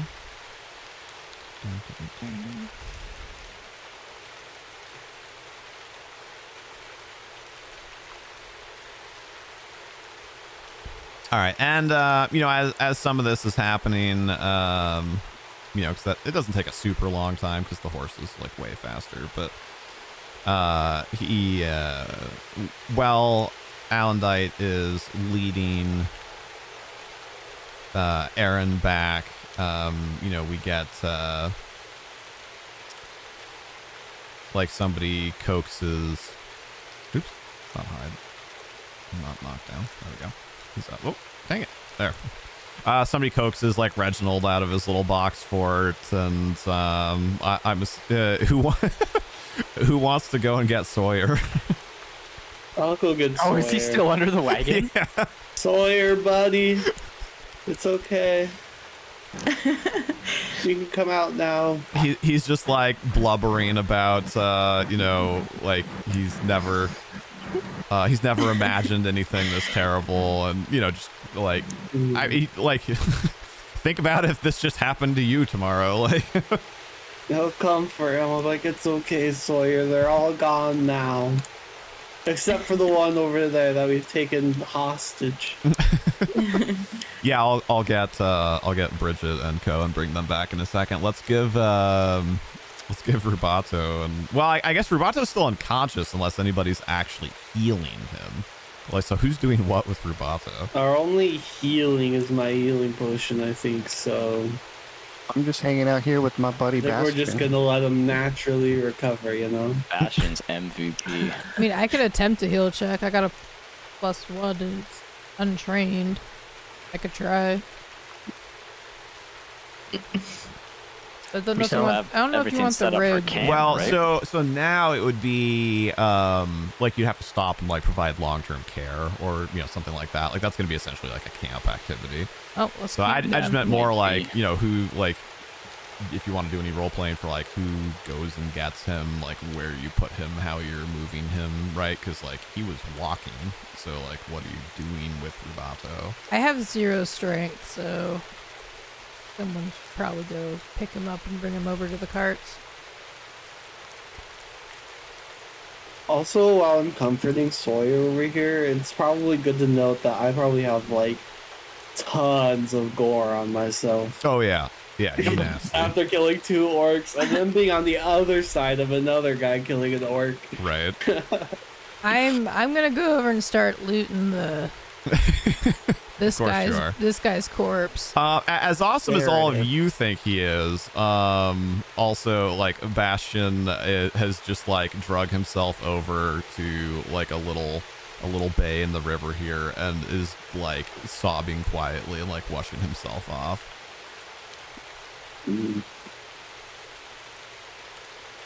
Doesn't matter. I'm still hiring him after this. Well, and actually, no, never mind. He's just doing that. I was going to say, and he's going to go and get his donkey, but no, he's going to have his like meltdown first. So as far as looting bodies go, that's easy. We can handle that off screen. As far as like what all you find and whatnot, that's an easy thing to do without taking screen time for it. Just remind me in the group chat or what have you. So we're going to take a rest here, Brigit, for the day. Marshal Knight Brigit. Whatever her title is. So it depends on like how you want to address her. The complete honorific, like her whole title would be Marshal Brigit Peters, Knight Commander of Capstone and Kalan.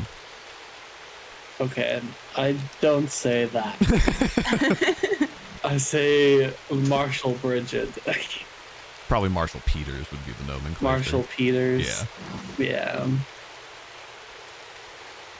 I mean, in my opinion, she's lower on the food chain than I am, so... That's arguable at best, but obviously Baheer is welcome to have his opinion.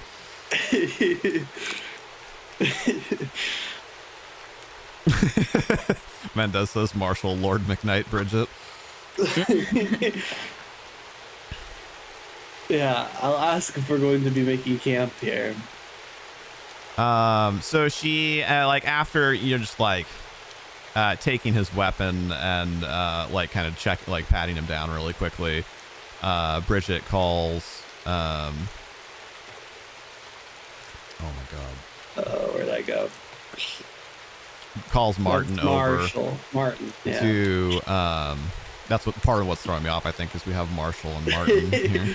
Yeah. The Marshal calls Martin over and like tells him to like secure the orc and like tie him to the back of Sawyer's wagon. So he's over doing that.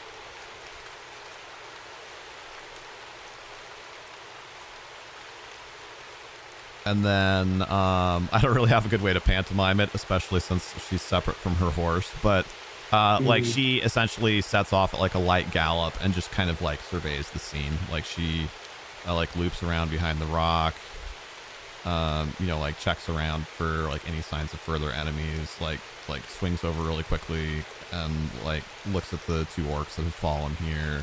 Like rides across the river, like notes the horse that's like out in the like panically just like swimming around in the river. Like stops by over here. Who was it that was actually? It was you, wasn't it, Baheer? No, I was checking on. Yeah. Yeah, because that would have taken some time, right? So we're moving a little asynchronously here, but she swings by and like stops and takes off her helmet. Her like bright red hair is just totally soaked through and just matted everywhere. So she takes her helmet off and kind of like wipes it out of her face, and like you see genuine concern on her face. Like she asks you how, like if you can tell how the driver is. I think she'll be all right with some long-term care. She she purses her lips and nods, and then kind of like carries about her rounds. and swings over here. So nobody spoke up. So like, did you literally all just leave Rubato over here? Oh, I thought I was gonna leave him with the gnome's gentle, caring hands, but not gnome, dwarf. The dwarf. Dwarf. sorry, dwarf. I mean, I was in like other parts of the area the whole time that stuff happened, so I probably didn't really notice Rubato was down until like now. Yeah, don't mind me, guys. It's fine. I mean, it's fair. After I knocked out Alondite, we just kind of let him sit in it's the fine. I hallway mean, for a while. that's the type of thing that totally could happen in the chaos of battle. So she comes over here, kind of like looks around, and then just like claps her hands, which of course she's wearing plate mail, right? So it's like clang, clang, clang. And she just calls out to, actually, where's Ava while this is all going on too? I'm still up by that last orc on the rock. Like, do you have anything post combat that you want to be doing? Well, I kind of just wanted to take my put one foot on the orc and like reach down and grab the throwing axe out of him and say real slow, even though he's dead, "Don't mess with Capstone." And then I'll run over back to the group. All right. Yes. Yes. Whoa. Nice. And then, do you want to just kind of like, because you don't have to do it right now, but do you want to spend some time scrounging for your other? Yeah, definitely. Axes. Okay. Yeah. I picked mine up on the way over. Okay. Yeah, and you only threw one, and it was a lot easier. Can I do that and then like meet over here? Yeah, it'll take you a few minutes, right? Especially like when you eat it into a tree. So. Yeah. So yeah, you're probably not here right at that moment that Brigit's here because she's on a horse. Yeah. So she comes over here and like and sees the carnage over here by this tree. If you want to get a slightly higher angle, sweetie, and maybe a little closer over there. There we go.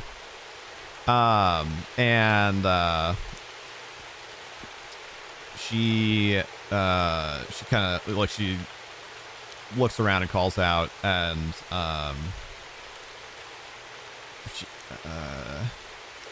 think she'd probably know their names.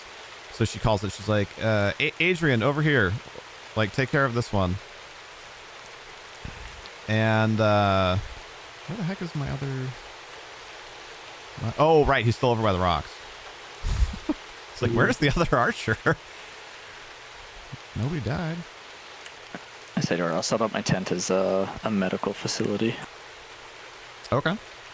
And then so she calls out. She calls Adrian over to take to check in and take care of Rubato and like any other just handle like any triage.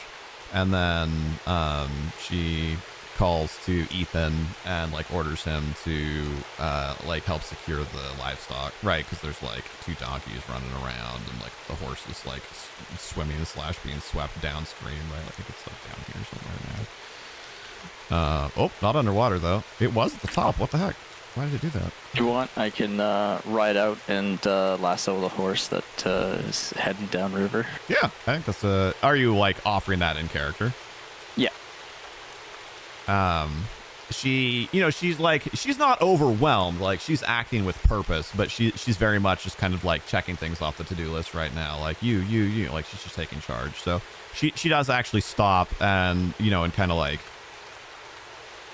becomes present in the moment for a second, and like she looks at you and says thank you, because like obviously that's gonna be a huge pain in the ass to deal with otherwise. So. Okay, so I do that and I throw my tent on the ground for someone else to set up. Hold on. What do I have for her character traits? Where is that horse? It went underwater for some reason. It was on top of the water when it was close to you guys, and then when I moved it, it went underwater. So I'll make it fly. There. Actually, that's kind of cool. It's like the perfect height to be partway in the water.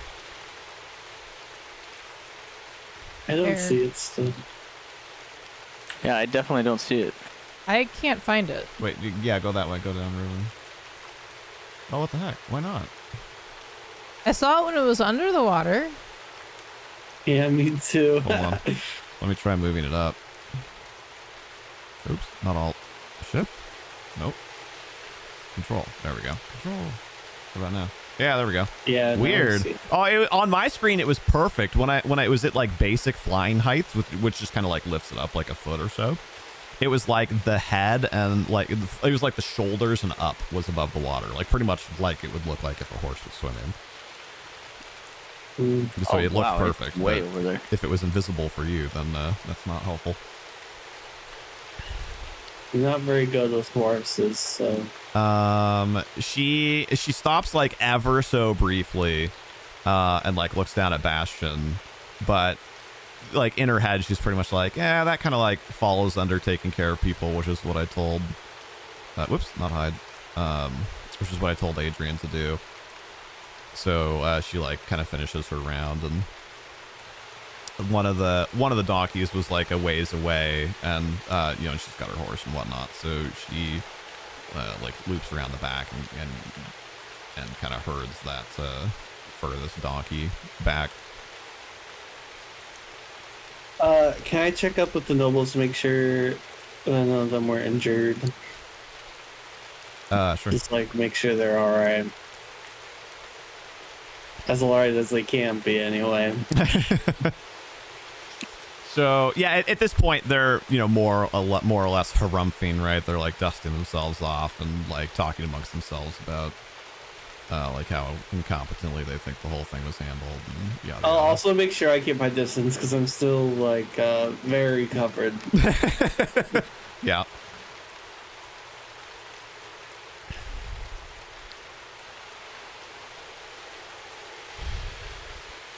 So actually, yeah. So you approach them, and I was gonna say, you know, we can kind of just mostly like say that conversation just kind of happens, but I think it's worth saying, since he was kind of the ringleader of the butt heads, that like Jackson looks you up and down, and kind of like straightens his collar out a little bit, you know, and kind of shuffles his shoulders, and he's like, well, at least one of you appears to have done something. You know, like, I'm trying to think of like a good turn of phrase, right? Like if we were British, I'd say fair play, but like, you know, he's kind of like, good on you. Just what I needed, a pat on the back.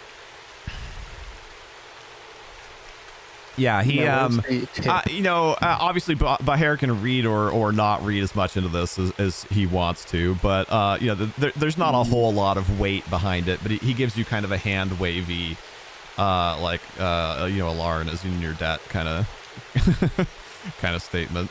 'Cause he sees you as like essentially the only person who actually did anything. Okay. I will, after checking up on them. Does it look like we're gonna be camping on like Alondite put his tent like down to like be set up and stuff? That was the impression I had. Is that what you were going for? Okay. Yeah. Okay. I'm gonna go start like scrubbing myself clean. Fair.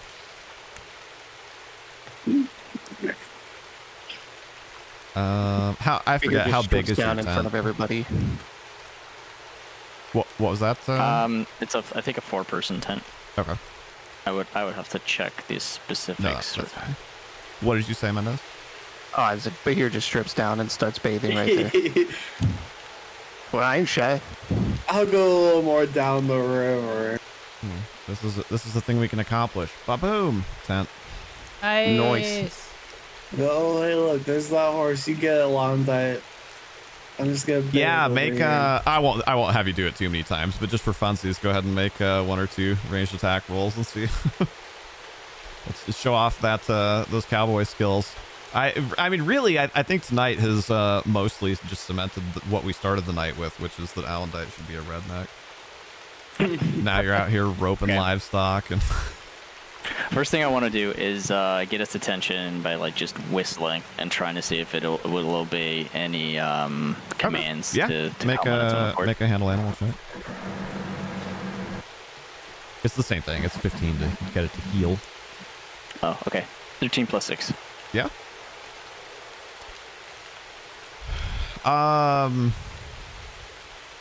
Yeah, I mean, there's no reason that it wouldn't be reactive to you. Like, it is a trained horse. It's just not a war horse. In fact, this one's not even a military horse. This was, what horse is this? It's not Brigit's. It's not yours. I guess this is the other horse that was tied to the noble. It's cart. the dirt horse. Yeah. Yeah, it's the, I forget if that was, yeah, I'm pretty sure that was one of the nobles' horses. Wait, I did name them. Yeah, caravan horse 1. Or that's caravan horse 2, so that's gotta be number 1. Yeah. Yeah, that's the second horse that was on the noble's wagon. So yeah, so it's a trained, beast. It's just not war trained or anything. So yeah, you get its attention and, manage to like coax it towards you. And, it takes a moment. Like, horses are decent swimmers, but they're also not, like, aquatic animals by any means. But, no. All right. Once it's back on shore, I'll just put a rope around its neck and... It stops flying. and I'll lead it back to camp. Okay.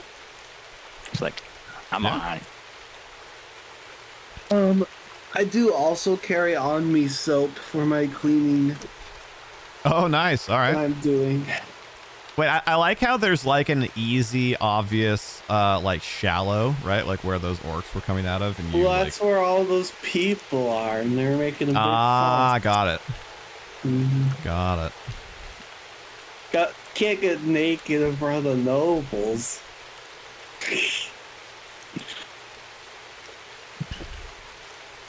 Gotta be crisp and clean after a battle. Right. Okay. I'll move that horse back over. It's not actually going to get hitched up, so I'm just going to put it like near. And then, wait, where's the other one now? Oh, it's right there. Derp. Okay. Yeah, that's fine. Just want to make sure we're not losing anything.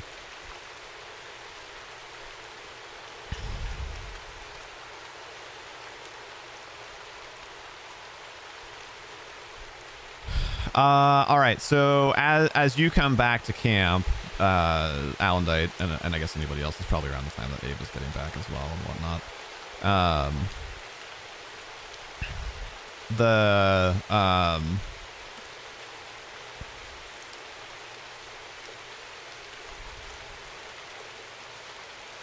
I guess, and I'll probably just fast forward past this because I think I've already made the point of how the nobles feel about Brigit and everything right now, so I don't think we need to waste time belaboring that point.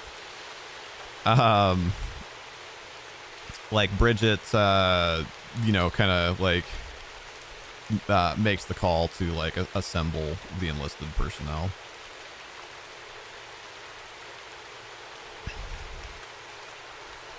Enlistment's not actually probably quite the right term, but it's close enough.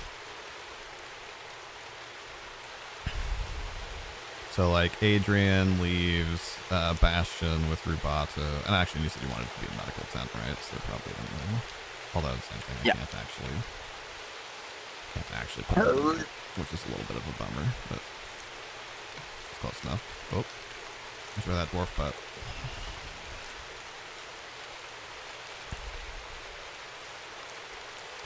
I took a screenshot earlier of Ava behind the horse, and it was glorious. I'll have to find where it's saved. Well, oh. Wait, I missed that. Say that again.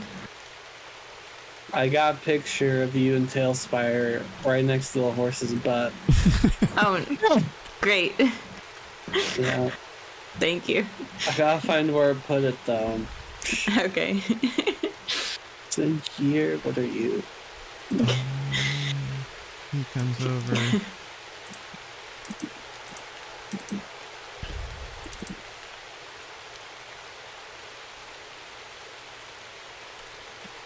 It's interesting. The SRD says nothing about the size or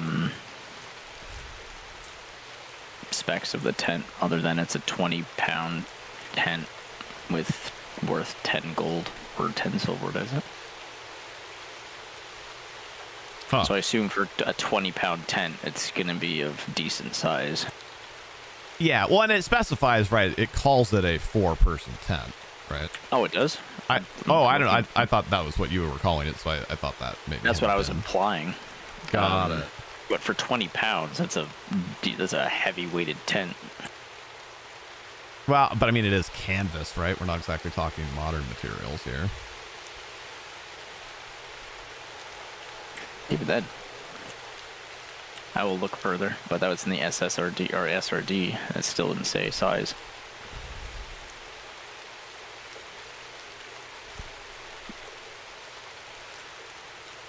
Hold on. Let's see what I can find. Yeah, let me just grab my actual player's handbook here.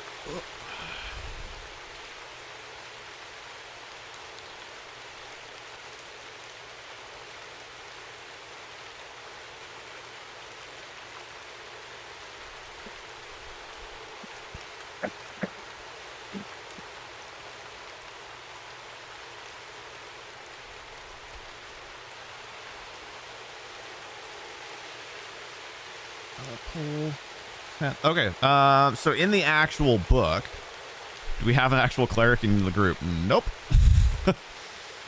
They started the campaign with a favored soul, which is a like sorcerer crossed with a cleric, but that player's like IRL situation became very tumultuous, and they ended up having to back out.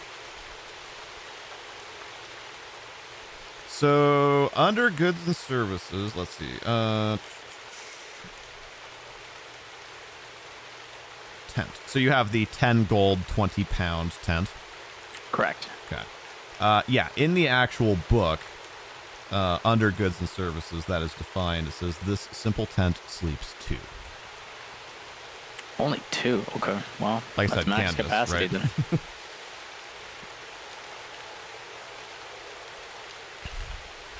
But conveniently, you have 2 hurt people. All right. Max capacity. There you go. Those of you that have played or watched me play Frostpunk, we need more engineers. And more medical Always. temps. I really enjoy that game. I need to do another playthrough of it soon. I hope number 2 is good. Need more pylons. Require more Vespane gas.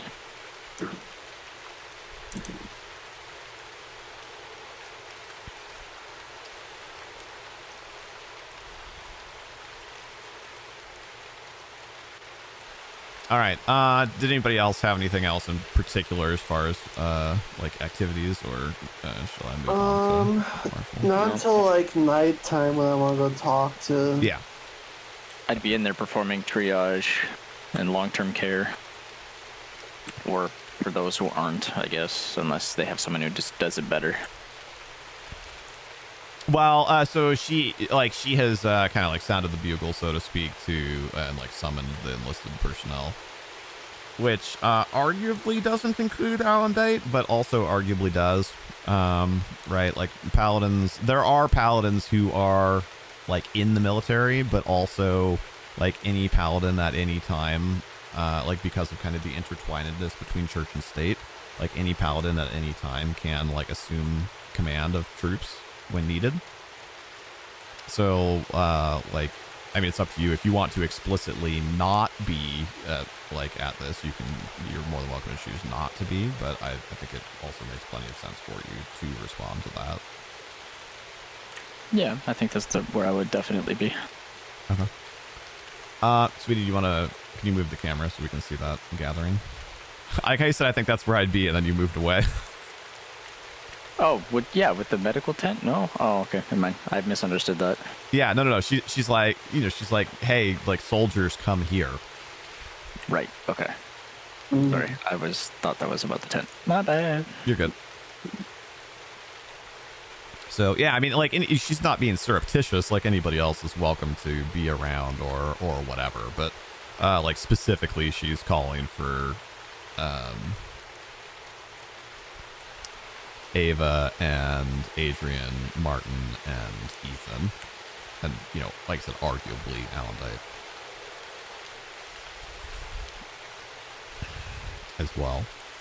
So, Can you take out turn-based, please? what's that? You put it back in the turn-based mode. Oh, yeah. I was doing it to double check names because these people's names just absolutely refuse to stick in my brain. I'll probably go like lean up against the car or something for a while. So, she's kind of like pacing back and forth a little bit in front of you all. And, she's like, I think we all know what this means. It's become apparent that the situation is worse than we thought.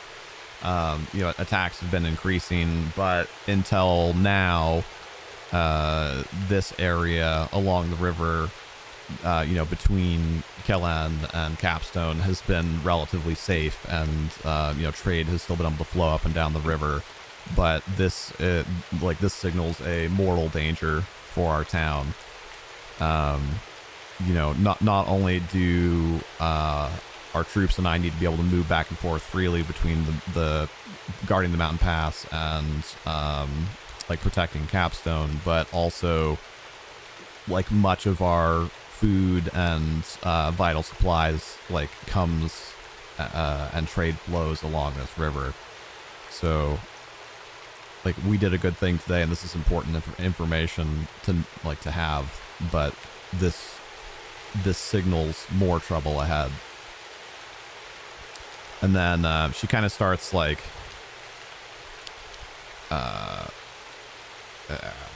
don't know what to call it, essentially starts a group feedback session, for lack of a better word. She first nods to Adrian and commends him on his, she says, you responded quickly to the danger. You used your knowledge and your skills to the best of your ability. Good job. And moves closer to Ava and more or less says the same. She says, never before have I seen axes deployed at such range, but I will watch your career with great interest. You have great skill. She kind of gives a nod, but tries to stay that was in reference to Ava, right? Yeah. Okay, I'm just making sure. Gives a nod, but tries to hide a smile, but she's still kind of smiling at the same time. Sure, almost kind of bashful. Yeah, exactly. Yeah. She very noticeably skips over Martin. and moves on to Ethan, and is Ethan, you and I have not traveled together before, so I wasn't sure what to expect of you in a dangerous situation, but you handled yourself well. I think some of your movements on the battlefield were perhaps a bit aggressive for your skill set, but I think your heart is in the right place. Your passion will do good for the Kingdom of Rin and the people of Capstone. I would like to see, I'm going to essentially help introduce you to a mentor to further your skills and your knowledge of how you should participate in battle. So it's she's still being complimentary, but it's a little abrupt. It's a little brusque, right? It's definitely not quite as flowery as she was being before. It's kind of good job, but do better. And then she circles back around to Martin, who's kind of hanging his head, and she's and you, I will have to think about what to do with you. You did redeem yourself, and that is of note. but like as a member of the militia, like someone who's been payrolled by the hardworking citizens of our kingdom, your behavior at the outset of combat was not befitting of a soldier, and that may have consequences. And he just kind of, he's just kind of looking at his feet, just kind of like nods his head.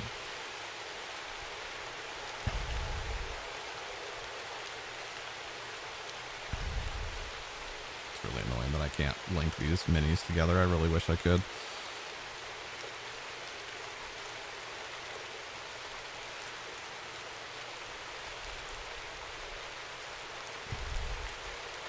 There we go. Close enough.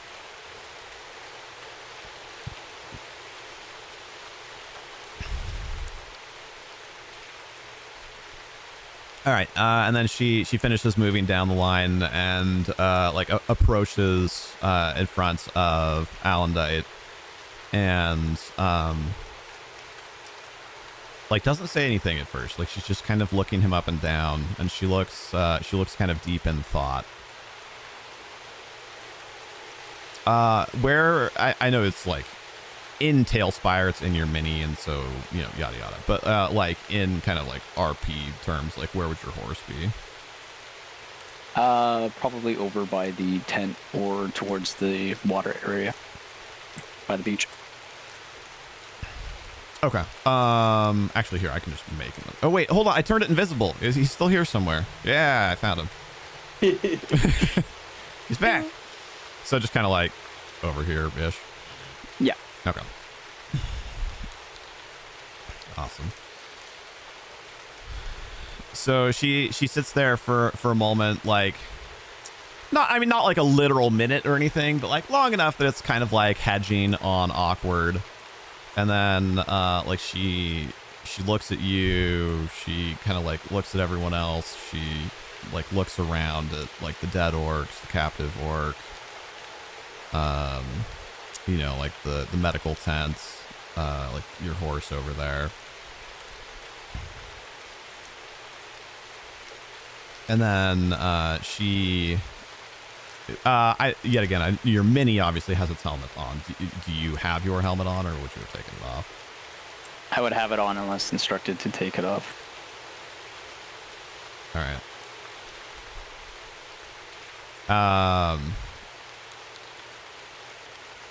Let's see if she remembers your name. Oh, heck yeah. Okay. I mean, she totally could have just been like, you or whatever, and it like would work, but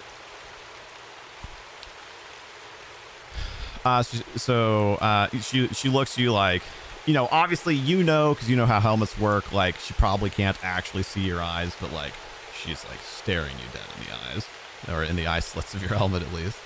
And she says, Alondite, take off your helmet.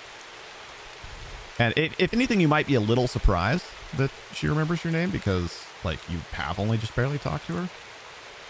Very. So I put my mace down on the ground, and I hold my helmet in my right hand. Okay. So she kind of looks you up and down one more time, and she says, as often is the case, my as representative of the Knights of Rin, I may already be too late to the party, as the paladins have already laid claim to your allegiance. But you handled yourself well in battle today. You come with much of the equipment that a knight already would have. You are trained in horse, although your horse was not trained for you, and for that I apologize. You handled yourself with honor. You as soon as it was safe to do so, you sought to ensure the safety of even the outsiders among our group. You have what's the word I want? Not bestowed. You have exhibited many of the symptoms that my brethren and I seek to emulate as protectors of the realm. I would like to invite you to take the oath and become a knight in training, to become a knight of Rin. And like, if you accept, I will ensure that that horse is deeded to you. Ooh. You know, it like would be indicates my- the horse that you were using. Oh. It would be my honor and my duty is to protect those around me. And I take a knee.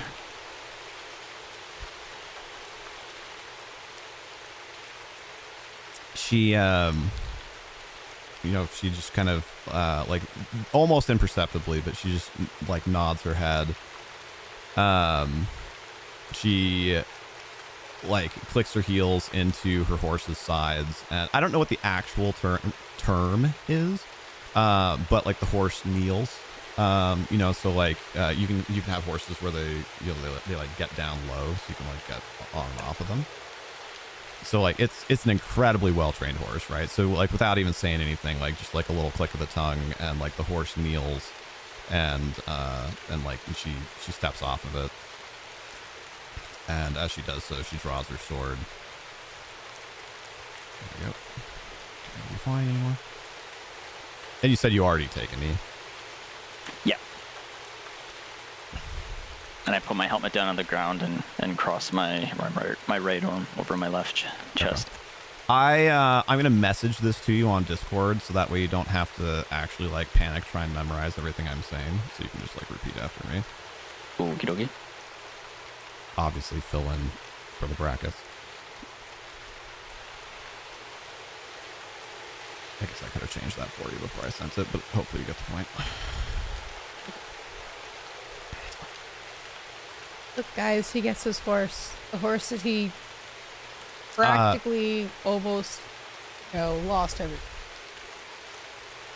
So, you know, and then she gives kind of like meaningful looks to the other four of you enlisted, like who are here.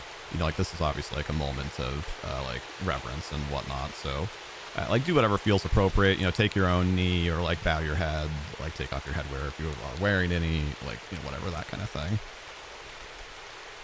And she like sets her, you know, like I know people don't really do this because it blunts the weapon, but it's for flavor, damn it. So she like sets the tip of her blade into the ground and like has like her hands, like the palms of her hands like resting on the hilt, and she's and she like commands you, repeat after me.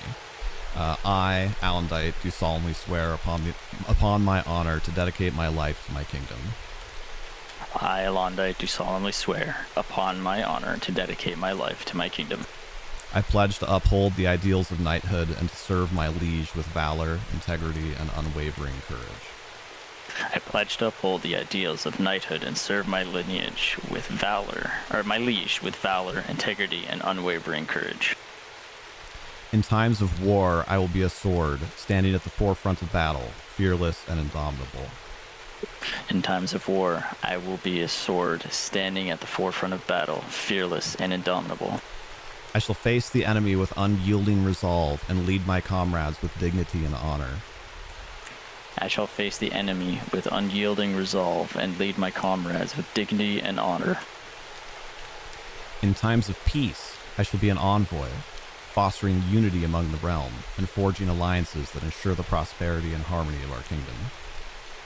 In times of peace, I shall be an envoy, fostering unity among the realm and forging alliances that ensure the prosperity and harmony of our kingdom.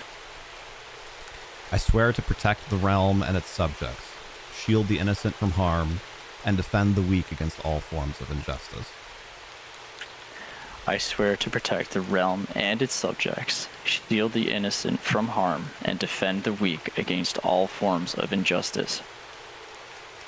I shall be a beacon of hope, the embodiment of justice, and an unwavering guardian of the realm's tranquility. I shall be a beacon of hope, the embodiment of justice, and an unwavering guardian of the realm's tranquility. So I swear, Alondite, may my every deed echo this solemn oath. So I swear, Alondite, may my every deed echo this solemn oath. And then she like draws her sword forth and, like taps it on each shoulder and then on your head and says, I, Marshal Brigit Peters, Knight Commander of Capstone and Kalen, hereby name you a Knight of the Realm. Boo! Yay! Woohoo! That's so sweet. The hero clap in the background. Ava grabs a handful of grass and throws it up like confetti. That's glorious.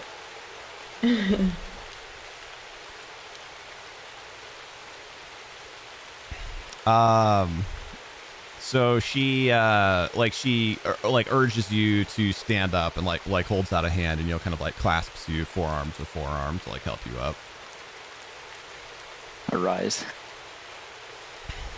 She leans in and touches her forehead to yours, which like takes you aback a little bit because she's generally been pretty brusque, like not like unkind, but definitely a little aloof, a little abrupt.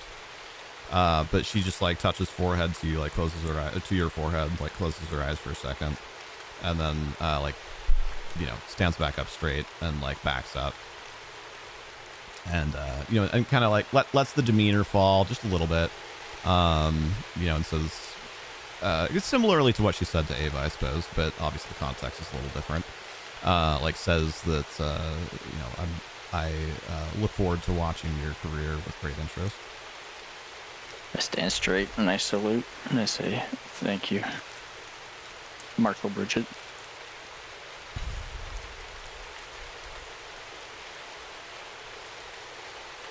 Also, just for whatever it's worth, since you're really close to her, you notice that her armor, kind of like just right in the middle of the like breast of the armor, there's a like mostly clear, like whitish gem, like embedded in the front of the armor that is in like the shape of a shining star. It's kind of interesting because that's not part of the like heraldry or imagery of Bana or anything, which is like fine. There's nothing wrong with that, but just it's not that.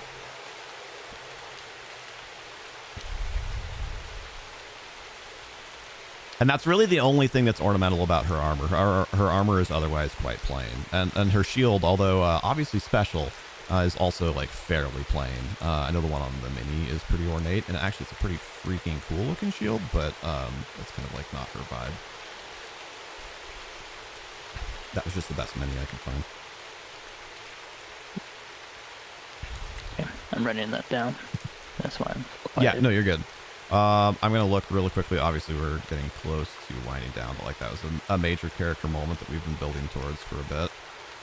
And then I want to see if I can get a picture on screen here really fast. Oh, it would have to be on Pixies. Let's see, how can I do this?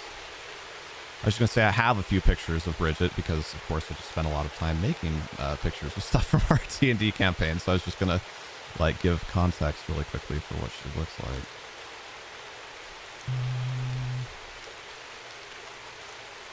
I have some others as well, but this is like the easiest one to find. Okay, I know how I want to do this. How do I want to do this?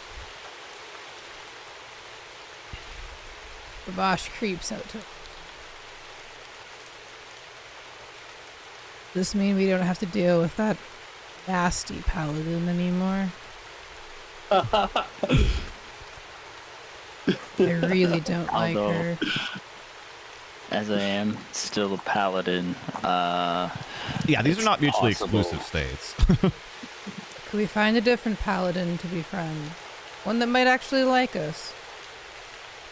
It might just be me that needs to change, not her. Oh no, she's a terrible person. Mm-hmm. The entire party agrees that we don't want to deal with that one anymore.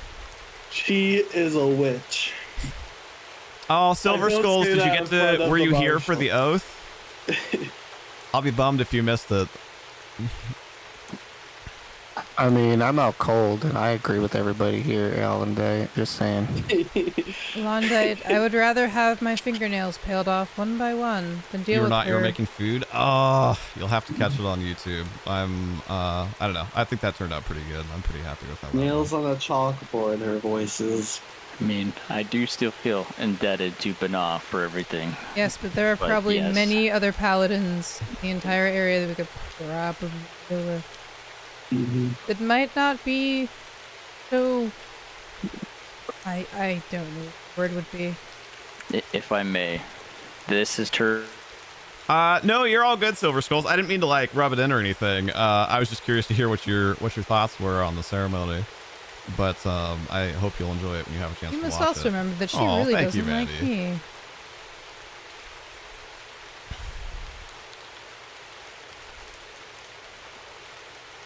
We will agree to disagree then. She's just the worst. Yeah, we just... I think I'll just go talk to other paladins and not deal with her. Just really quickly, for like I said, for context, I don't trust her. To get them up. These are there are others, but readily available.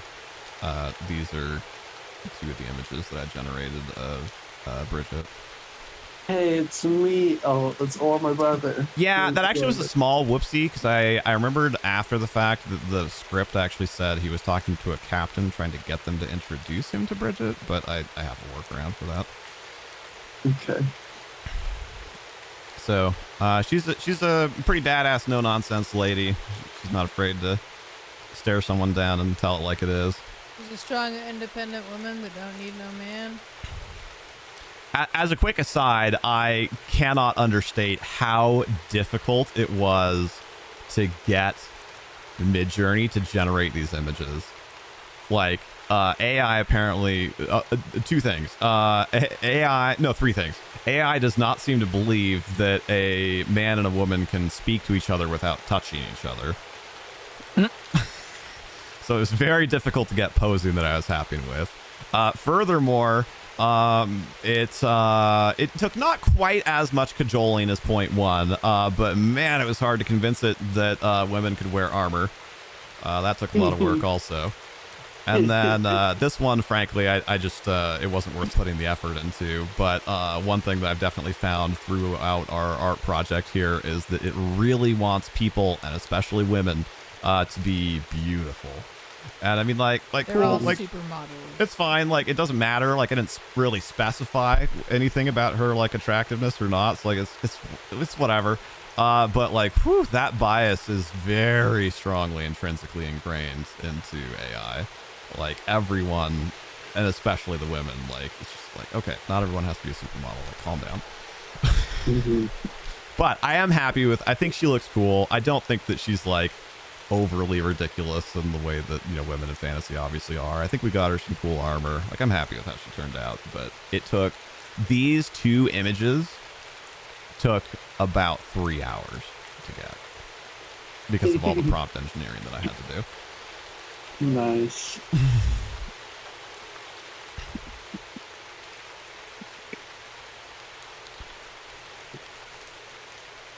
So anyway, that's Brigit. She's pretty freaking cool.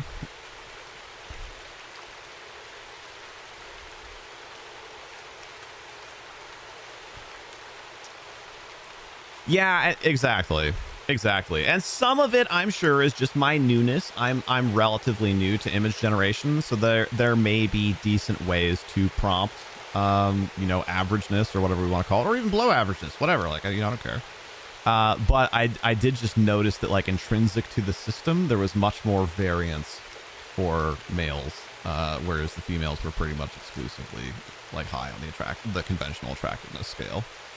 It's kind of interesting. Anyway, that's aside, dare I say. Does anybody else have anything else they want to try and accomplish before camping? Yes. You all wake up. Yeah, get up. Would be nice. Anything that you can actually do. Snore loudly, I guess. Drool. Yeah, probably some drooling. Yeah. Okay. Anybody else? Bueller? No. No. All right. Let me run some. Punch the really Silver Skulls. The poor little gnome has had enough tonight. Silver Skulls is of the opinion that it would only take one standard action to get the party a sorcerer. I think Mendez would just re-roll another wizard. And probably be Rubato's long This is lost my new brother. wizard, Rubato. It'd either be a brother or something. He casts darkness magic. She's Oh, one here. of the shadow people. Oh, come back as a warlock just to tick you off. Here, I'll get you. I'll throw you a little fire there as well. Oops. Gotta hit the DM mode button, which gives X-ray vision and stuff. I did not want that. X-ray vision. You know, actually, the caravan's probably big enough. There's probably a couple fires.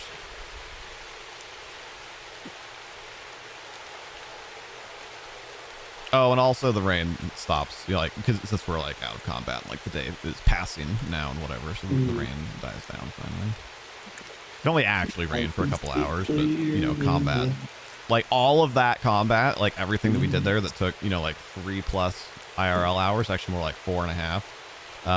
That was either 24 or 30 seconds of time in game.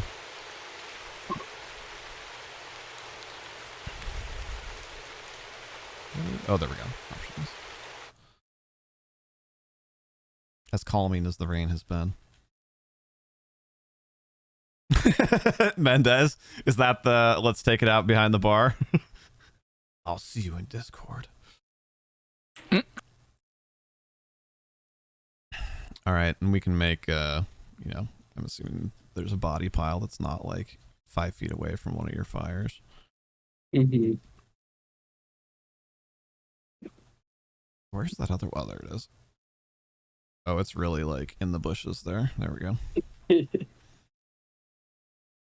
Dude, there's always one just straight up Superman NPC in my campaigns. It always happens. Last time it was a guy named Reinhold, and one of the characters was like home brewing their own poisons. So they just like every time they ran into anything that either that was nasty or poisonous or that could like rot or ferment, they would like collect it and just add it to this like mason jar that they had. So it was just this forgot about that. horrific sludge of like botulism.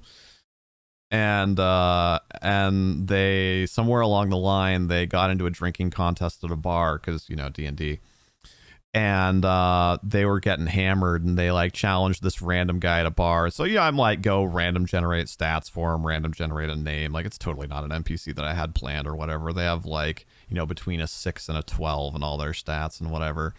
And because like you need to make constitution saving throws when you're drinking to see like whether or not you like get more drunk or like pass out or whatever. And so the character that has this like nasty poison stuff, it is like losing the drinking contest. I think this is more or less what happened to Reinhold. And so they're like hammered. And eventually they're like, oh, you know what, Reinhold?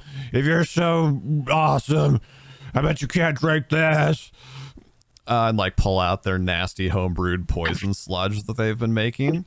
And Reinhold is just like takes it, like he gives it a quick sniff. I don't remember how we determined how smelling was going to work, but like totally doesn't smell that like anything is wrong with it or whatever. And just like knocks it back and takes a big like swallow of this nasty stuff. And the person playing the character was like they totally didn't expect him to actually drink it. And then so I roll saving throw, obviously, because this is like horrific stuff that he's just drank. Boom, nat 20. Nice. So he just frickin' downs this stuff and just like goes right back to the drinking contest like nothing's wrong. Everyone's like, Reinhold. And he just kind of became a legend after that.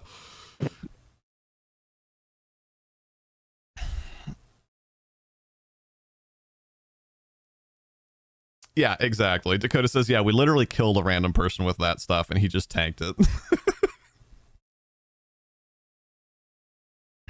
All right, anyway, I think we have kind of like one more scene we want to hit before we wind down. You can go ahead and disperse or move about, or don't worry about it too much if you don't want to. But that meeting obviously is well and plenty done, so I'll just kind of like move all of you around a little.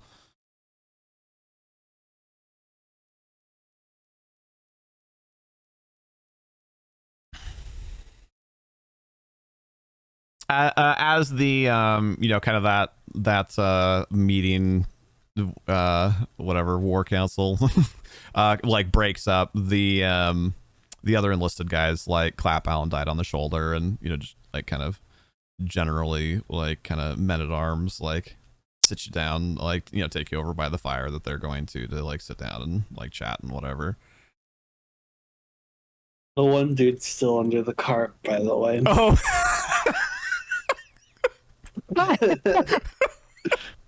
Whoops. I don't even remember his name anymore. Sawyer. Yeah, Sawyer, the guy with the logs that he Oh sawed. God. He did hide good. He would win at hide and seek. All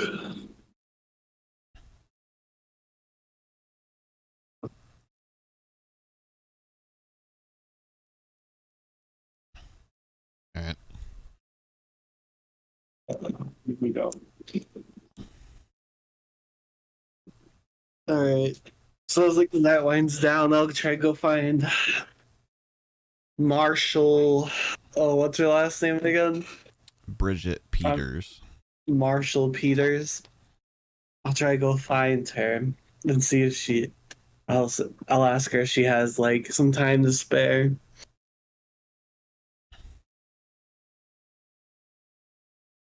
Yeah, you can kind of like come upon her at the fire that she's at.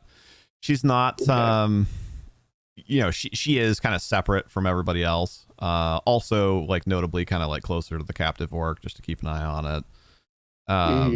And like sure much like when you guys had stopped for your break, kind of over here, like her shield is like leaned up against that wagon wheel and like her helmet's over there.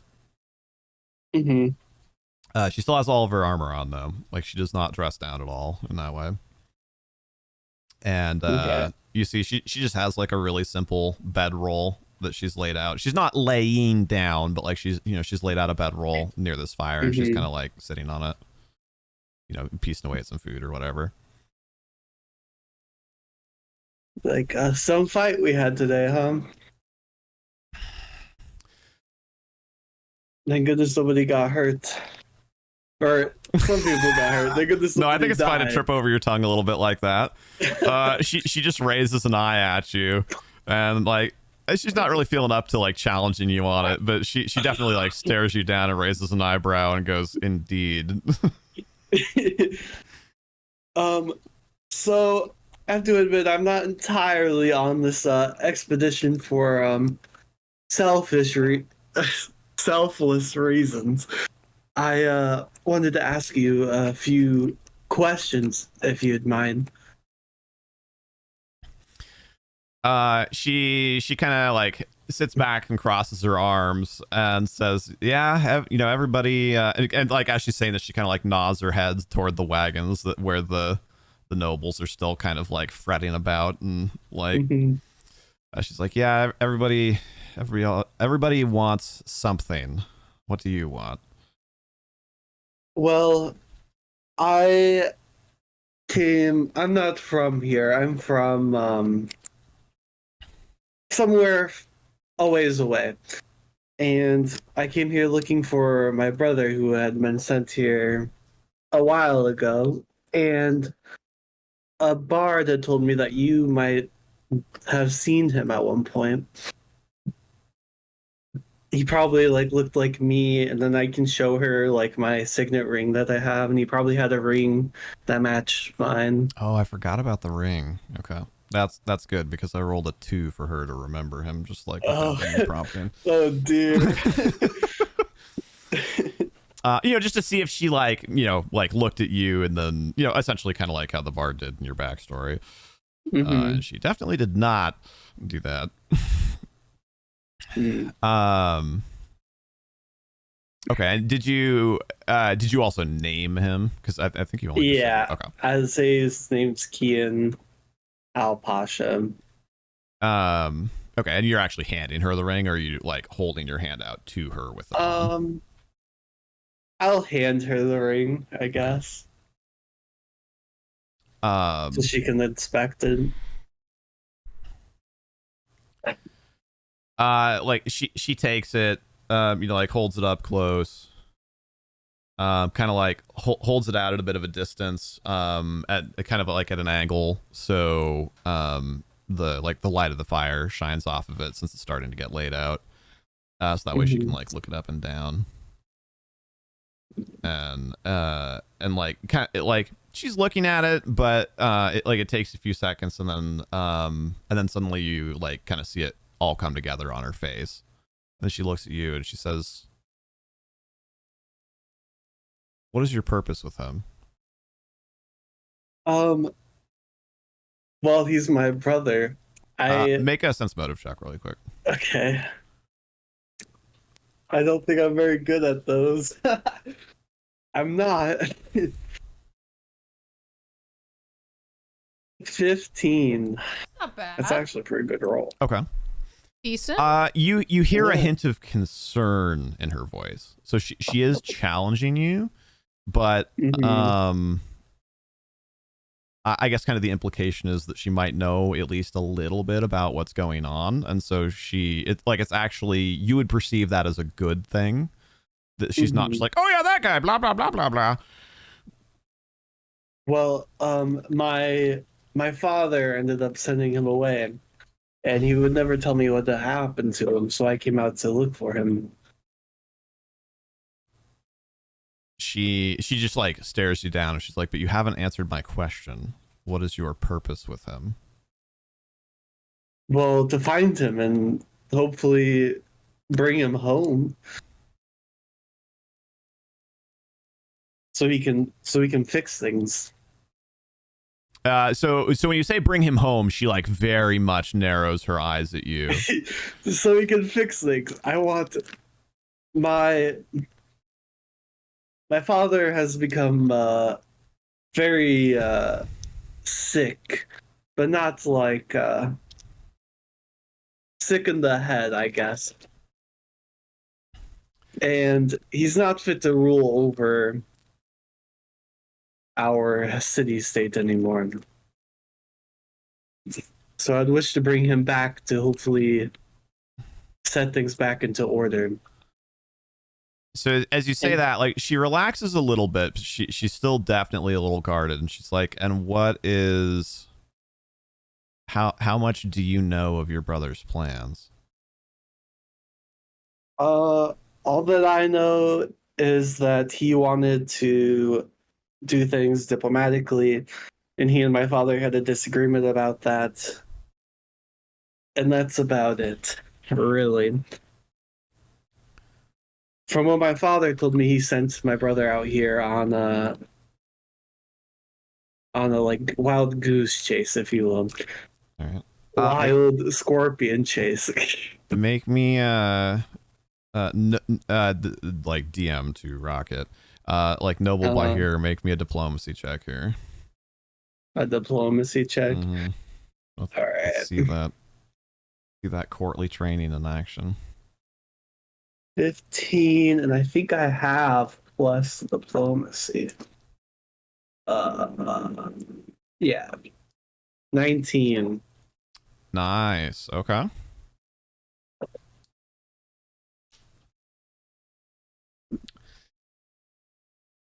So she finally kind of like lets out a big sigh and kind of like lets her shoulders drop and says, you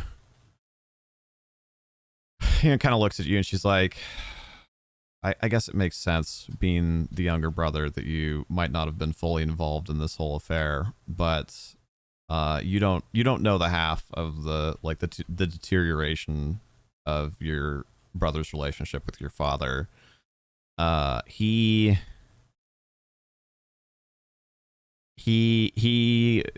came to me to try and enlist my help and my the authority of my position to muster troops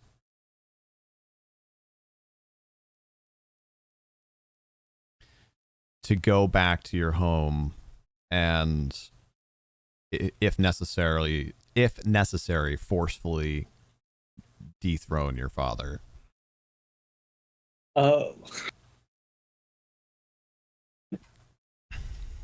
I mean, I suppose I'm kind of here for the same reasons. Except him doing the work and not me. I would rather not be the one on the throne. She just kind of wryly chuckles, and the implication being that she fully understands the burden of authority, and she doesn't come right out and say I get it, but she gets it.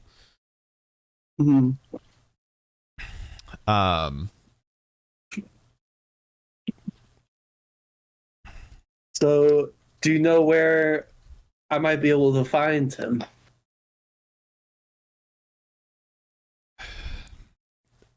She's pretty direct, so this is still off-putting but not surprising. She just straight up says no.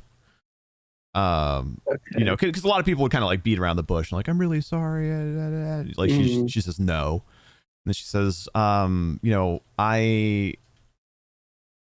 I spent a little bit of time with your brother. I don't know his whole history. And I have enough on my plate managing 2 garrisons that I have to admit I haven't even really done any. My view is very much internal to Rin. I don't. I'm not a politician. I'm not. I'm not that kind of nobility either. I guess technically I'm nobility, but that's not really my purview. So I can't even promise you that what he told me is true. That's just what he told me. What I can say is we barely, as you can see, gestures broadly, barely have the resources at our disposal to to defend our own lands. So I'm certainly not in any position to be lending men-at-arms to another kingdom that I've never even heard of, and frankly, no offense, whose name I don't even remember. That makes sense. So I wish I could have been more help to him. From everything I could tell, his cause sounded just. I wish I could be of more help to you. All I can really tell you is, he came. He spent some time kind of,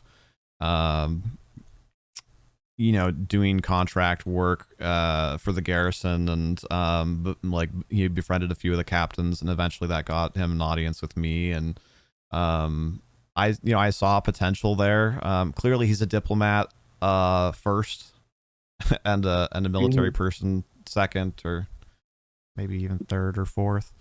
But he came to us from exotic lands. He had exotic ideas, and we're struggling to defend our own lands. So, he gave some counsel, he gave some advice. He was able to, teach a little bit here and there.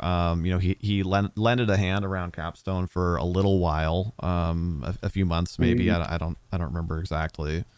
But ultimately when it became clear to him that we wouldn't be able to act on his behalf, he, as far as I know, went to seek the courts of other kingdoms to try and accomplish his goals. So he could be anywhere. All right. Maybe, but the dwarves tend to the two nearest kingdoms to here. Like she kind of starts to say like, well, the dwarves like almost like it's a like, well, of course you already know this, and then she's like, oh wait, yeah, you don't know this. Yeah, so like the two nearest kingdoms to our own are both north of where we are. The Elven Kingdom is more or less due north of us, like gestures broadly, and the dwarves are somewhere to the northeast. I've never been myself. I don't particularly care to go. I have plenty of work to do here, but the dwarves don't tend to be welcoming to outsiders. Well, to be fair, neither do the elves, but the elves don't really have doors that they can shut in your face in the same way. So, if I had to guess, Okay. I would guess that he went towards Elvendom, but I was no more used to him at that point, so he didn't exactly tell me what his plan was. That would just be my guess. Gotcha. All right. Well, thank you for the information. She just nods like there's no you're welcome. It's just acknowledgement. And then she stands up and like kind of like almost goes to like dust her hands off, but like, you know, she's wearing plate armor, so it doesn't really work that way because, you know, she doesn't have like pants on or whatever. So she kind of like looks down at her hands and just kind of like stops and like drops her hands down to her side, and she says, you know, like, thank you for your help today. I don't know what degree of exposure to battle you had prior to that, but you handled yourself well, and you know, I appreciate your help and keep everyone here safe. And to that note, I suppose I can't ignore that lot over there anymore. And kind of nods her head at the wagon with the nobles in it. All right. Well, good luck with that.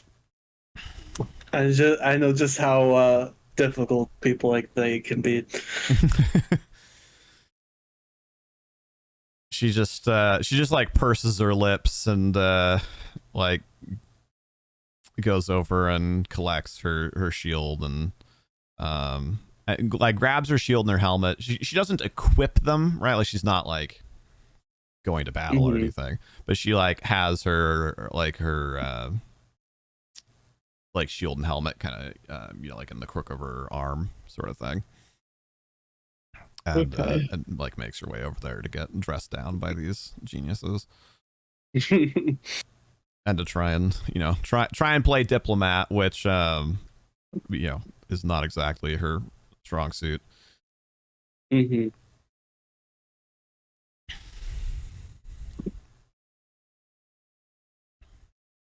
Go to bed probably frustrated that I don't really have very many answers. More questions than answers now. I mean, I think sleeping on it though, like you still know a lot more than you did. Yeah. I have a direction. Yeah. Well, and you also, you know, because now at this point, you've also not nearly as long as your brother, but you've been gone from home for a while, and like, so that's more news from across the ocean than you've had in however many months you've been here. Yeah.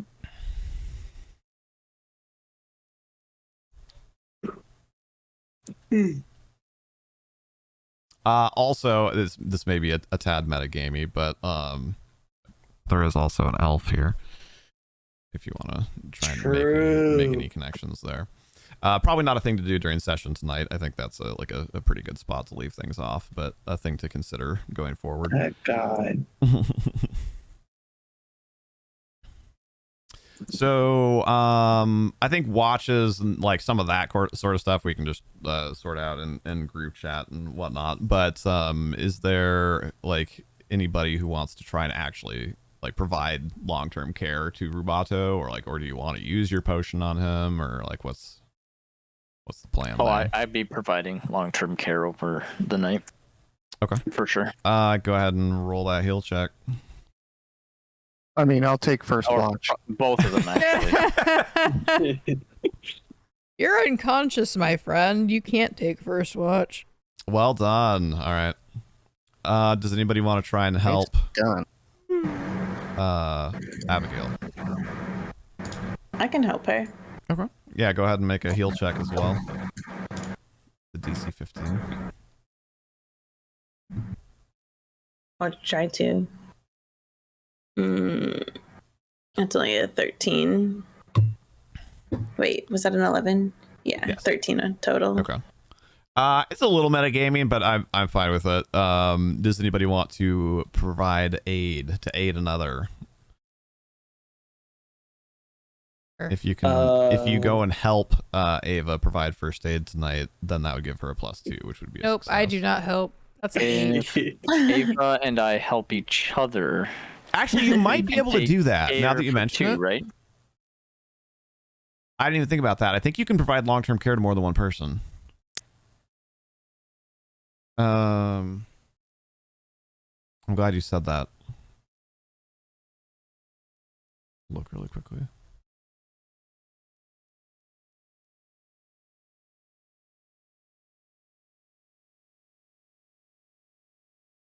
You can tend to as many as 6 patients at a time. Wow.